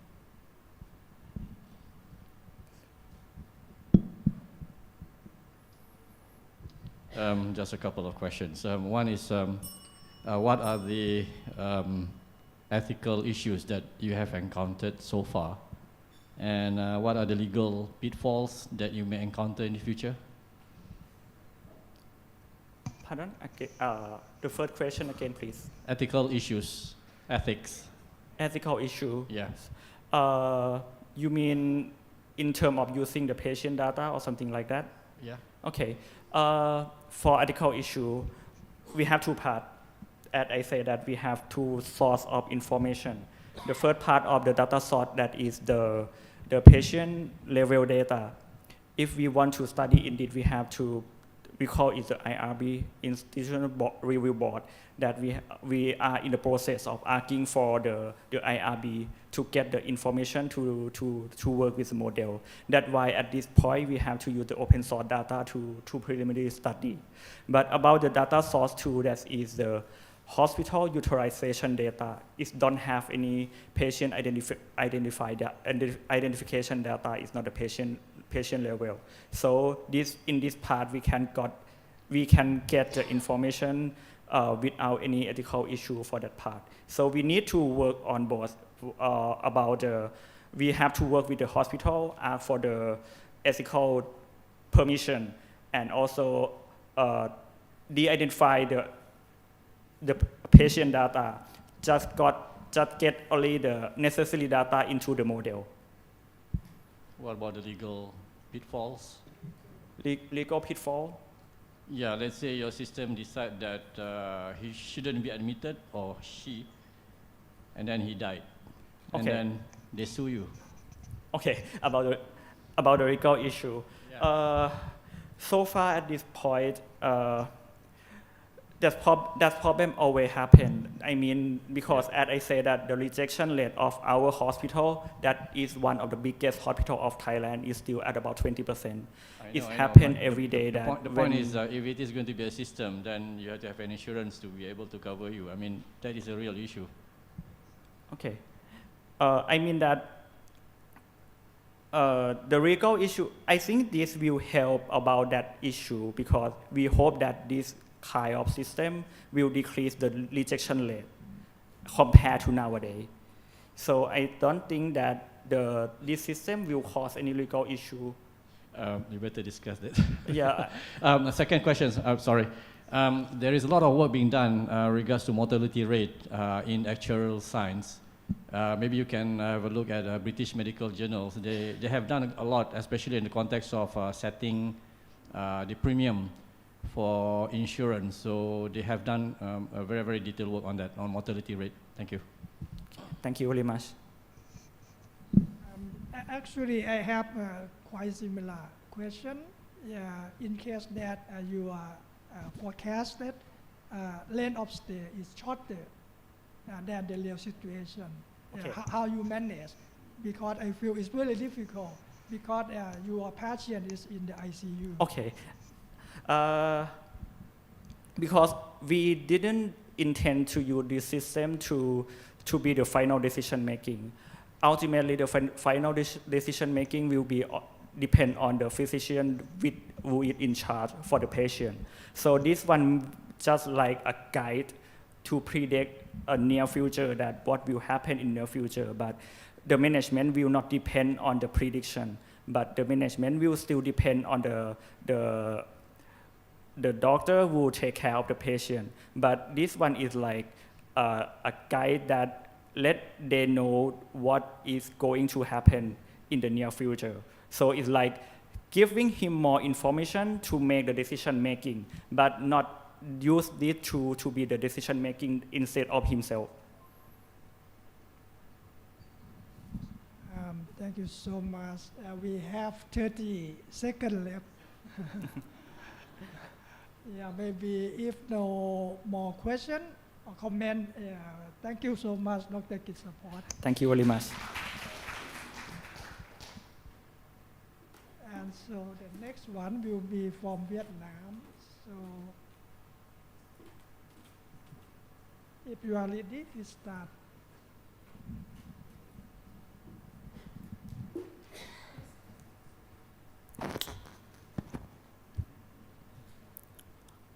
Yeah, good afternoon. Thank you very much for being here today. So on behalf of my research team, I want to show you all our research on AI-based computer-aided diagnosis approach. And so, you know, the healthcare landscape in the ASEAN region face numerous challenges, including like limited access to specialized medical expertise, resources constraints, and the integration of AI into healthcare system has the potential to mitigate these challenges by assisting healthcare professionals in diagnosing diseases and disorders more efficiently. So, AI-driven computer-aided systems have shown promise in other parts of the world, and this proposal seeks to adapt and optimize the technologies for the unique healthcare environment of ASEAN.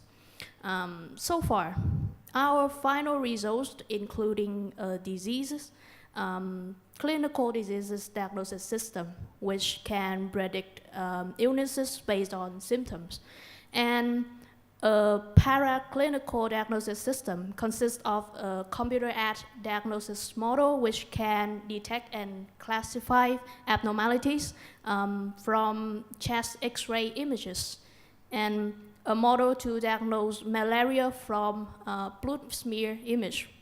So my presentation will encompass the following key components. Firstly, I will give you a detailed overview of our data aggregation and integration processes. Then I'll dive deep into the models. It's like including deep learning algorithms designed for disease predictions and abnormalities detection. And lastly, some key results will be presented. So a thorough and timely investigation of any health-related issues is crucial for disease prevention and treatment. In our investigation, we sought to accurately predict a disease based on the symptoms of the patient. So our first data set for this research came from a study by Xiaoyan Wang et al. They presented a knowledge base of disease symptom associations derived from summarized record of patients admitted to New York hospital in 2004. And a second disease symptom database is collected from cargo source as well. The final clean data set yielding a list of around 150 disorders with approximately 1,000 different symptoms. On the paraclinical side, we collected data for two purposes: abnormalities detections and classification on chest X-ray images, and malaria detection from blood smear. We used the VinDoctor chest X-ray dataset for the first subject. It consists of over 100,000 DCOM images sourced from two major Vietnamese hospitals. Board-certified radiologists label each image into 22 probable local abnormalities and 5 global disorders using VinLab's web-based labeling tools. Besides that, this study utilized 4 datasets of malaria-infected blood smear.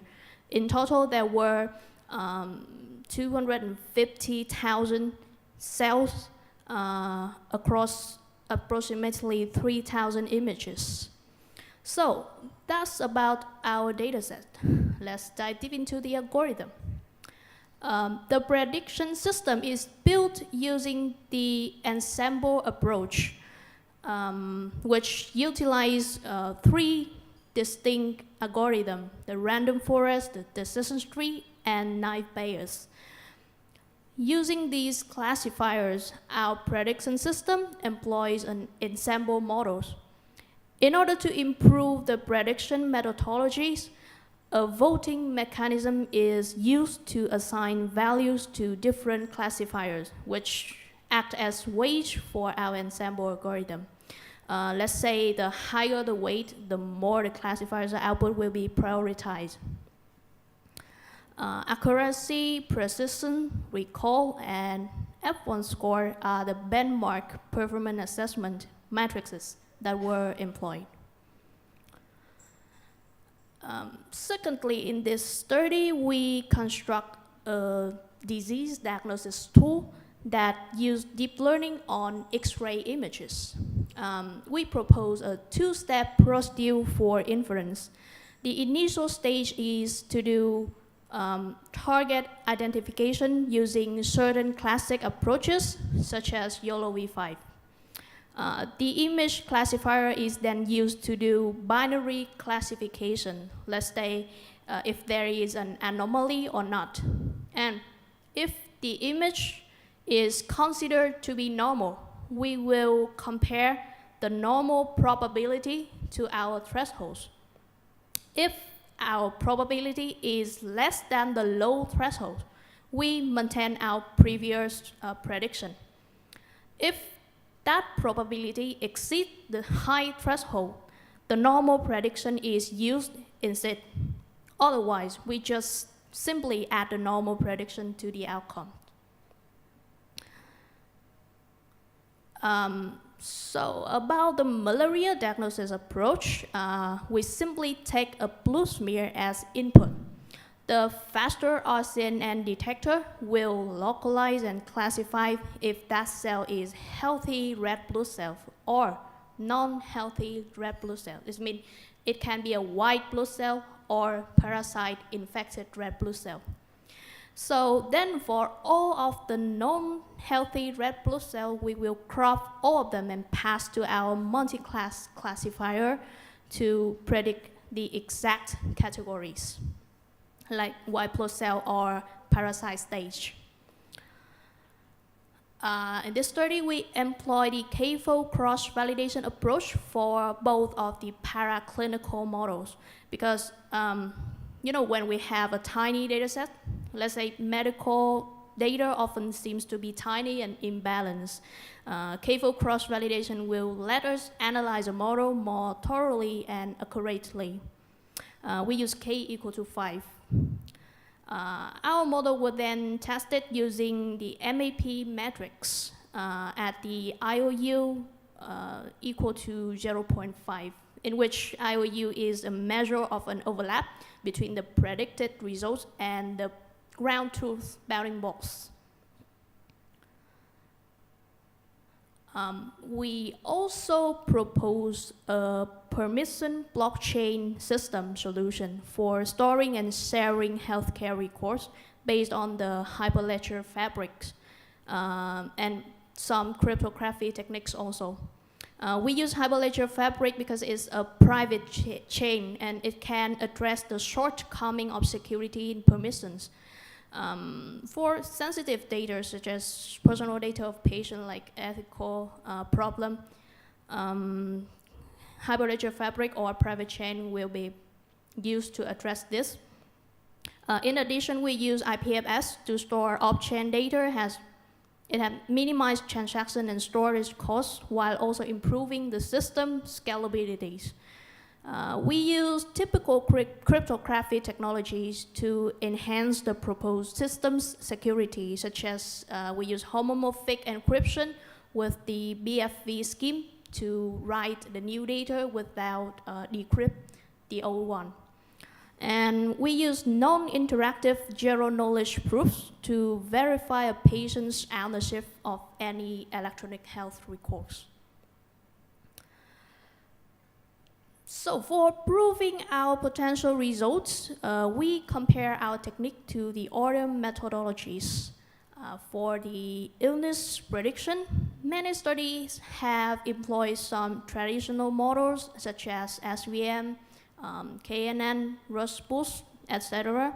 So for the prediction of over 150 diseases and over 1,000 discrete symptoms, with the voting ensemble, we attain the maximum accuracy of 98.3%, which is deemed high when compared to most of the other approaches presented. On the side of chest X-ray abnormalities detection model, we use MAP 0.5 to test accuracy of the YOLO V5 single model and compare to the combination model YOLO V5 plus ResNet VT. Employing simply the YOLO V5 model, we achieve a maximum F1 score of 76% at the threshold of 0.203. But these values are 77% and 0.213 respectively when using our suggested model. Furthermore, to evaluate the performance of our proposed model objectively, we compare it to other classic models such as CheckNet, Faster RCN, and VGG. And overall, when classifier is combined before detector, the result grow dramatically. This illustrates that our proposed framework make the false positives rate decreased, which increased the model accuracy. So finally, we evaluated our faster RSNN malaria diagnosis model on the testing set with also MAP 0.5, 0.7, and the threshold from 0.5 to 0.09 with a step 0.05. And the result is 91%, 81%, and 65% respectively, as the table you can see on the screen. Our multi-class classifier, the EfficientNet and SVM, also achieved quite high performance when the macro F1 score reached from 95% to 98% for all minor classes. Which means it worked well on even the imbalanced data set. And so that's all of our presentation. So thank you very much for listening, and I'd like to answer any question you might have. Thank you. Okay, thank you so much for very informative presentation. Yeah, again, we have 8 minutes left. So it's time for question and suggestion, please.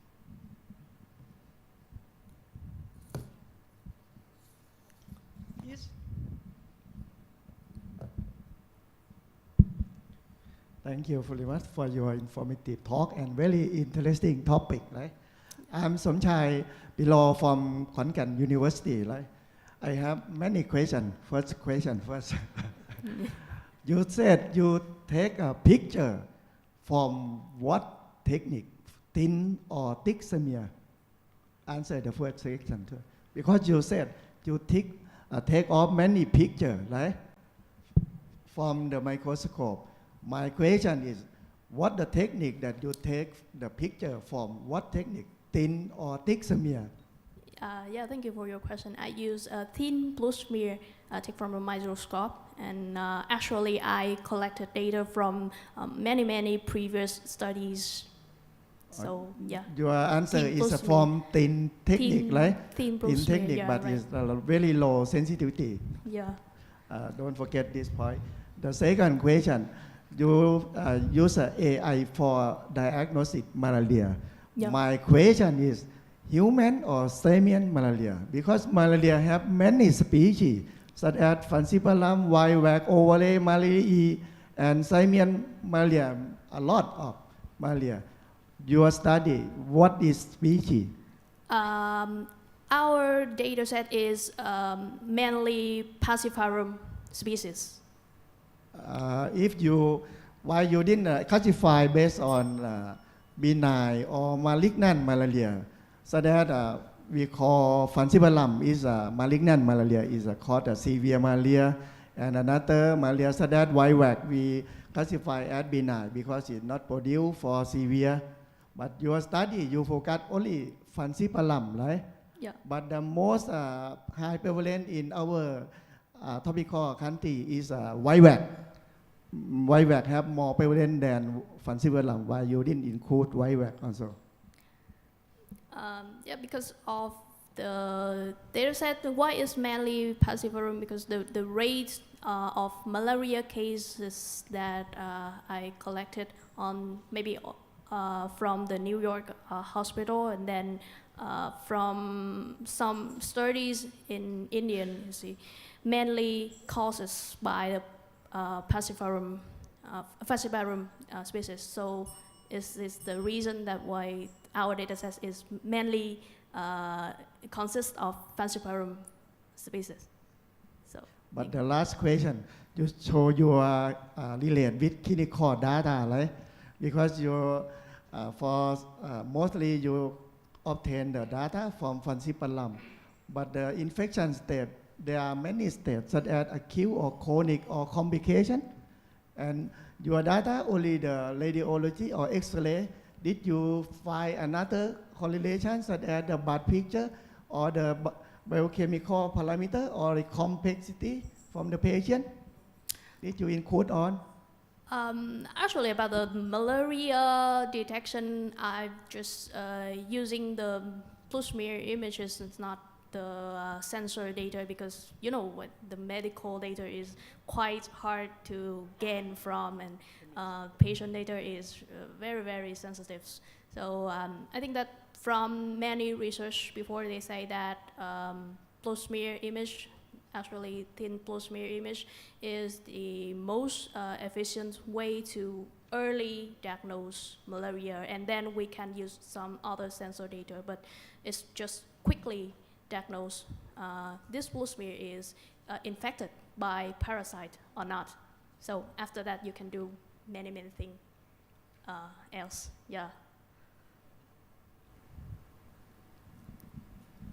Okay, thank you so much. I think it's very good opportunity that you can keep discussing about collaboration during this forum. By the way, we still have 3 minutes left. Any more questions or comments?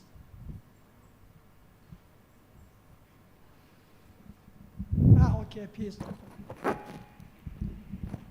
Maybe a very short question. Yeah. In the title of your research, you have 2 keywords, timely and accurate. You mentioned about accuracy. However, I didn't see, I didn't hear timely. What do you mean with timely?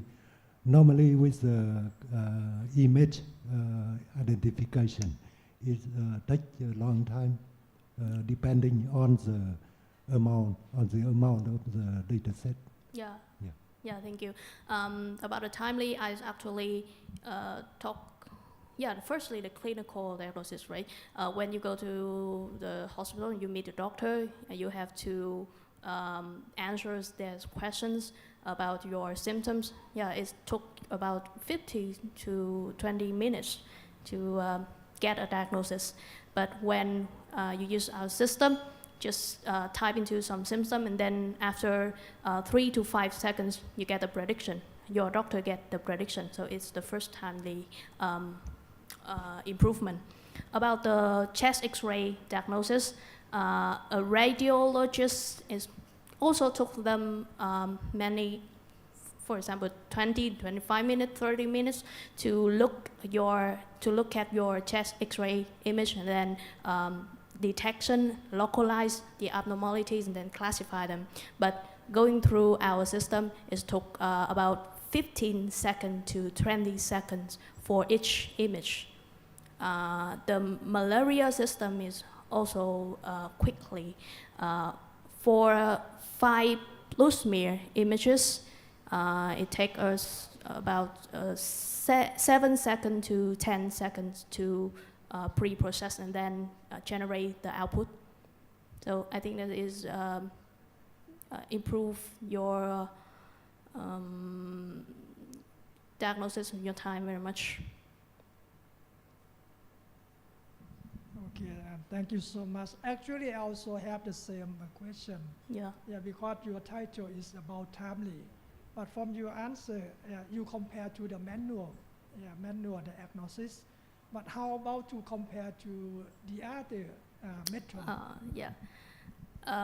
Firstly, not talking about the clinical model, because our accuracy is like outperform all of the traditional. So time is not the problem at here.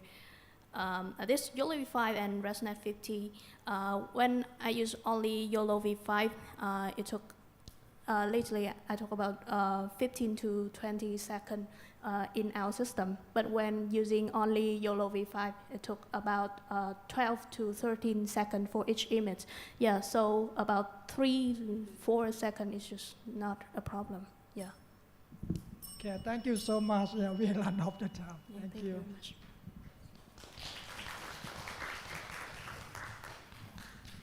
Thank you, Virat, once again. So you may now take a 10 minutes break. So our session will resume after 10 minutes, and we'll see you there. Okay, thank you.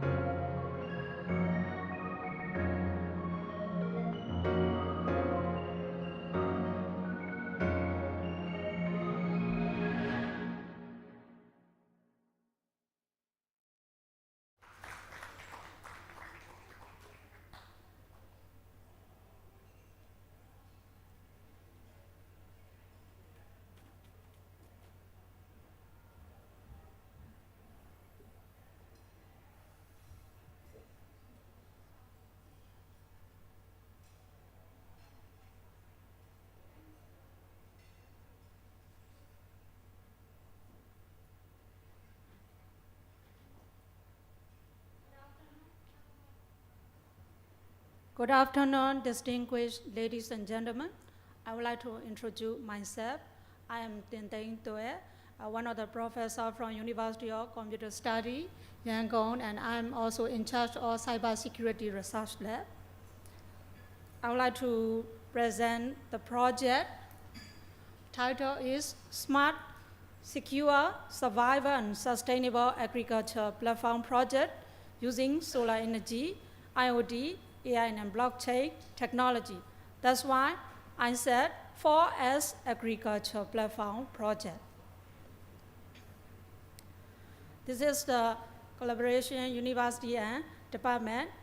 Even in my university, the collaboration team will be integrated from Faculty of Information Science, Artificial Intelligence Lab from Faculty of Computer Science, Computer Vision Visualization Lab from Faculty of Computer Science, UCSY, and also King Mongkut University of Technology, North Bangkok, Thailand. This is our current team of my proposed project. So I would like to explain how I got this idea to propose the project. In developing countries, there are lack of strong infrastructure, especially in rural area. They have no underground cable connection for stable internet connectivity. And also the available of electricity. So in such area, they have only relied on mobile phone, which can use via satellite and solar energy to use their daily life. For example, here tribe people living over the range of mountain in the rural area of Kingdom, we say Chaindong, but everybody know in the world previous time it is Kingdom. So it is situated in eastern Shan State, Myanmar, near the border area of Myanmar and Thailand. And also the traditional farming practices are inefficient and cannot reach to qualified market due to lack of resource and information. So that's why I want to initiate this research project to develop smart, secure, survival and sustainable agriculture platform, which I call 4S Agriculture Platform for rural farmers using, as I mentioned about solar energy, power, Internet of Things sensors, artificial intelligence technology, and blockchain technology. So if you want to know the local Hill tribe people of Kingdom, you can go the link under my slide. Thank you. So I would like to explain about forest agriculture platform. So it will consist of IoT sensor devices. From the left side, you can see that for that IoT devices, sensor and sensor are connected to, maybe it will, you can see in my next slide, connected with some IoT device like Arduino, and via Arduino, it is connected to Raspberry Pi, and such kind of device, we need energy. But I previously mentioned that such kind of people who live in hill tribe or rural area, they don't have like energy given from the government, so they have to survive using solar energy. That's why I consider the design.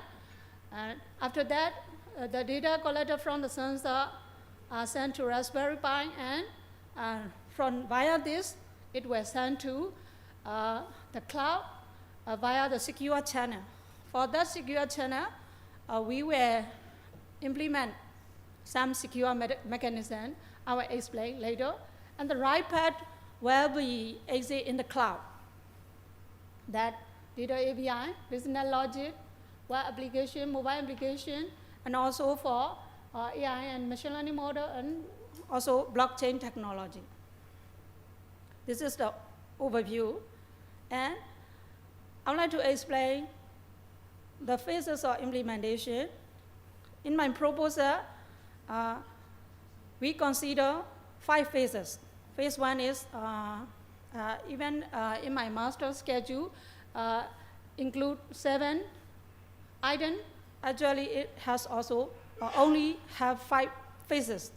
The first one in my master schedule is for getting approval and forming the project team to initiate this platform. And second is initiation and setting up the infrastructure. In that case, we need to install IoT sensor devices powered by solar energy module and setting up the internet connectivity using GSM-C module on Raspberry Pi controller. And second is we need to create sensor networking. It will connect various sensors to Raspberry Pi. Actually, we were used we were used Arduino device also. And also we need to develop protocol for secure sensor data collection, and we were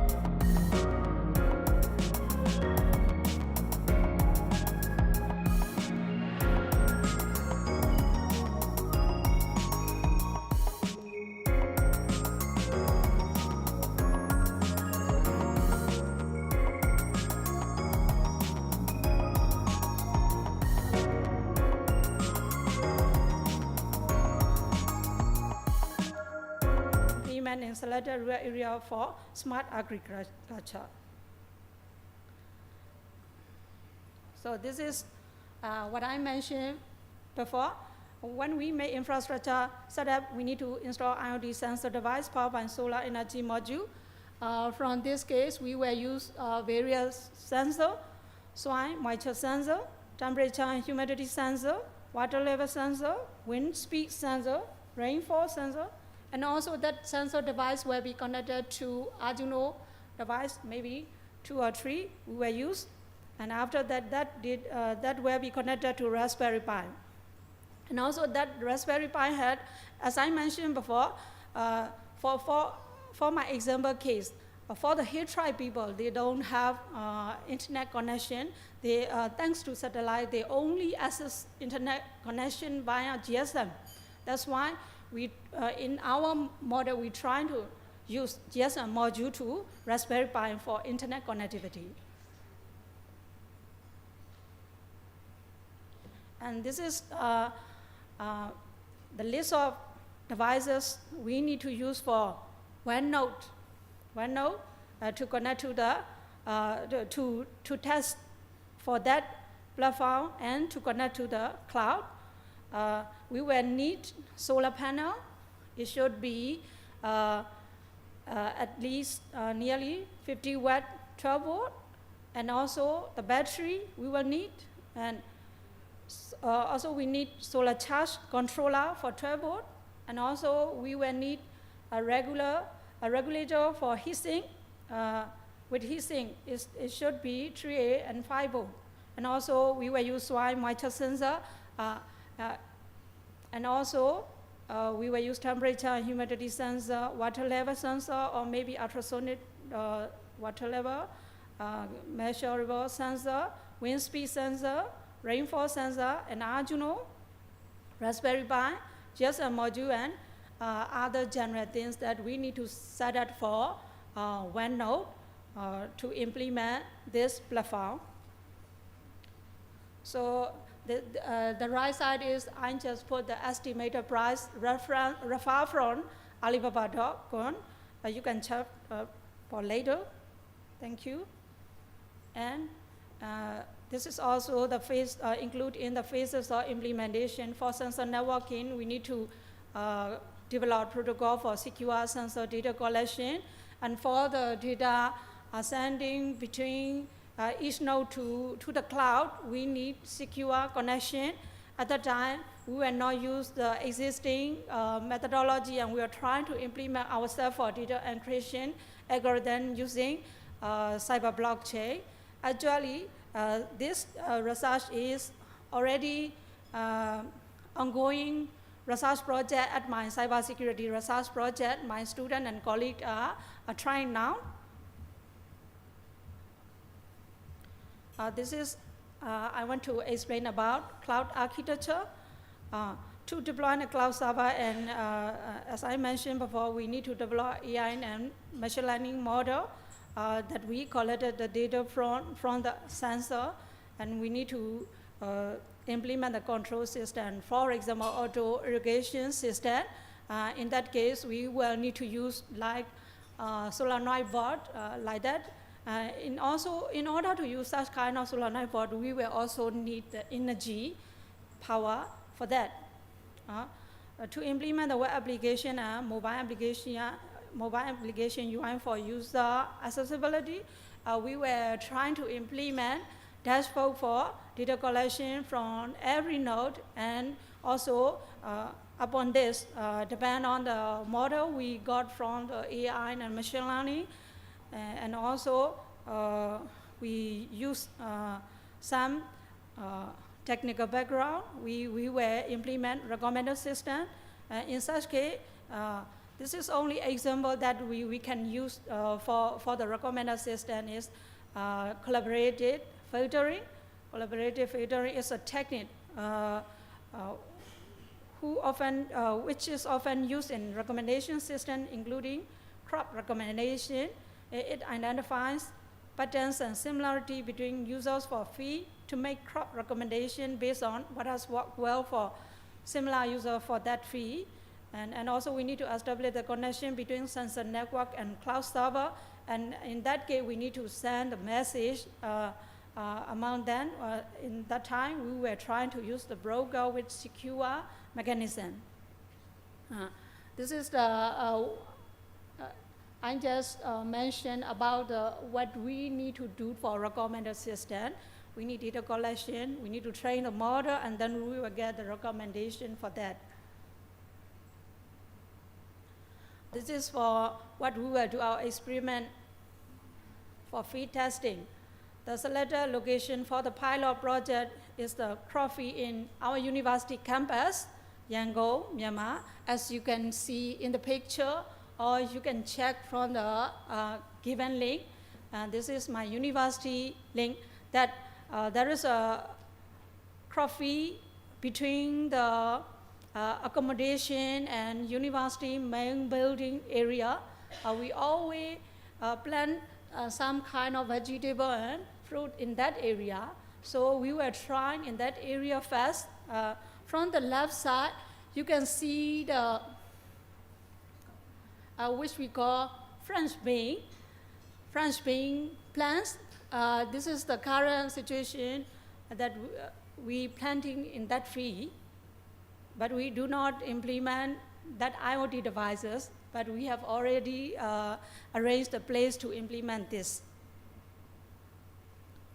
And also, maybe we can try another short-term vegetable for that.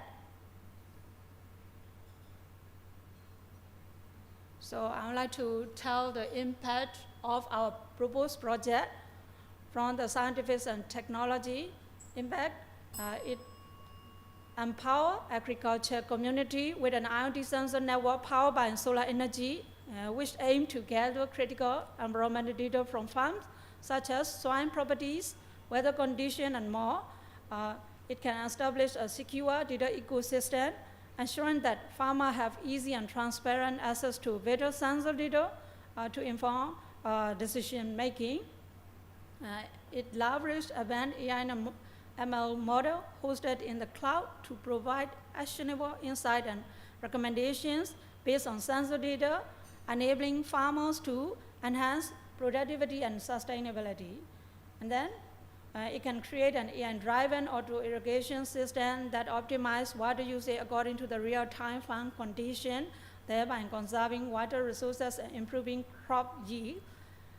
It will implement a pilot program in selected rural area or developing country to assess the tangible benefit of the platform, measuring its positive impact on agriculture sustainability, water conservation, and local livelihood. And let me explain about societal and collaborative impact. By harnessing the capability of resilient, secure, and sustainable agriculture platform, farmers can significantly reduce toxic emission. And also, this platform will facilitate seamless communication between remote farmers.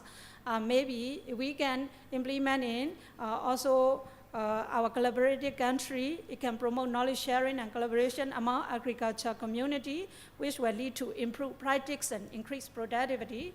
Furthermore, the adoption of this technology empower rural residents with a tool for smart living and farming and enhance their overall equality of life while promoting sustainable agriculture projects for long-term community well-being. This will be the output and outcome of our proposed project. It will be we get forest agriculture platform development and including solar power, IoT sensor, and where we can have AI and machine learning model for data analysis. And in real world, we can use auto irrigation system and recommended system. So the outcome will be improved agricultural practice as well as environmental impact, and also knowledge sharing and collaboration, and it can make pilot evaluation. So let me conclude my presentation that while the platform has potential to revolutionize sustainable smart agriculture, it has challenges of high initial cost, but we need to address this lack of infrastructure for the people who living in rural area. That's why we can use the word equity. So this forest agriculture platform will be innovative technology by using IoT sensor and driven recommendation to improve farming method leading to increased crop yield and resource efficiency. And also it will capacitate the knowledge sharing and communication, as I mentioned before, and for the future include integration of computer vision, virtual or augmented reality-based advisory tool and blockchain, support a farmer community or microfinancing if we can implement a blockchain with our own method. That's bring to the end of my presentation. Thank you. Thank you. Thank you, Professor, for your presentation. Now it's the time to give the comments and suggestions and questions from the floor. Please.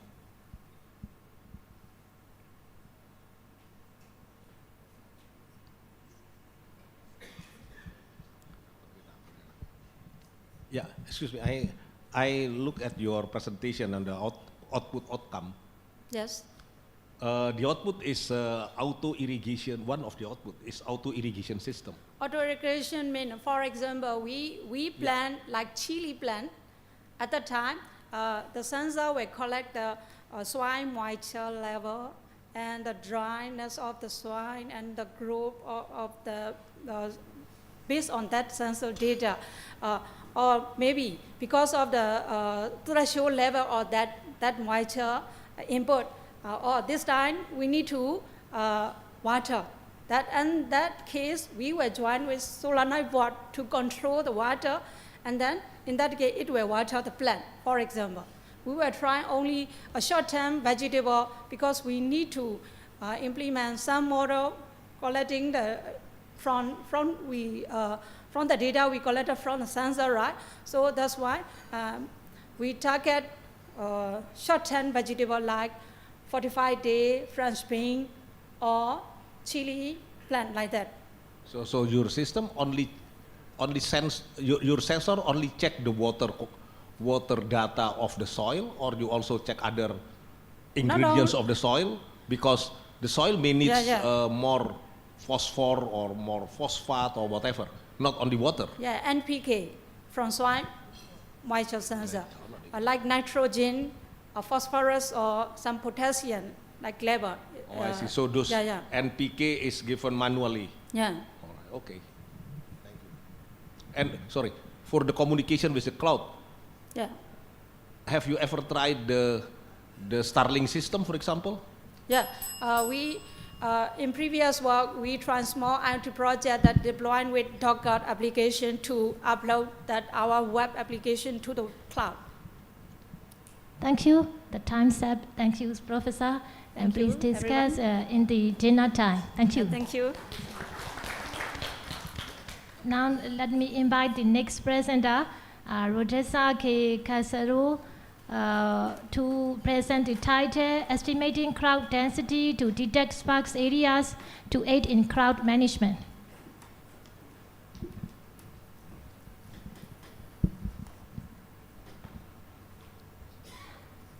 Good afternoon, ladies and gentlemen. I am Rodessa J. Cascaro, and I'm here to present our research study entitled Estimating Crowd Density to Detect Sparse Areas to Aid in Crowd Management. I have the privilege to represent our team from the College of Computer and Information Science from the Mapua Malayan Colleges, Mindanao in Davao City, Philippines. The management of large crowds is a challenge that requires innovative solutions. Our team, consisting of Janelle Cassandra Uy, John Francis Puebla, Ian Miguel Lanshan, are working hard in researching and developing a solution to address this pressing issue. While still being in the midst of COVID-19 pandemic, the safety and security of the citizens should always be paramount.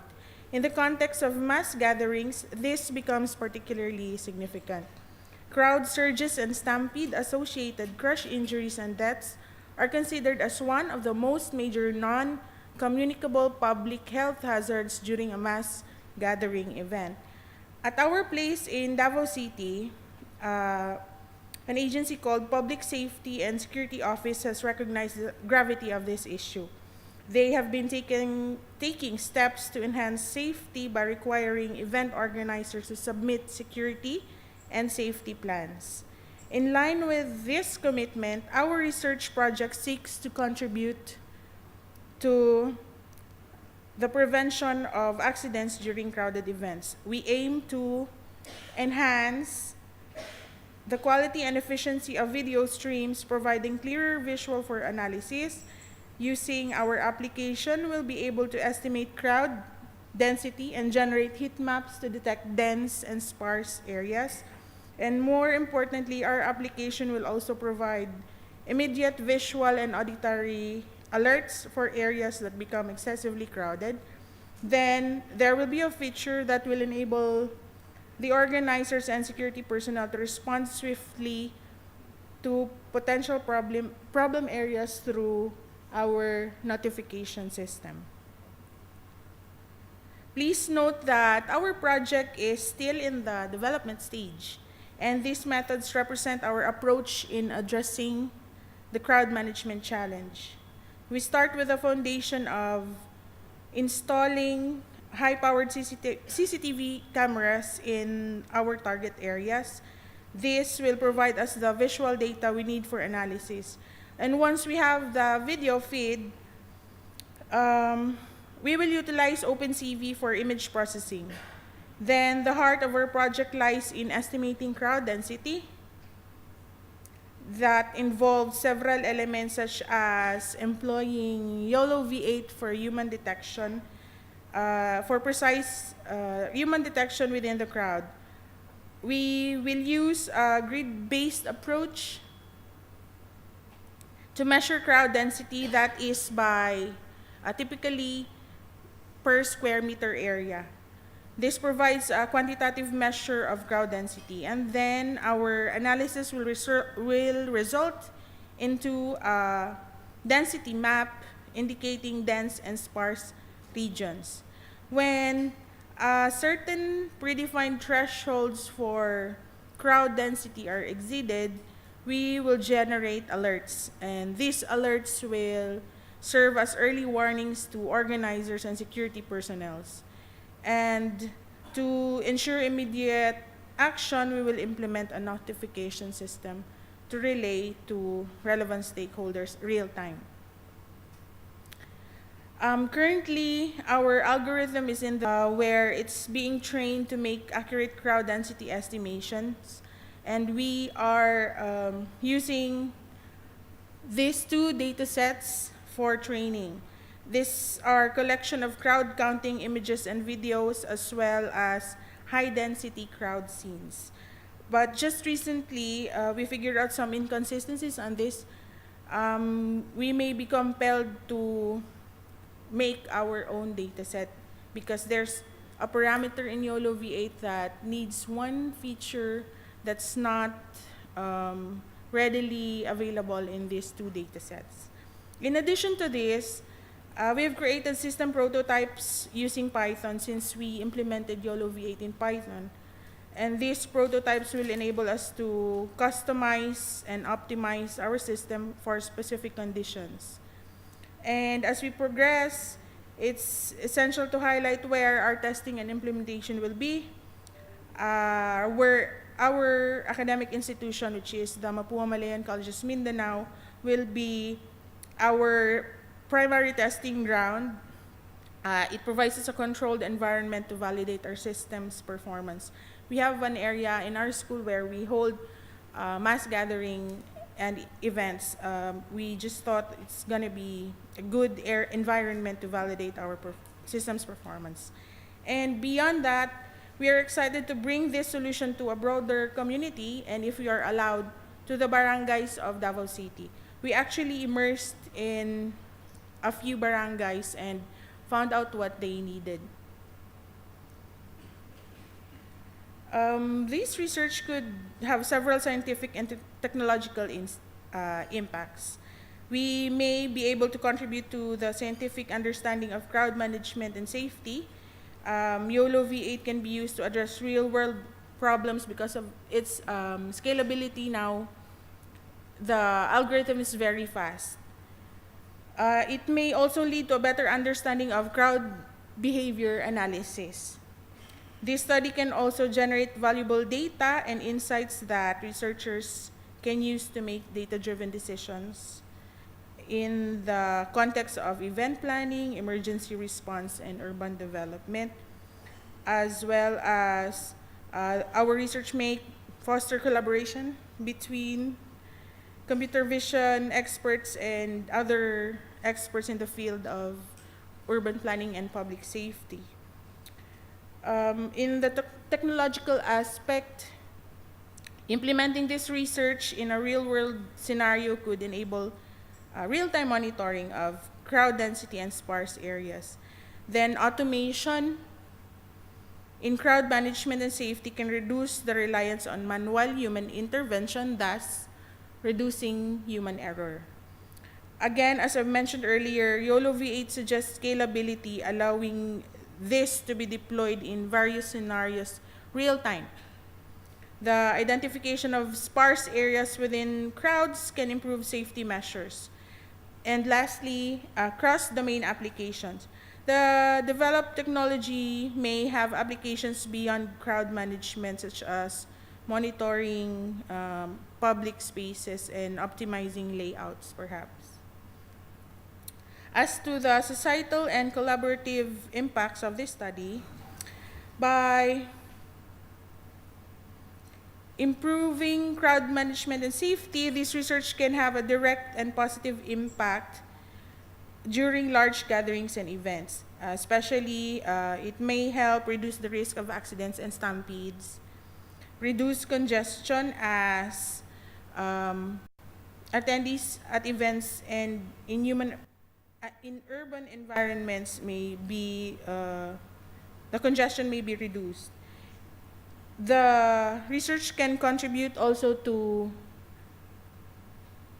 emergency response efficiency, especially in crowd density estimation, as it can aid emergency responders in allocating resources more efficiently, improved urban planning, and data-driven decision-making.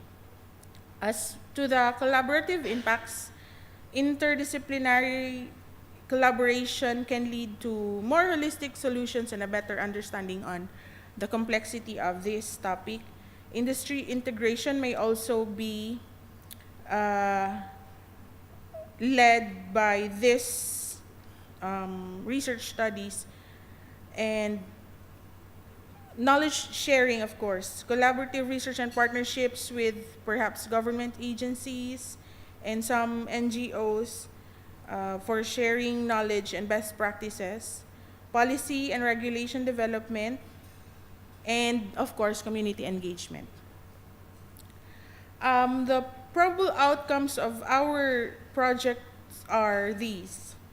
We anticipate the development of a robust crowd density estimation model or framework powered by YOLO V8, which can be used in various and different crowd management scenarios. A data set data sets. We aim to provide a high quality data sets for public use also, for sharing, that will support other researchers who are also on this field. Desktop application, our project will result to a user-friendly desktop application, and if need be, we may extend this as a mobile application. Then, to ensure the effectiveness of our technology, we plan to create a comprehensive training material and a manual. Then, this is what we aimed for, a collaboration partnership with the local government unit in Davao City and other local organizations. We aim to partner with them to integrate our technology into urban planning and public safety initiatives. And we also anticipate publication of at least 2 journal articles, which we will share our research findings and methodologies. In conclusion, our research study aims to develop an application that will estimate crowd density and generate heat maps to detect dense and sparse areas utilizing YOLO V8, generate density map indicating crowded or dense and sparse areas, give out alerts and notification. A few takeaways are scientific advancement, of course, technological innovation, because we're using YOLO V8 now. It promises to enhance automation and real-time monitoring.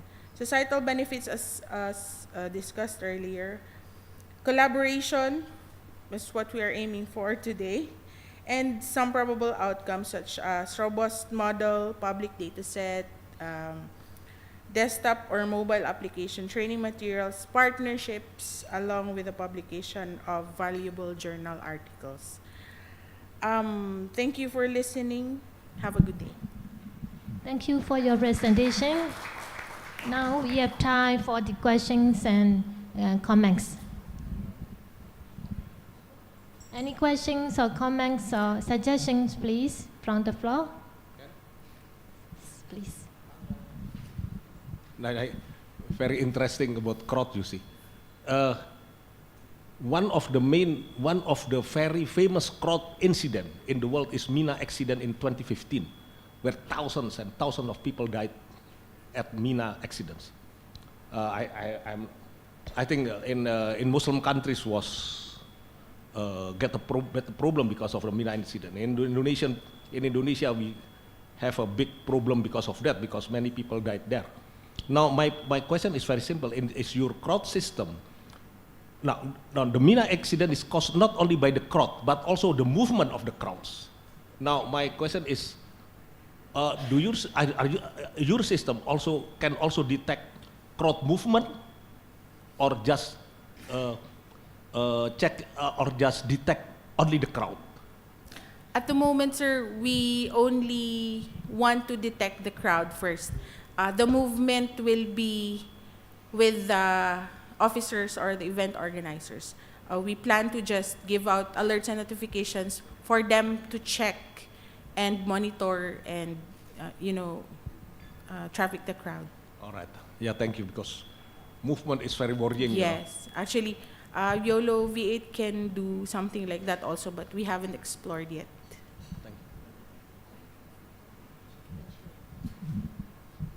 Any more questions, please?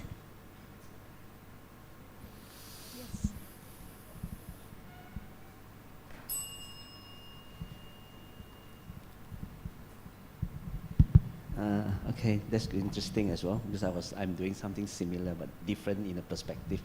But I mean, one of the main concerns with crowd monitoring is usually to do with how you're going to deploy it, how you're going to address the privacy issues here. So Privacy issues. Yeah, because you need consent, right, when you want to deploy this. And I saw on your slide as well, it says subject to permissions. Yes. Yeah, so how are you going to address that if you're going to do this? Actually, we've already immersed into barangays, and I think it's what I believe. I think it's not a problem since they're open to it. However, the CCTV cameras, every barangay has CCTV cameras already. So I believe privacy is not a concern anymore. It's just that their application for that does not include this type of problems such as crowd density, because their primary objective of that CCTV is like burglary and accidents. So yeah, I guess privacy is not a concern. The problem only is on the implementation, because most barangays do not have the infrastructure.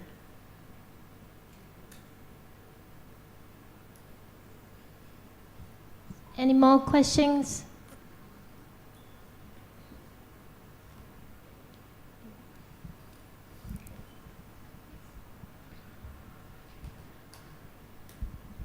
Yeah, I would like to know about how large the area that you plan to implement, and how many units of the CCTV camera that you plan to use.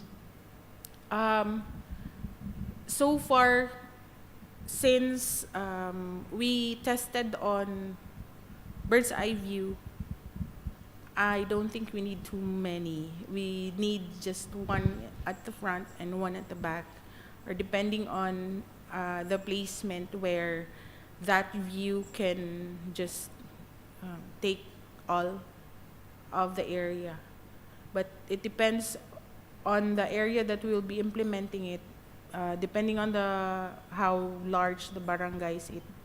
But we initially plan to put it someplace where mass gatherings and events happen, usually on gyms. So it's not too much, perhaps one at the corner and one the other one.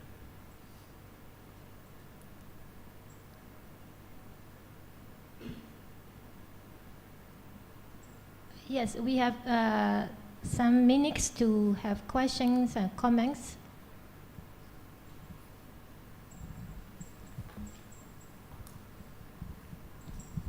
Since you highlight infrastructure is your problem, right? And you actually say that you already have existing CCTV in the city, right?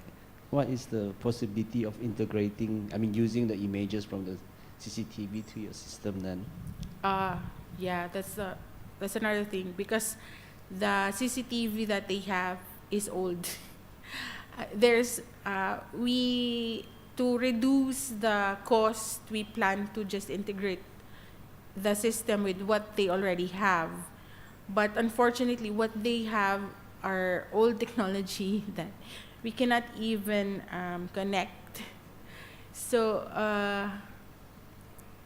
yeah, infrastructure is a problem. Maybe we can just, and by the way, they mentioned that since this area is not the concern as of the moment, the problem would be the budget when they need something to buy, like the high-powered CCTV cameras.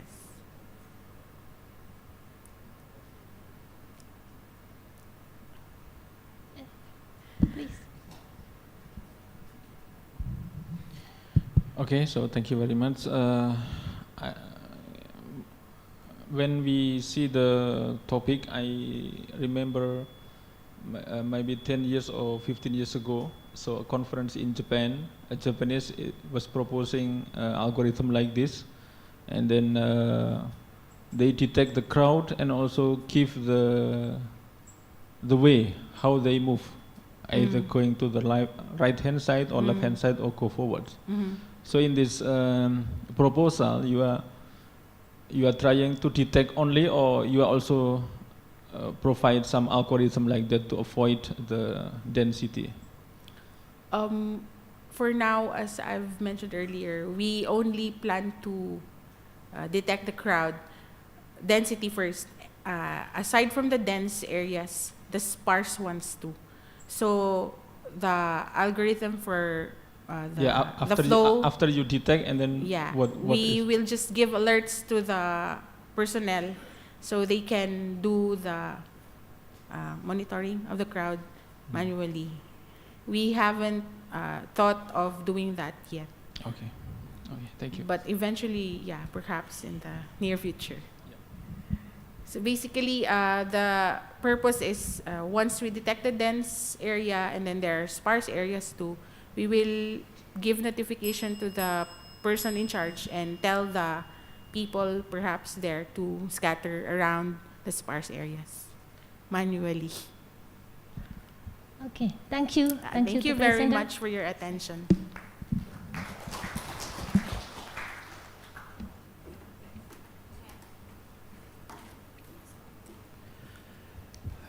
Thank you very much. We may proceed to the next session. So let me introduce our chairpersons of this session is Professor Dr. Shamsun bin Sahibuddin, University of Technology, Malaysia. And our keynote speaker is Dr. Sari Devi Budiwati, Telkom University, Indonesia, with the title Mass Care Smart Waste Sorting Machine based on IoT and machine learning approaches. Please welcome.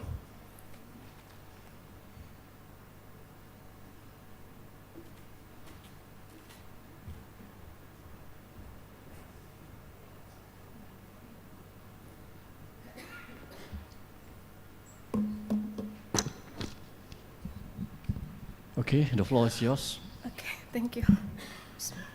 Assalamualaikum warahmatullahi wabarakatuh. Good afternoon, everyone. My name is Sari Dewi from Telkom University, Bandung, Indonesia. I'm representing our team in waste management topic as part of ICT for secure and smart community session today. So our research began last year when we faced a COVID-19 as a global pandemic. We find an issue related to a face mask waste in our communities. A used face mask were put and mixed with other waste. Then we tried to find a way to participate to solve these environmental issues. While we learn about face mask waste environmental issues, we identify that one of the root issues that is, our community still has a lack of waste sorting habit. We often mix our waste and put in the same garbage bin. In addition, several months ago, actually it's not too long ago, about 2 months ago, our city, Bandung, faced a garbage crisis in our city. As you can see in the slide, the government closed the waste collection points due to a fire burned down the place. As a result, our neighborhood could not send the garbage for several weeks. There were pile-up garbage in front of each house for several weeks. Actually, our government has promoted and socialized the waste issues. They provide advertisement and guidance in TVs, social media, and other channels. Some places also provide trash can with different labels, such as organic, unorganic, bottles, plastic, and paper. But once again, some of our communities still put the garbage carelessly, like they mix their garbage. Therefore, our efforts in research target are provide awareness about waste separations to address the lack of waste separation practices among residents, establish community recycling centers located within neighbors. In our research, we divide our activities into 2 parts. First one is waste separation awareness, and second one is develop smart waste sorting machines. In the first activities, we cooperate with several parties, such as schools, started from kindergarten. So this is the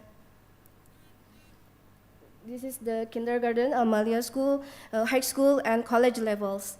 We feel that the awareness has to spread in early ages and through young generations. We also cooperate with near village communities.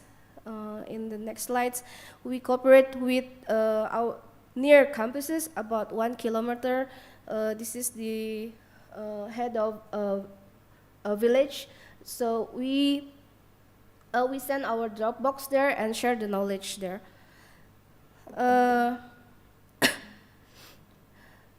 We also cooperate with industries such as Inagri and Jubilo Company, which one of their project company is related with circular economy, focused on used cooking oil. We also have received research grant from the Ministry of Research and Education through clean projects. So we have another project before, and this project focusing on plastic bottles issues only. And last week we received the top 5 innovator from Bandung District Government. We also cooperate with the Department of Environmental and Cleanliness Bandung City and some recycling organizations. Meanwhile, in the second activities, we try to develop a smart sorting machines like this one. This is our framework that could filter a face mask. So we define 4 objects, that is a face mask, plastic bottles, glass bottles, and cans. We choose this object as these objects often found in our communities and has an economic value. We make our framework as shown in slide name, so we name our framework as Must Care because we must care to our environment. And also the name has the same pronunciations in Indonesian face mask, that is masker. So in our framework, we divide the area into some parts. That is a Dropbox. As you can see here, this is the Dropbox. The Dropbox combines an IoT device and machine learning approaches. We use Raspberry Pi, sensors, and camera to identify the object. First, user has to scan. So first, user has to scan the feeder using their phone. While in their phone, there's an application connected to the Dropbox. Next, user can put the objects, and then the machine learning module will recognize the object, whether it is a face mask, plastic bottles, glass bottles, and cans. If the system receives the object, then user will receive some points. So we have some points and some application here. Applications. User will receive some points related to each object. Therefore, user could put many garbage and obtain points and reward. After the Dropbox was full, the IoT module will send notification to the waste collector. So this is the waste collectors to collect the garbage in the Dropbox. The machine learning modules built using a CNN and mobile net version 2 architecture. We choose this model and architecture as it is simple model for our cases. We use a freely available dataset and collect it independently. With testing our pictures in 4 scenarios, input size, optimizer selections, learning rate adjustment, and batch size configurations. As shown in the slide, we successfully recognize the images into their categories. In waste collection application, we build some features such as waste pickup for waste collectors, as I mentioned before, that the waste collector will be notified when the Dropbox was full, as mentioned before. And the second one is waste bank. We have a feature of waste bank for user to get the points and reward. And the third one is reporting issues for user to share the problems in their area. So if they have an issues about the waste in their area, they can report it using this feature. And the last one is waste management initiative. So this feature is for sharing the knowledge about waste management issues. Our effort in waste management will impact 2 areas. First, scientific and technological, and second one is collaborations. In scientific and technological area, we try to protect our environment to prevent waste disasters such as fire like the previous in the slide before, floods and other. We first try in our nearest area, of course, that our neighborhood. Our effort also has an impact to health and public safety. We try to minimize what can we send to the waste collections point. In generates valuable data, we try to collect the habit of our communities while using application and the Dropbox. Other than that, we try to collect data sets independently as it is unique in each area. In renewable energy area, we try to collect the face mask, plastic bottles, glass bottles, and cans, then convert it to become some useful things such as crude oil or plastic pellet. The last one, in collaborations, we try to share our knowledge regarding waste management to our society and other parties. We found that a household waste could become a potential economy for communities, and this is called circular economy. And one of the target for Indonesia is waste reductions. Is one of the priority sectors in 2030 for Indonesian National Medium-Term Development Plan. So in 2030, we have a target to waste reductions for food and drink, textiles, constructions, wholesale and retail, and electronics. The last one, I think. We still in continuous effort to share waste sorting awareness to our communities, since the awareness is an important start to our framework. And our Dropbox actually, and the framework also still in continuous improvement, since there's many suggestions from other parties that we still could not adapt in our framework. For example, some parties suggest us to add another object like cooking oil, plastic containers, batteries, small electronic devices. One of his suggestions is regarding waste bank also, because in current feature of the waste bank, we still could not connect it to the center of waste bank in our city. And the last one, we also hope to make a collaboration between Telkom University and participant here. We are looking for data science, machine learning expert, IoT expert, and country with the same issues in ASEAN region. And we want to learn about the policymaker, about the waste management, so we can learn from each country regarding waste management, which will be affected to environment, communities, and circular economy. I think that's all for me. Thank you. All right, thank you very much. So I open up for question and answers. We have about 10 minutes, so we can have a very engaging discussion. So, Pak, silakan. Okay. Let me ask the question. Okay, how many class of object your system support? Currently, we have 4 objects: plastic bottles, cans, face mask, and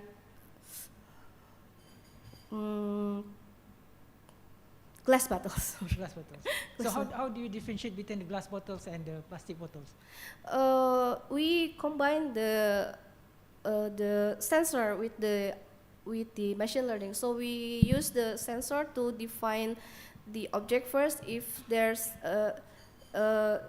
then we, after the first phase, we use the machine learning model to identify the other objects. Okay. So this inference model running in the Raspberry Pi? Yeah, but actually we still have some issues, but we still try to solve the problems. Okay, thank you. All right, thank you. So I open again for any questions, comments, or recommendation.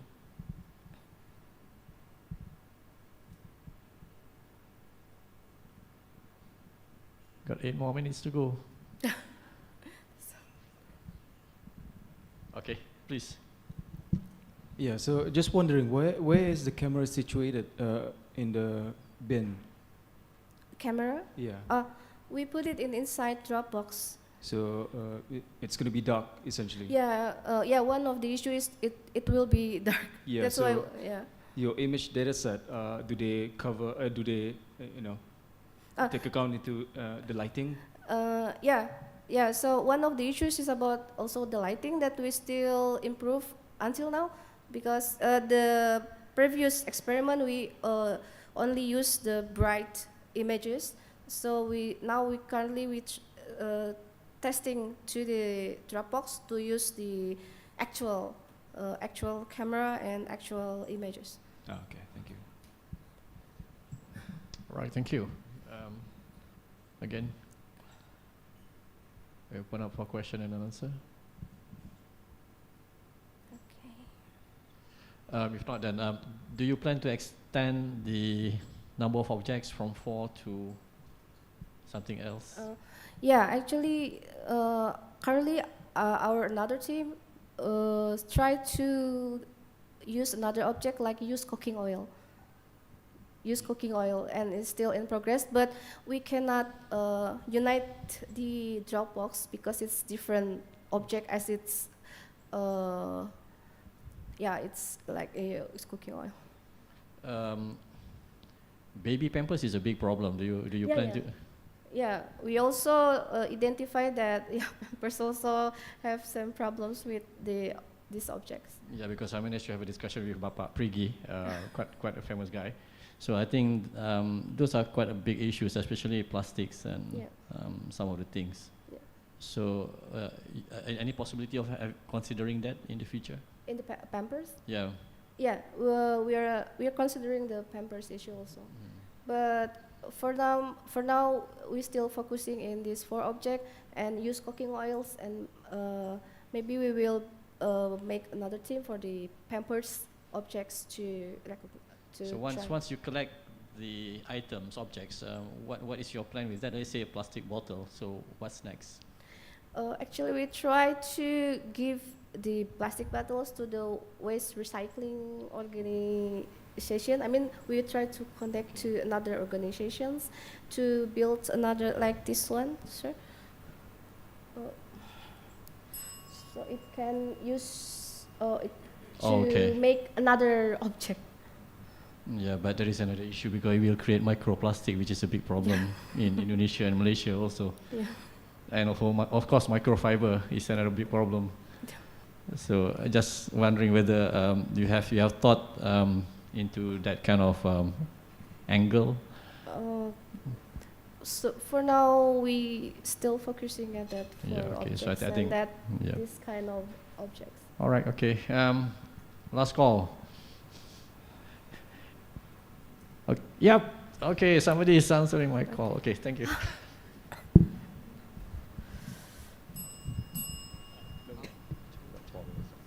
Okay, I think my question is quite related to what the chairperson was talking about, the extending the material, but I'm not going to say I was extending, but more I'm going to talk about the face mask. Why in the first place face mask, and 2, if you're going to detect other things similar to like a face mask, for example, like a tissue papers, how you going to do it? Okay. So as I mentioned before, because last year we faced the COVID-19 pandemic issues, that in our communities we have so many face mask disposal, and then we tried to experiment with that one object first, and we successfully built that Dropbox and shred the face mask. And after that, we also identified that our problems in communities about the wasting sorter, that our communities can sort the garbage, but in the last actions, they're still put in mixed plastic or put in mixed garbage bins. That's why we try to build the waste sorting Dropbox. And the second one, we also considering about the pampers, like the chairman said. The reason why I'm asking you about tissue and face mask, because face mask could be a biohazard. So it's like differentiating biohazard and normal paper or tissues. That's why I'm just asking that question. That's the main reason why I'm asking. Oh, yeah, okay. Pampers is also biohazard. Yeah. It is. I mean, in Surabaya, one of the river is 80% female because of the pampers they throw into the river. So it is. There are some chemical effects actually. Definitely. So if it is not handled properly, it is a problem. Yeah, because the pampers. Sorry for answering on your behalf. No, actually we consider that many objects, like you said, and you say, but because our team is limited, so we still this object first. Okay. Any more questions? Going once, twice. Okay. Thank you, Sri. All right. Thank you. Okay. Give a round of applause. Oh, there is one more question. You're sorry, I have to recall you. Yeah. We still have 2 minutes. Okay, go ahead. Okay, yeah, maybe just a comment or maybe suggestion. You said that you put the camera inside the box, right? How about if you put outside the box and then the user can scan the object? The camera will be gone. Yeah, yeah. Thank you for suggestions. Yeah, we will consider your suggestions. Because previously we want to put the all component inside, so the Dropbox will be beautiful to outside. Yeah, but thank you for your suggestions. We will consider it. Okay, I'll open back. Any more questions? Okay, you're safe. Thank you, Suri. Okay, thank you. Okay, next we're going to have Lillian and Pike from Monash University, and the title is Robust Cloud-Based Machine Learning and AI Platform for Low-Cost and Intelligent Decentralized Wastewater Monitoring System for Remote Communities in Low-Income Countries. So the floor is yours. You have 20 minutes. After 15 minutes, there will be the first bell. All right?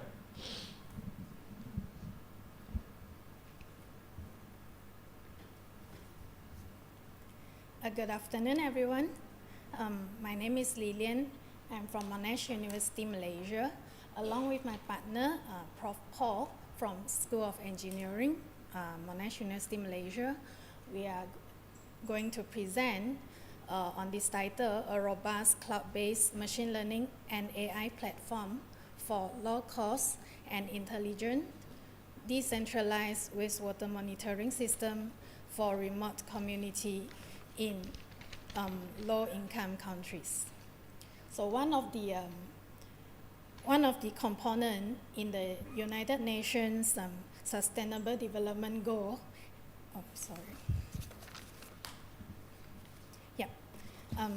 SDG, is to ensure water and sanitation access for all. However, there are significant challenges when it comes to connecting remote communities to centralized treatment system. Many of the remote communities are normally located far away from the centralized treatment system, and the geographical conditions to those places could be very challenging. Thus, it will incur very high costs in terms of capital investment and also ongoing operational expenses to connect sewage to centralized system. Besides that, mobilizing experts to remote areas, specifically in the event of operational issues with treatment system, can be a very challenging task and rarely an immediate solution. This lack of rapid support can cause significant inconvenience and could be harmful for those isolated communities. The challenges of connecting to centralized systems or receiving immediate assistance are particularly noticeable in low-income countries. Even though, for example, like Malaysia is a middle-income country, but when it comes to remote communities, I think we share the same conditions and situation. In those regions, remote communities often have limited awareness of proper water sanitation practice and lack the necessary knowledge or expertise to effectively manage and maintain those locally installed facilities within the community. Decentralization of sewage treatment systems offer a potential solution for remote areas in low-income countries struggling with the lack of sanitized water. Although some existing technologies are available for implementation, but the success in the low-income countries are hindered due to the fact that some of the key considerations are often overlooked, include long-term consistency of water quality, ease of maintenance, and availability of necessary infrastructures. So normally projects in these areas have a higher frequency to fail because the projects mostly focus on the initial implementation costs, resulting in abandoned system and sometimes revert back to the original practice or previous practices. To promote the adoption of decentralized sewage treatment system in remote low-income areas, technology should be made automated, digitized for predictive modeling, equipped with robust water quality monitoring system, optimized for resource recovery, and designed for long-term sustainability. So this approach aims to minimize disruption to local communities while ensuring effective and lasting water sanitation solutions. At Monash University, Malaysia, a 5-year project with an end goal to deliver a low-cost and intelligent decentralized sewage wastewater treatment system deployable to remote communities in low-income countries has been commenced around 1 year back. There are total 6 work packages, each work package dedicated to different project deliverable. And as one of the leader for one of the work packages, along with my team members, we aim to establish an effective cloud-based machine learning and AI platform to achieve the objectives. First, to monitor wastewater transport. Second, to reduce chemicals used in a decentralized sewage treatment process. And third, to predict anomalies in process or water quality and propose appropriate control measures to mitigate risk of water pollution. This project is actually in a collaboration with Monash University, Malaysia, the Daiki Assist Group from Japan, and also Inda Water Consortium, the main sewage management company in Malaysia. So in the duration of these 5 years, Monash University, Malaysia can operate on a pilot Jokaso unit belong to Daiki Assist Group, which is no longer in operation since 2018. So we are going to use that for educational and research purposes.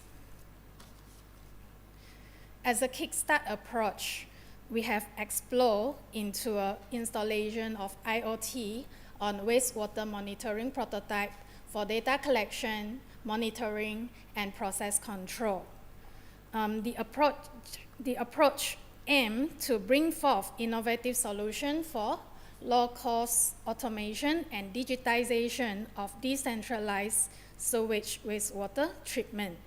Our journey has seen some successful completion of mini IoT projects where we have actually completed and built a few wastewater monitoring prototypes. The prototypes are mainly built with IoT devices, for example, Raspberry Pi, Arduino, and a series of sensors, facilitating the comprehensive collection of wastewater attributes. We collected some physical parameters and also biological parameters of wastewater attributes, for example, pH level, temperature, turbidity, dissolved oxygen, total dissolved solid, and electrical conductivity. We have also set up cloud storage to store our collected data. And last but not least, one of the most worth mentioning feature from these mini prototypes or mini projects is the analytical dashboard that play an essential role in meaningfully visualizing and analyzing the gathered data. So the dashboard furnish us with valuable insights to optimize and refine the treatment processes. If we look at the slide, this part, okay, here we look at the real-time monitoring of certain attributes. So user can actually choose to see which attribute, which real life data they want to see, and then we also show the statistics of each of the different wastewater attributes. And here it shows some insights or recommendation on how to treat the different wastewater attributes. So for the dashboard, I think it can be majorly expanded. Like for example, we can include more visualization on sewage wastewater treatment flow process. We can also show real-time alarm management, equipment status, statistic on equipment anomalies, and also daily water processing capacity indicator. Yeah, in the diagram, in the figure, we can see this is our latest mini prototype. It is a wastewater vehicle, and on the right side of the board here, it has a sensor package. All the sensors are placed inside this sensor package, and then the electronics, for example, like the Raspberry Pi and the power bank and stuff, okay, are placed inside this container. Yeah.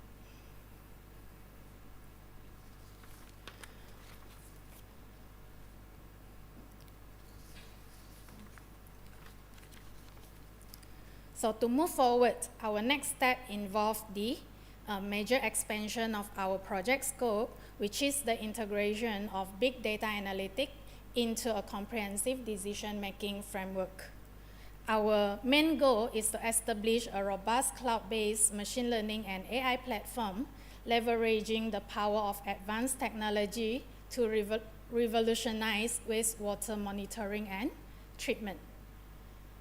The platform will be designed with the objective to reduce the use of chemicals, to predict anomalies in process dynamic and water quality, and lastly, to propose personalized control measures.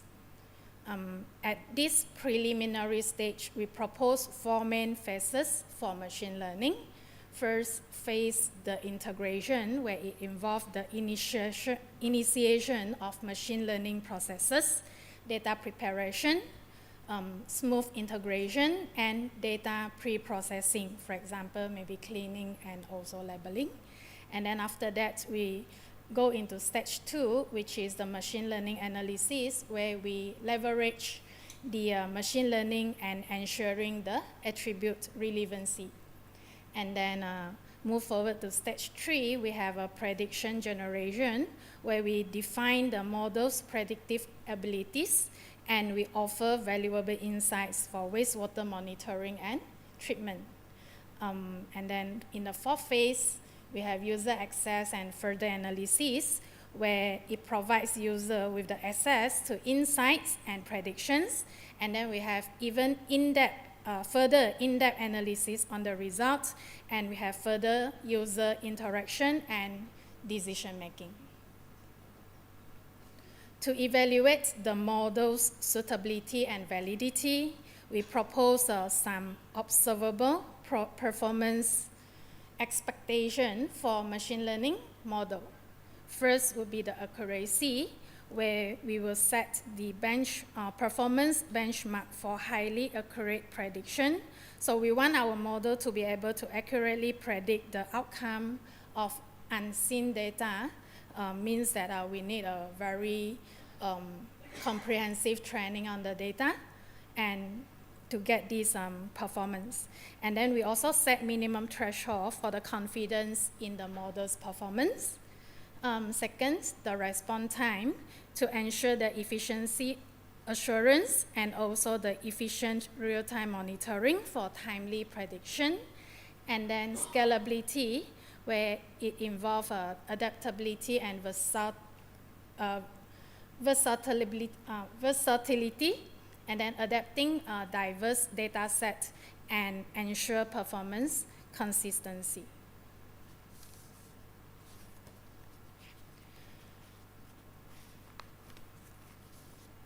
So the proposed models or the output of this proposed method could actually be applied in a different aspect for the intelligent wastewater monitoring and treatment solution, for example, visualization and analysis to expedite decision making, to reduce costs, improved functionality, and then real-time remote monitoring to track operational status and also to automate monitoring and control.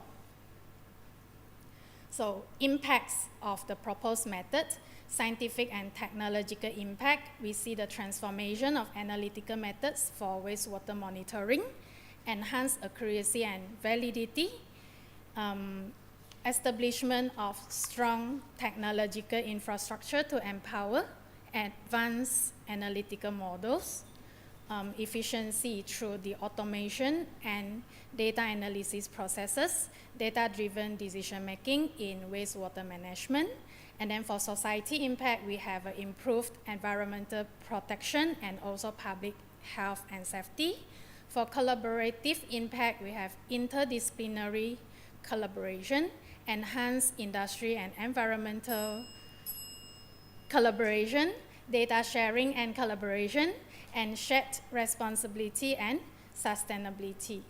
So expected outcome would be 5, talent development, improved amenities, education enhancement, industrial exposure, and collaborative potential.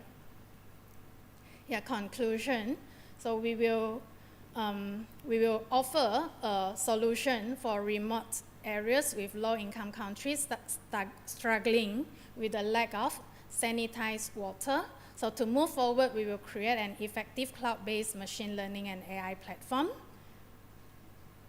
with a certain methods and focus, which I have explained a while ago, right? And then the impact, it will contribute to the evolving field of wastewater analysis and also to promote efficient wastewater management, environmental preservation, and sustainable water resource utilization.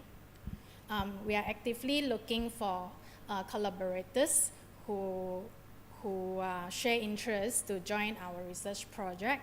So if you are interested, please reach out to me, and I'm happy to explore further with you. Thank you.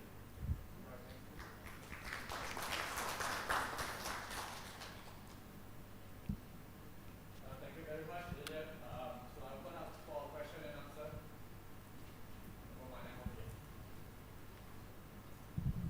Any questions, please?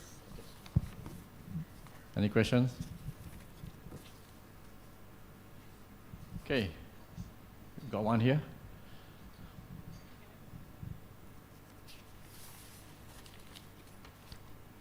No, it's not working. I think the battery. No, the battery expired at 5 just now. What's the reason you use the water vehicle for your data collection? Actually, we completed a few prototypes. The first 2 prototypes, we actually make it station at one place. And then we realized that the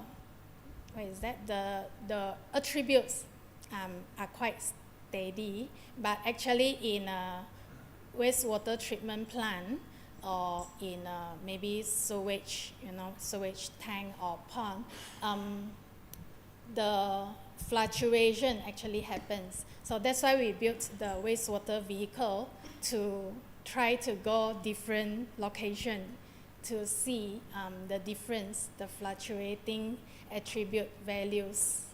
Yeah. Okay, does this vehicle autonomous or somebody have to control the vehicle? Somebody have to control. But we have another work package which they're going to build a maybe bigger scale USV. Yeah. Okay, thanks. All right, thank you. Okay, we have one question over there.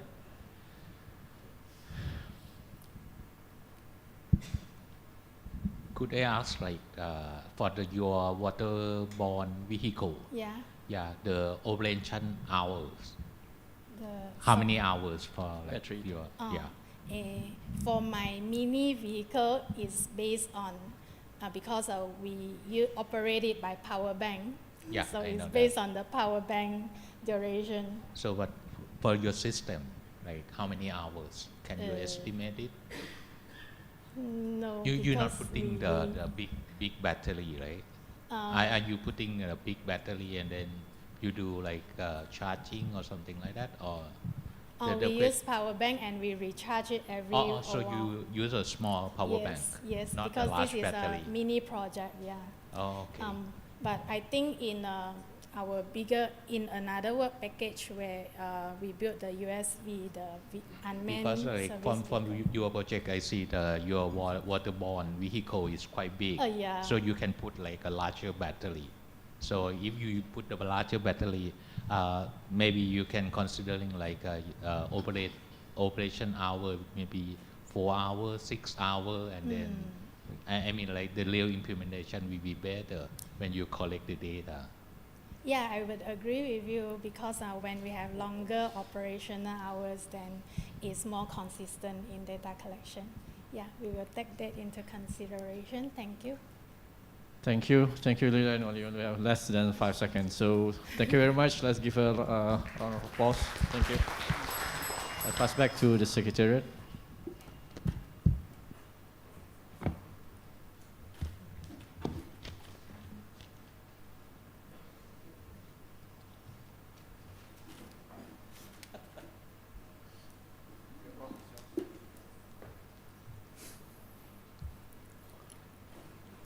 So next will be the last sessions of today's program. So let's move on to the next sessions. So may I introduce our chairperson, Dr. Franz A. De Leon, Department of Science and Technology, Advanced Science and Technology Institute. And our keynote speaker is Ms. Riza Camara Marron Pineda, Advanced Science and Technology Institute, Philippines, with the title, Local LTE, a case study of using LTE in community cellular network to enhance digital learning in the Philippines. Please welcome.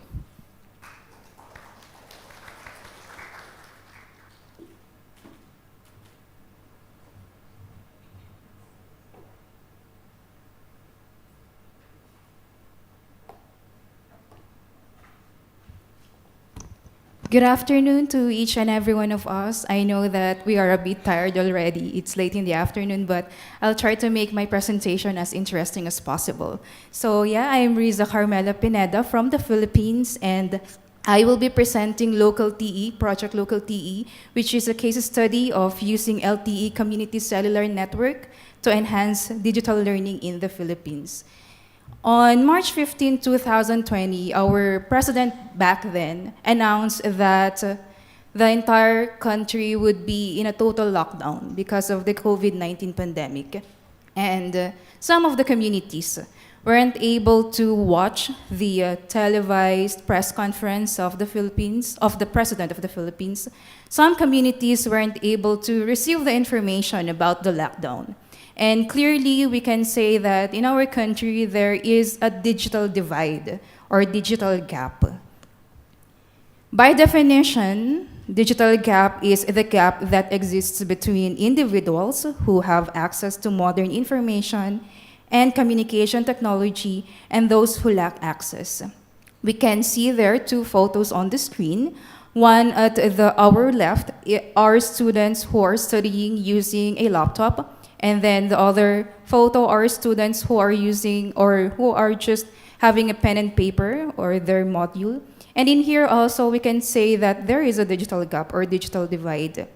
And in the Philippines, during the lockdown, the schools were forced to implement remote learning. But there is a challenge in implementing the remote learning in the Philippines because of the lack of quality, reliable, sustainable, and resilient ICT infrastructure. Furthermore, the big players or the telecommunications companies in the Philippines that use conventional profit-oriented solutions can fill for all available needs, which means that there are communities that were unserved by these telecommunications companies. So there must be an alternative solution. So we must bridge the gap. our agency, the Department of Science and Technology, Advanced Science and Technology Institute, through Project RAIN, or Resilient Education Information Infrastructure for the New Normal, focuses on developing application frameworks and infrastructures to support the shift to remote learning and to minimize, if not bridge, the digital gap in the Philippines. And one of the components of Project RAIN is the local TE. It is an LTE community cellular network operating in band 71, or that is in 600 megahertz. It provides digital connectivity and internet access to underserved and unserved areas in our country. To give you a quick overview of the local TE system, we have 3 subcomponents. The first one with a local TE SIM. So there must be a user equipment that is capable for band 71, and it must be installed with a local TE SIM. Then the other subcomponent is the LTE base station. It consists mainly of the radio access network, or RAN, and the core network, and they are co-located. And then the other one is the backhaul, or our internet, which is the connection to the outside world. To implement our system, as mentioned a while ago, a Band 71 enabled user equipment must be purchased, and we purchased also blank SIM cards. We have written information to these blank SIM cards, such as IMSI and MSISDN, or the identity number, to connect to the local TE network. For the LTE base station, we had designed an RF front end that is operating in band 71. We have implemented a software-defined radio RF front-end combination, and we have implemented the APC through an Open 5GS and the eNode B through an SRS eNode B. And then we also have a pilot site already. This one, the one at on our screen, is in Tanay Rizal, one of the provinces. San Andres Tanay Rizal is one of the provinces in the Philippines, and we have put up a base station there, or a tower, with a VSAT.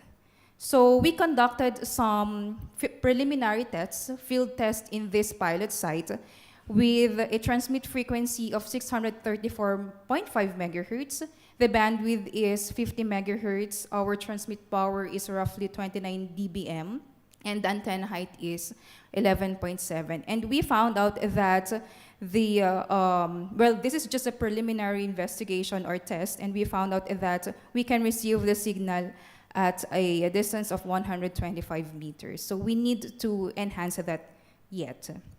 For the impact of our project, we believe that our technology, the local TE, could be a technology demonstrator to motivate the relevant spectrum policy reform to empower community cellular networks in the Philippines. Because in the Philippines, we haven't applied, or the community cellular network is not implemented yet, or not in full implementation, I should say.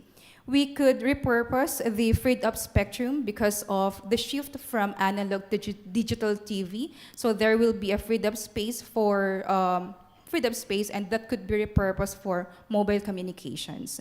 And of course, using SDR-based radio, it would be a low-cost network equipment. There are also scientific societal impact. It would support the education sector and even healthcare if we would expand the applications of the local TE network. It would reduce social isolation because the community could connect to the outside world or connect to their loved ones who are not living in their community. And it could also develop jobs or access to markets. For the collaboration, we have partnered already with different agencies for their digital content. We have partnered with Department of Education for their educational videos.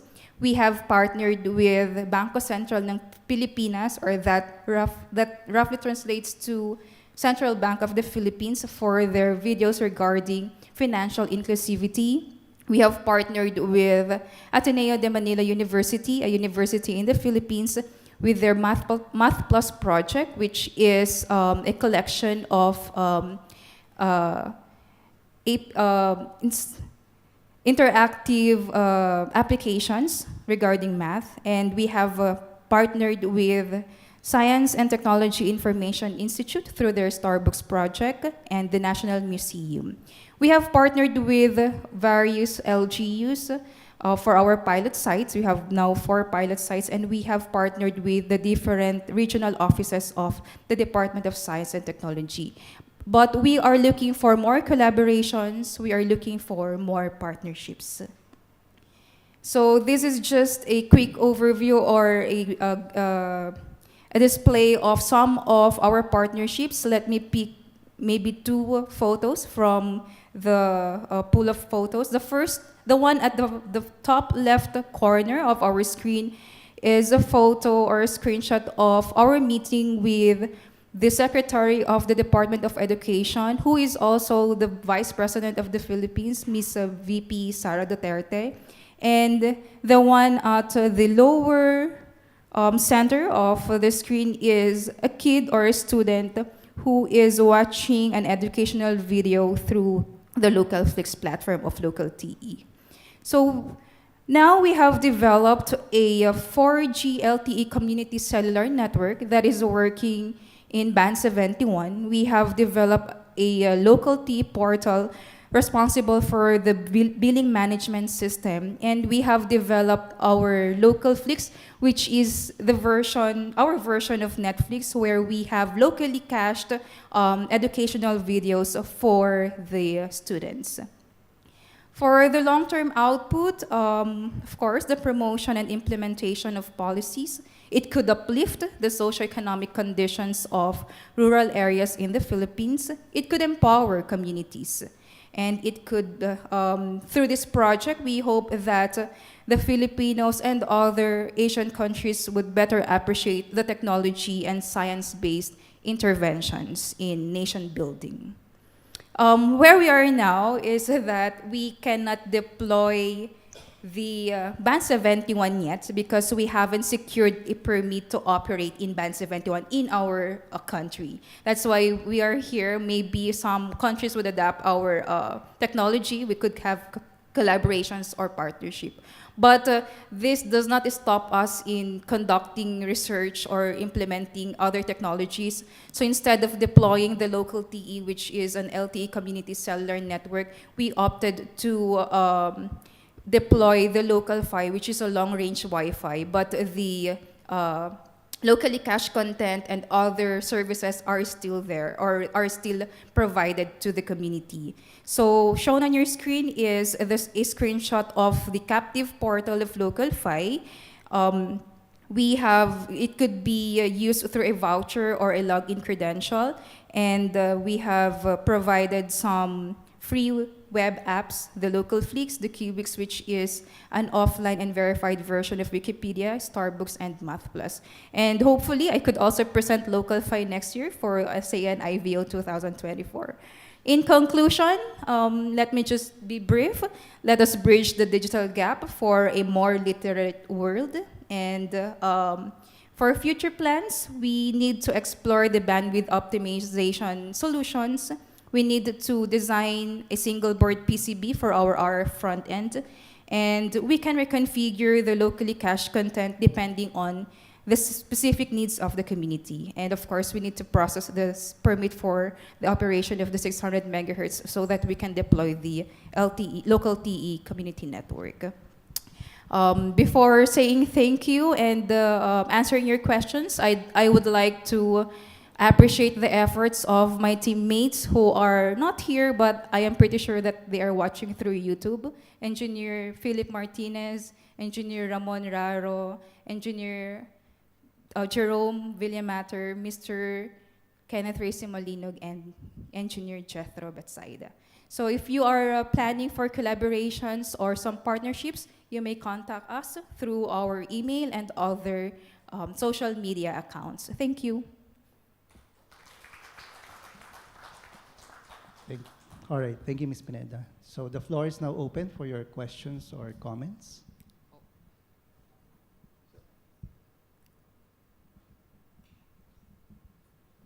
Yes, it's very good project. I think that you implement local 4G LTE, is Yes. it? Yeah. And then since they're using the band 71, I'm not quite sure is the legal for use for the public use in your country. Yeah, that's the problem. They have when we had a meeting with the regulatory board in our country, they said that they have given all the bandwidth to some of our telcos. So their suggestion is to partner with our telecommunications companies. So that would be what we would polish in the future. Okay, so it's not the unlicensed spectrum at this Yeah. time, right? Yeah. It's a licensed spectrum owned by the operators. Yes, it was something. privately owned. And then my last question is like, I would like to like learn about the coverage, how big the transmitted power or something like that for your system. And I think that the cost for your system, the most expensive one would be the radio unit, isn't it? The core network is not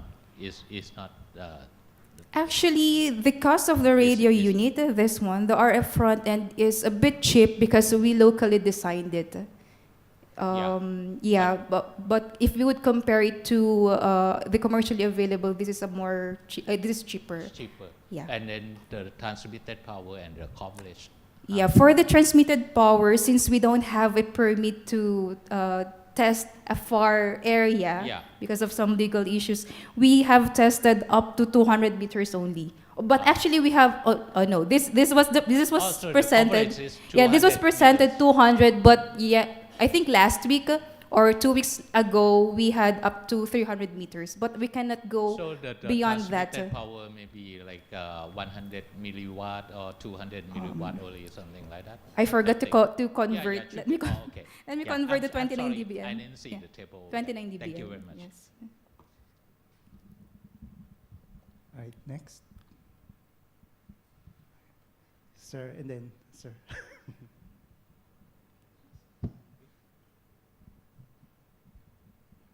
Okay, thank you. Well, I only want to ask, well, one comment is, you mean new normal is like the COVID time when you are for the new normal? Is it new normal? What you mean by new normal? Is it where you have many education online, or? Yes. Because many education now are Exactly. moving from online to offline, and the need for online education is reducing. That's number one. And the second one is how do you compare your LTE system, at least the cost with satellite-based, low Earth orbit satellite-based like Kuiper, Starlink, whatever. You know, there are several of them. All right. And Okay. they always say that we are competitive even with cellular companies. So I just want to get your Okay. your Opinion. comment on that. Okay. So the first one is about the new normal. You are telling that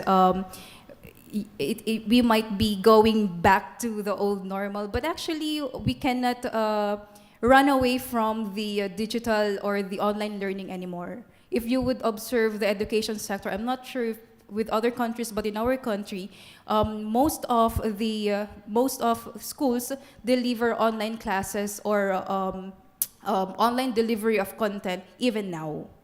So the new normal is really, we should accept that this is the new normal already.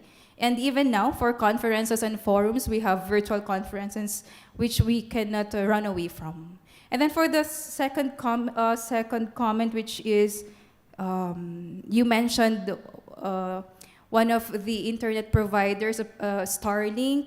The Starlink provides internet only, whereas for the local TE, it has other components or areas or services that we could offer. Let me just show you. So here, yeah, this one. So we have some educational videos or locally cached content. So with or without the backhaul. So let me explain this further. So with or without the backhaul, the local TE system would still be operational and would still be used by the community because we have locally cached content. though they cannot connect to the internet or they cannot use the messenger or any messaging app, but we have provided other services. Mr. Anor.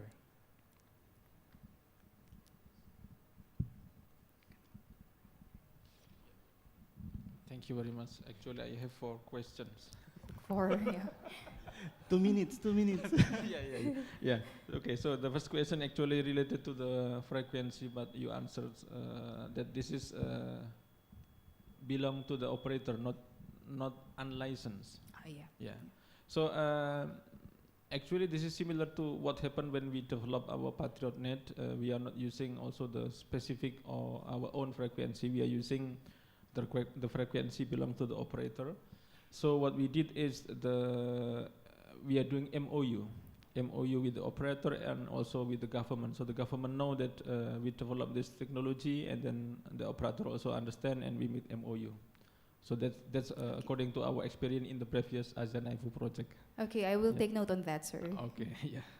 Okay, and then the second is that when we talk about the radius, the coverage, so this is 200 meters is, I think, very small. Yeah, I must admit that it is very small, and our target, theoretically, when we had computer simulation, it should reach up to 1 kilometer or more. Yes. But again, we can't go beyond that. Like, we limit the transmit power because of some issues with trial deployment, because we don't have the license to do trial deployment. Okay. Because in our country, even if it's not for commercial use or it's not for final deployment, the use of the frequency must have a permit, and we don't have that yet. Yes. So just limit. Yeah, this is just my short observation. I think you should need to optimize the power amplifier for that. Yeah, because power amplifier. Yeah, the height of your base station is high enough. I think you need to check that power amplifier. Yeah. Sure, sir, will do. Yeah, okay. And then the third is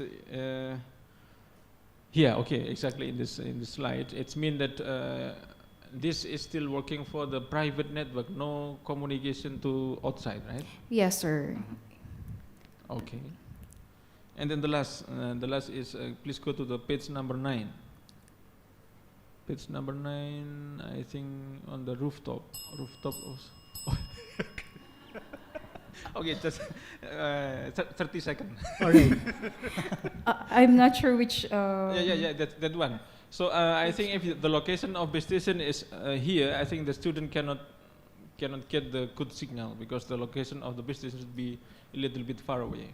This one, sir, the tower. Yeah. We have tested this location already, and we can detect signal. I mean the student under this base station. Oh, there is still a signal, sir. Yeah, surprisingly, there is this signal. Theoretically, there shouldn't be a signal, but surprisingly, there is. Okay. Thank you very much. All right, thank you so much. Thank you. So for our last presentation for the day, we have from Myanmar on multilingual speech dataset for ASEAN languages.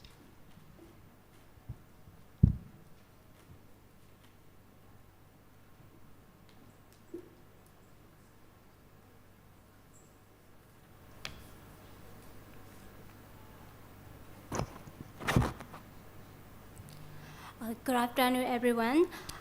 Today I would like to present about my proposed title, Multilingual Speech Dataset for ASEAN Languages. And I'm Hima Sonai, and I'm a research member of Natural Language Processing Lab at the University of Computer Studies, Yangon, Myanmar. Now, let me introduce some background of my proposed title. Multilingual needs not only text, but also spoken form when we share information across language groups and the national boundary.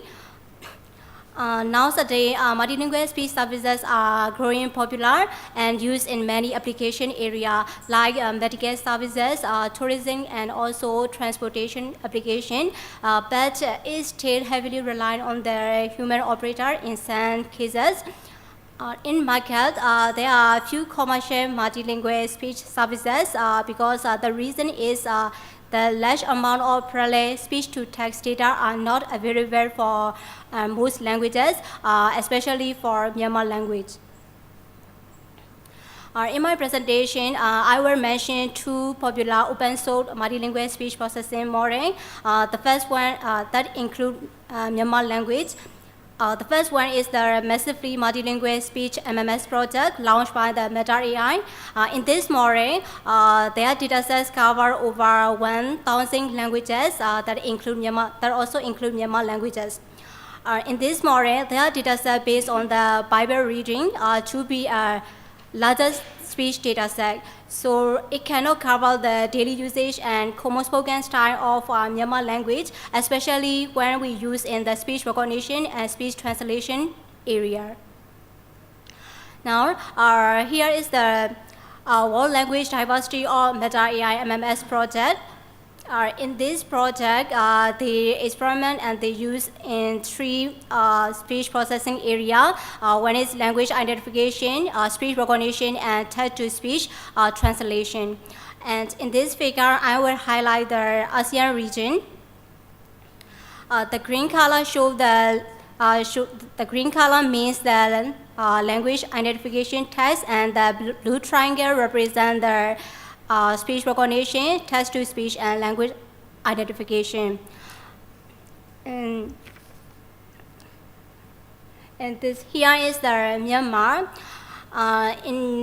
In our language, in this morning, the western region of Myanmar, it has the green color. It means the Moray can work well in speech identification text.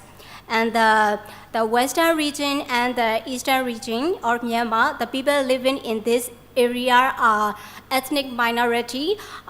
They rarely use their official Myanmar language. They have their own languages, and they mostly use their ethnic languages. And the northern part of the Myanmar, it has the blue color. It means in this region, this model can work well in all text, speech recognition, text-to-speech translation, and also language identification. Because in this region, this northern part of Myanmar is also our ethnic group. The people living in this area are mostly Roman Catholic. And then in here, the central region of Myanmar, and here is Yangon, state green color. It means in this area, their project might not be worldwide or haven't yet analyzed on this area. The major portion of this data set in MMS, MMS model. The major portion of this data set is prepared for religious texts. So we need the data for daily conversation speech. There is no benchmark data set for daily conversation and common spoken style of people living in this central region of Myanmar and also Yangon. Then there are very few less-scale multilingual speech processing models for Myanmar language, and a small portion of ASEAN language are included in most multilingual speech corpus, like the Myanmar, Laos, and Khmer language also.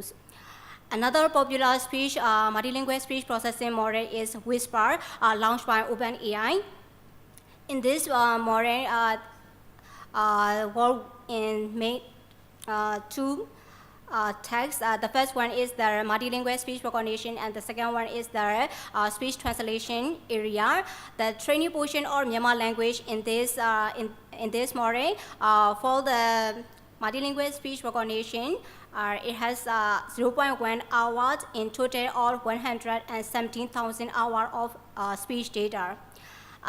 According to their experiment, they did the experiment on multilingual transcription test. In this multilingual speech recognition text, the error rate of Myanmar language is too high, around 120% of what error rate on flag data sets. And then the experiment on speech translation text, the blue score is also too small for Myanmar language. It has less than 0.5 blue score for Myanmar language. In here, there is the detailed experimental result of whisper model. There is the experimental result of speech translation area.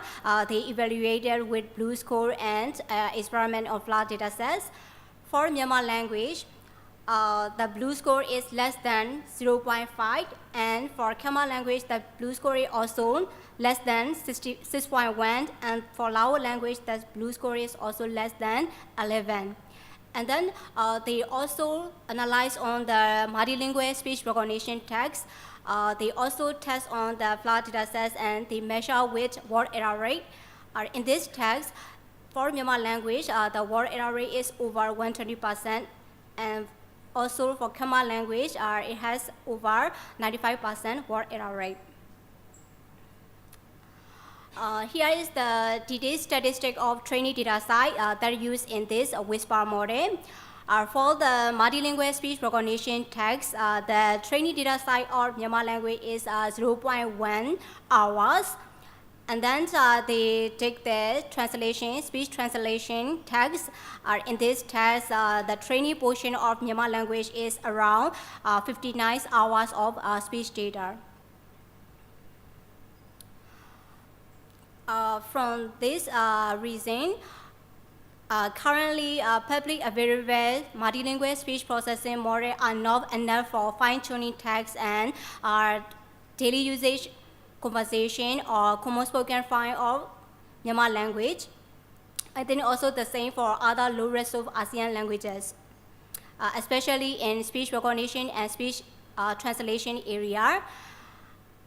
That it's very difficult to have the one speech recognizer or one speech synthesizer for each languages. So our focus is to develop a common multilingual speech corpus that support for multiple languages, and we build the appropriate linguistic analysis module. Our proposed solution is to create a multilingual speech corpus that are used for commonly spoken style of each languages. Then we build the pre-trained Widubab model that support for low-risk ASEAN languages.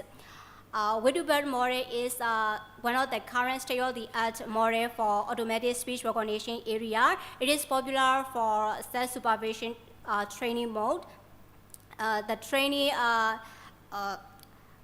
training allows us to pre-train a model on unlabeled data. Then the model can be fine-tuned with labeled data for the particular data sets or the specific purpose.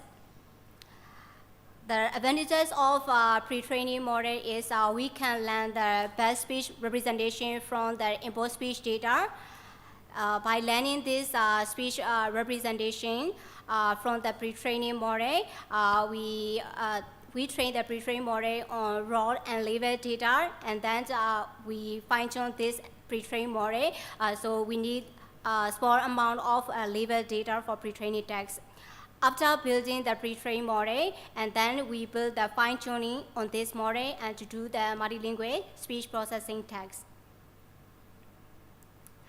The main objective of our proposed solution is to be a high-quality cross-lingual generation or cross-modality at low cost. And by using this knowledge transferring between these languages, we can relieve the data requirement.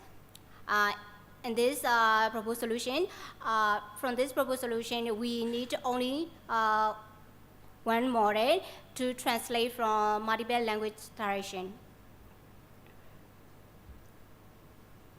As an output, we will get an open and large-scale multilingual speech corpus for various speech processing tests, and we evaluated the usefulness of this data set by applying in language identification, speech recognition, speech-to-text translation, and other natural language processing tests.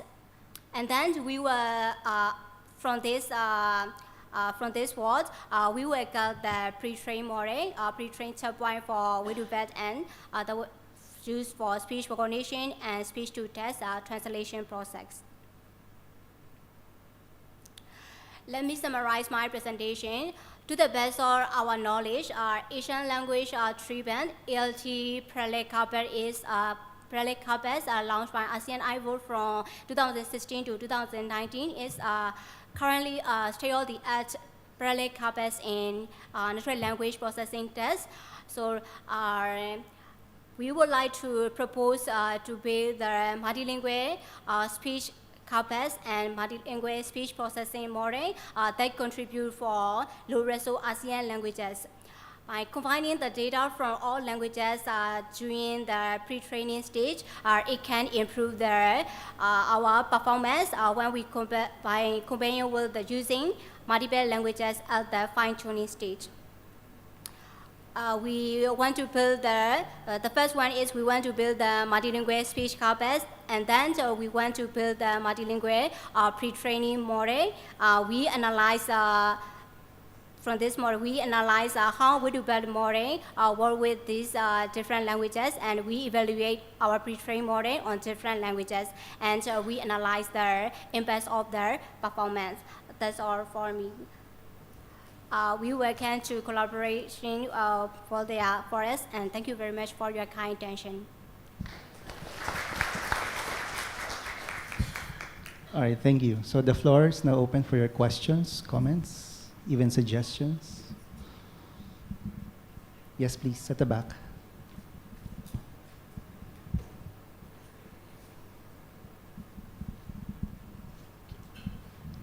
Hi. Can I ask about the multilingual speech that you collect? Is it the formal language only, or the formal with the mixed language? Like in everyday conversation, we often mix up the formal language and the informal. So whether your data sets is mixed or only formal language. And the second one, the last one, you didn't mention the improvement of the blue score. In the previous one, you said that the blue score is 0.1, but with your models or your experiments, how is the blue score now? Is it improved, or and how is it? Thank you. Yes, the first question is this. For the data set, we have only in our university, we have the corpus. This corpus has 82 hours speech data corpus for Myanmar language. In this data set has news domain and news data and the daily conversation speech. Daily conversation speech around 40 hours, not only the daily conversation that use, and we use like for example the English is what is the stadium, and I want to order some food like that. There is the formal spoken style. Yeah. The second question is I highlight the experimental results or previous work that are used for multilingual speech processing model. The blue score is too low for Myanmar language because of the training portion of the Myanmar language is too small, and also for other languages like Laos, Khmer language also.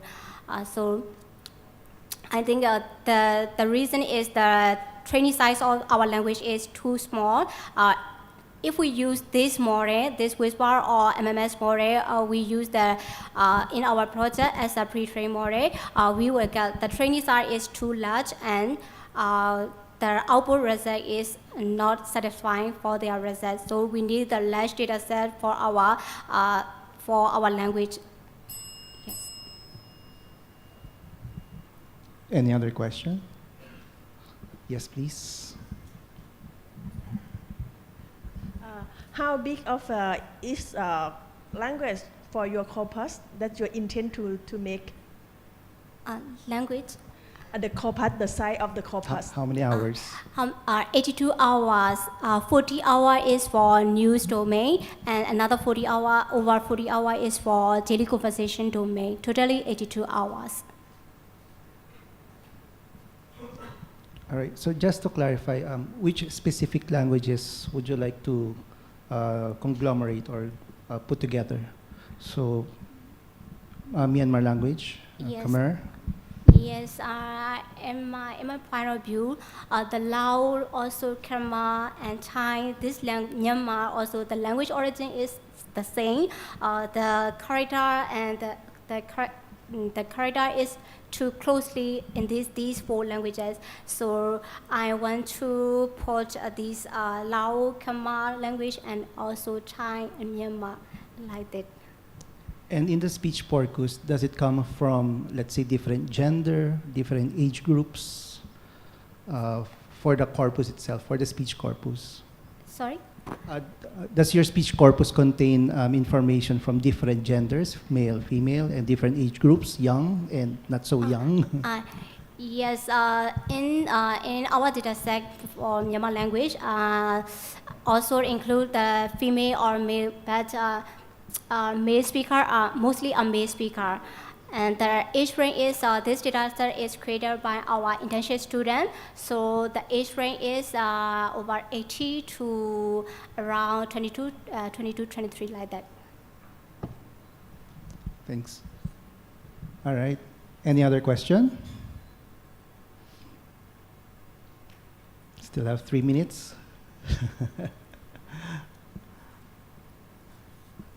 All right, so I guess in ASEAN, there are several countries already who have started this research many years ago, so probably you could also check their work, and of course, if there are potential collaborators, just approach them. Oh, yeah. Okay, so that concludes the presentation for the day. Thank you so much. Thank you.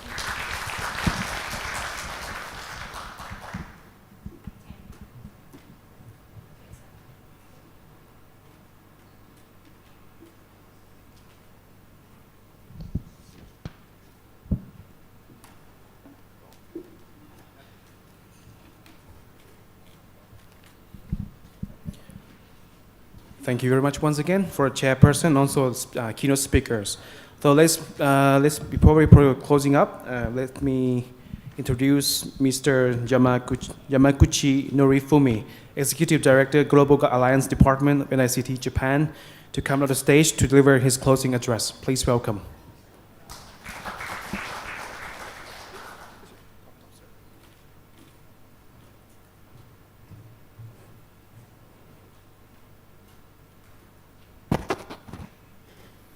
Good afternoon, everyone. Thank you for the introduction. My name is Norihime Yamaguchi, Executive Director of Global Alliance Department in NICT. I'm very honored to be able to make closing remarks here.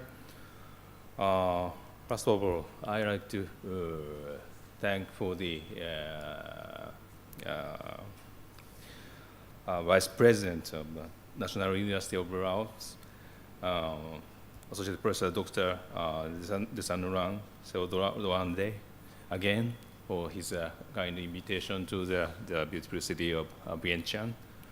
And thanks for all the staff who has supported to prepare this successful meeting and forum of ASEAN IVO 2023.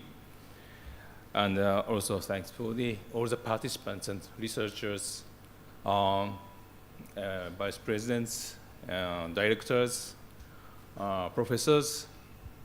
Thanks for joining us.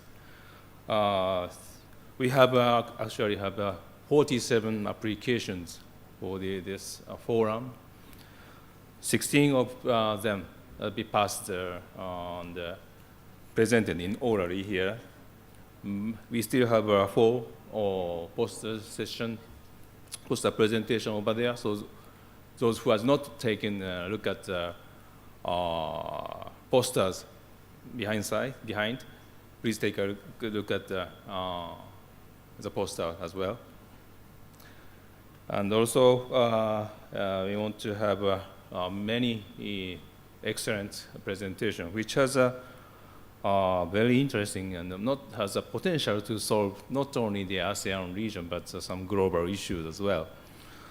So I sincerely appreciate such preparing the slides and presentation for those who have made a speech today. This is rather remarks than rather announcement. We have opened the application for the projects which has initiated forthcoming April 2024. So we have already uploaded the information how to apply the submission of the application. So please take a look at the homepage of ASEAN IVO, and we welcome any submission of application for the next project initiating 2024. So again, thank you very much for the so all those 16 presentations to take a look at, listen, and also ask the questions, many questions. So we hope we could success all the next year's forum and projects. Thank you very much. Have a nice dinner. Thank you very much. เจ้าและลำดับต่อไปข้าพเจ้าขอถือเป็นเกียรติเฮียนเซินทานห้องศาสตราจารย์ปริญญาเอกเดชานุราชแสนดวงเดชห้องอธิการบดีมหาวิทยาลัยแห่งชาติขึ้นกล่าวปิดงานอย่างเป็นทางการขอเฮียนเซิน Next, I would like to invite Associate Professor Dr. Desa-Nulat Samdongdet, Vice President, National University of Laos, to come to the stage and deliver his closing address. Please welcome.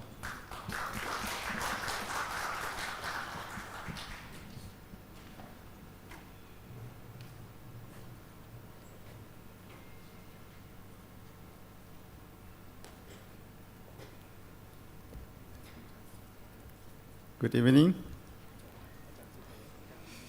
Distinguished Professor Dr. Horiyuki Yano, Vice President of NICT of Japan.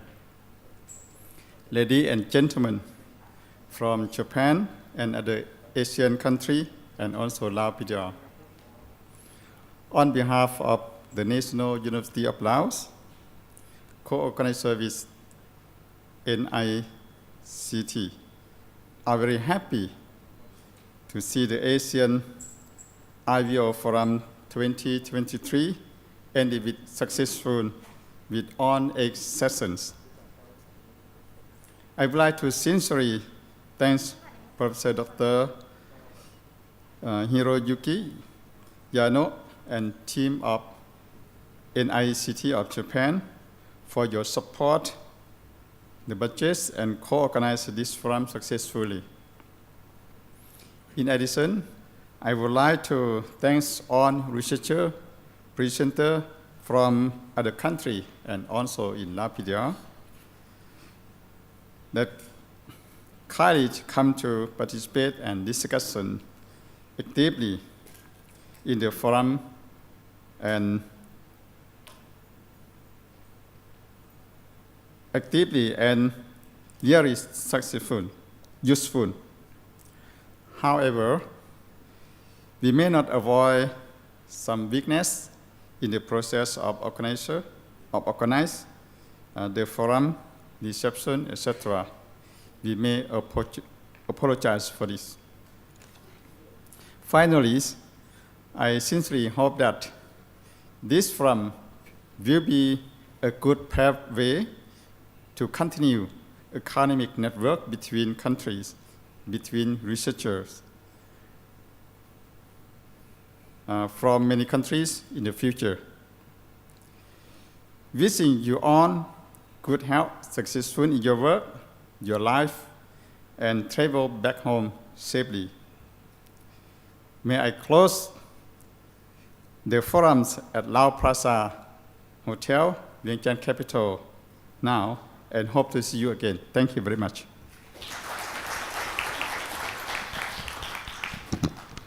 Thank you very much, sir. I have an announcement, important announcement for tomorrow. So our forum will be ongoing still for tomorrow. So may I request project leaders and steering committee to kindly attend for tomorrow's meeting. So our session will start at 8:55 a.m. Okay, thank you. เจ้าบรรดาท่านแขกผู้มีเกียรติทุกท่านมาฮอดนี่งานกล่องประชุมไอโวในมื้อนี้ก็ใกล้จะสิ้นสุดลงแล้วและข้าพเจ้าเองต้องขอขอบใจแขกกิตติมศักดิ์และแขกผู้มีเกียรติทุกท่านพร้อมด้วยทีมงานภาคส่วนที่เกี่ยวข้อง ที่ได้สละเวลาอันมีค่ามาร่วม